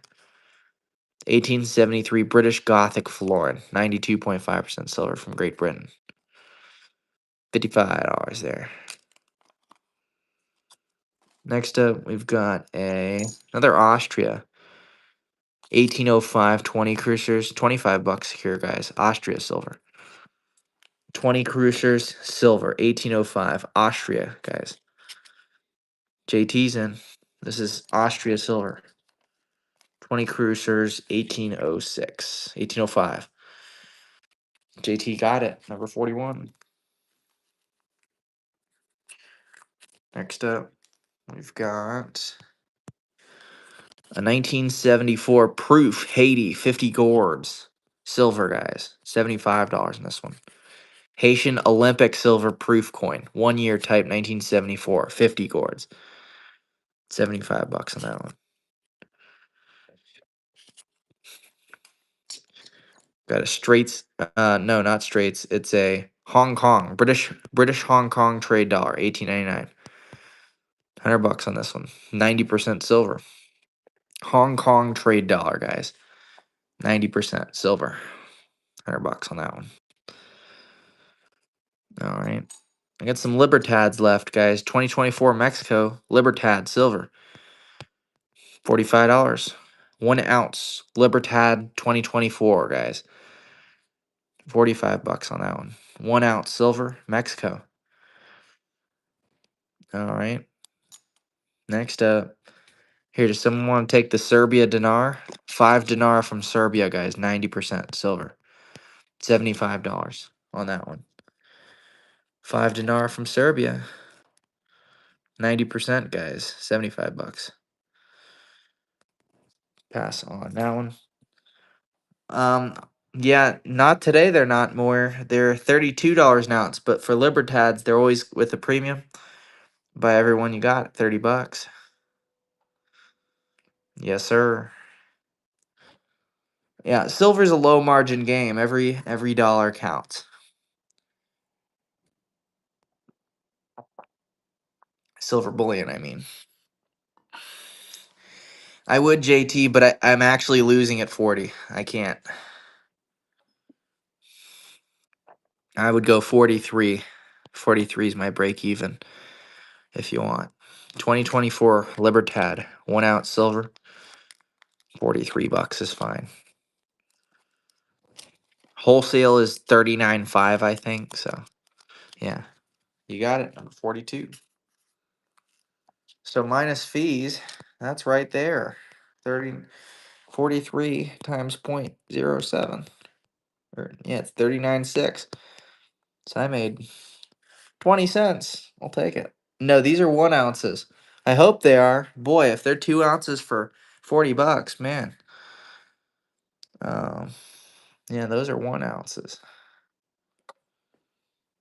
All right, what else we got?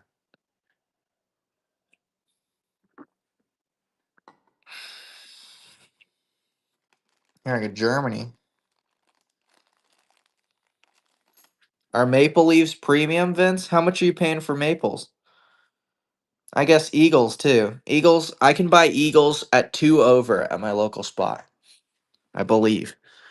And Maples, they'd probably sell me at 2 over. Libertads are much more though.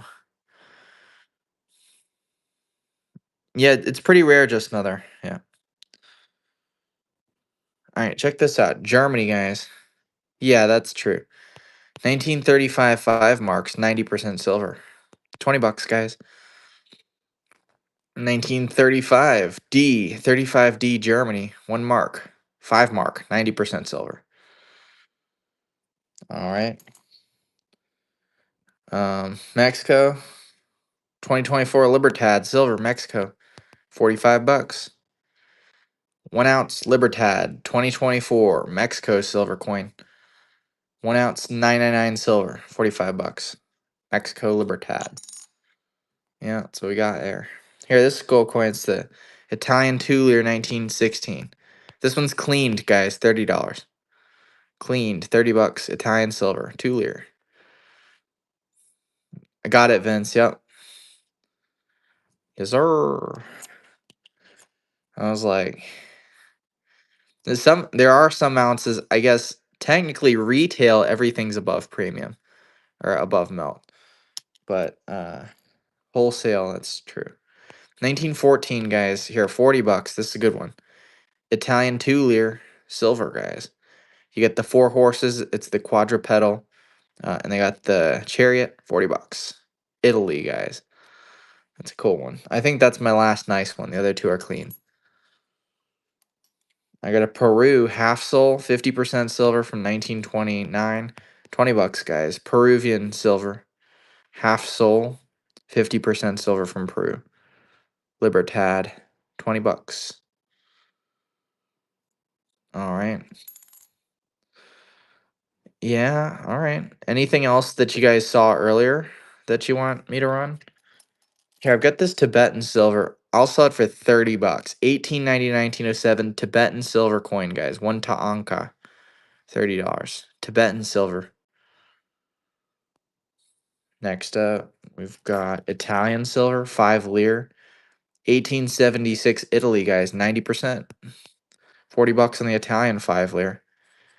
Italy, silver, 1876. 90% silver. $40 on that one. Italy. All right. Guys, I hope you enjoyed tonight. I know. Yeah. Yep. Be sure to thanks so much for the feedback. You can always catch us. I usually stream 8:30 p.m. Eastern Standard Time. We're gonna hop off for tonight and we'll go find somebody to raid. But I appreciate everyone coming out tonight. And be sure to check out Peter Does Coins on Instagram and YouTube for more coin related content. And I hope you guys enjoyed the Q&A stream. We'll definitely do another one soon. I love you guys. Peace. Yes, sir.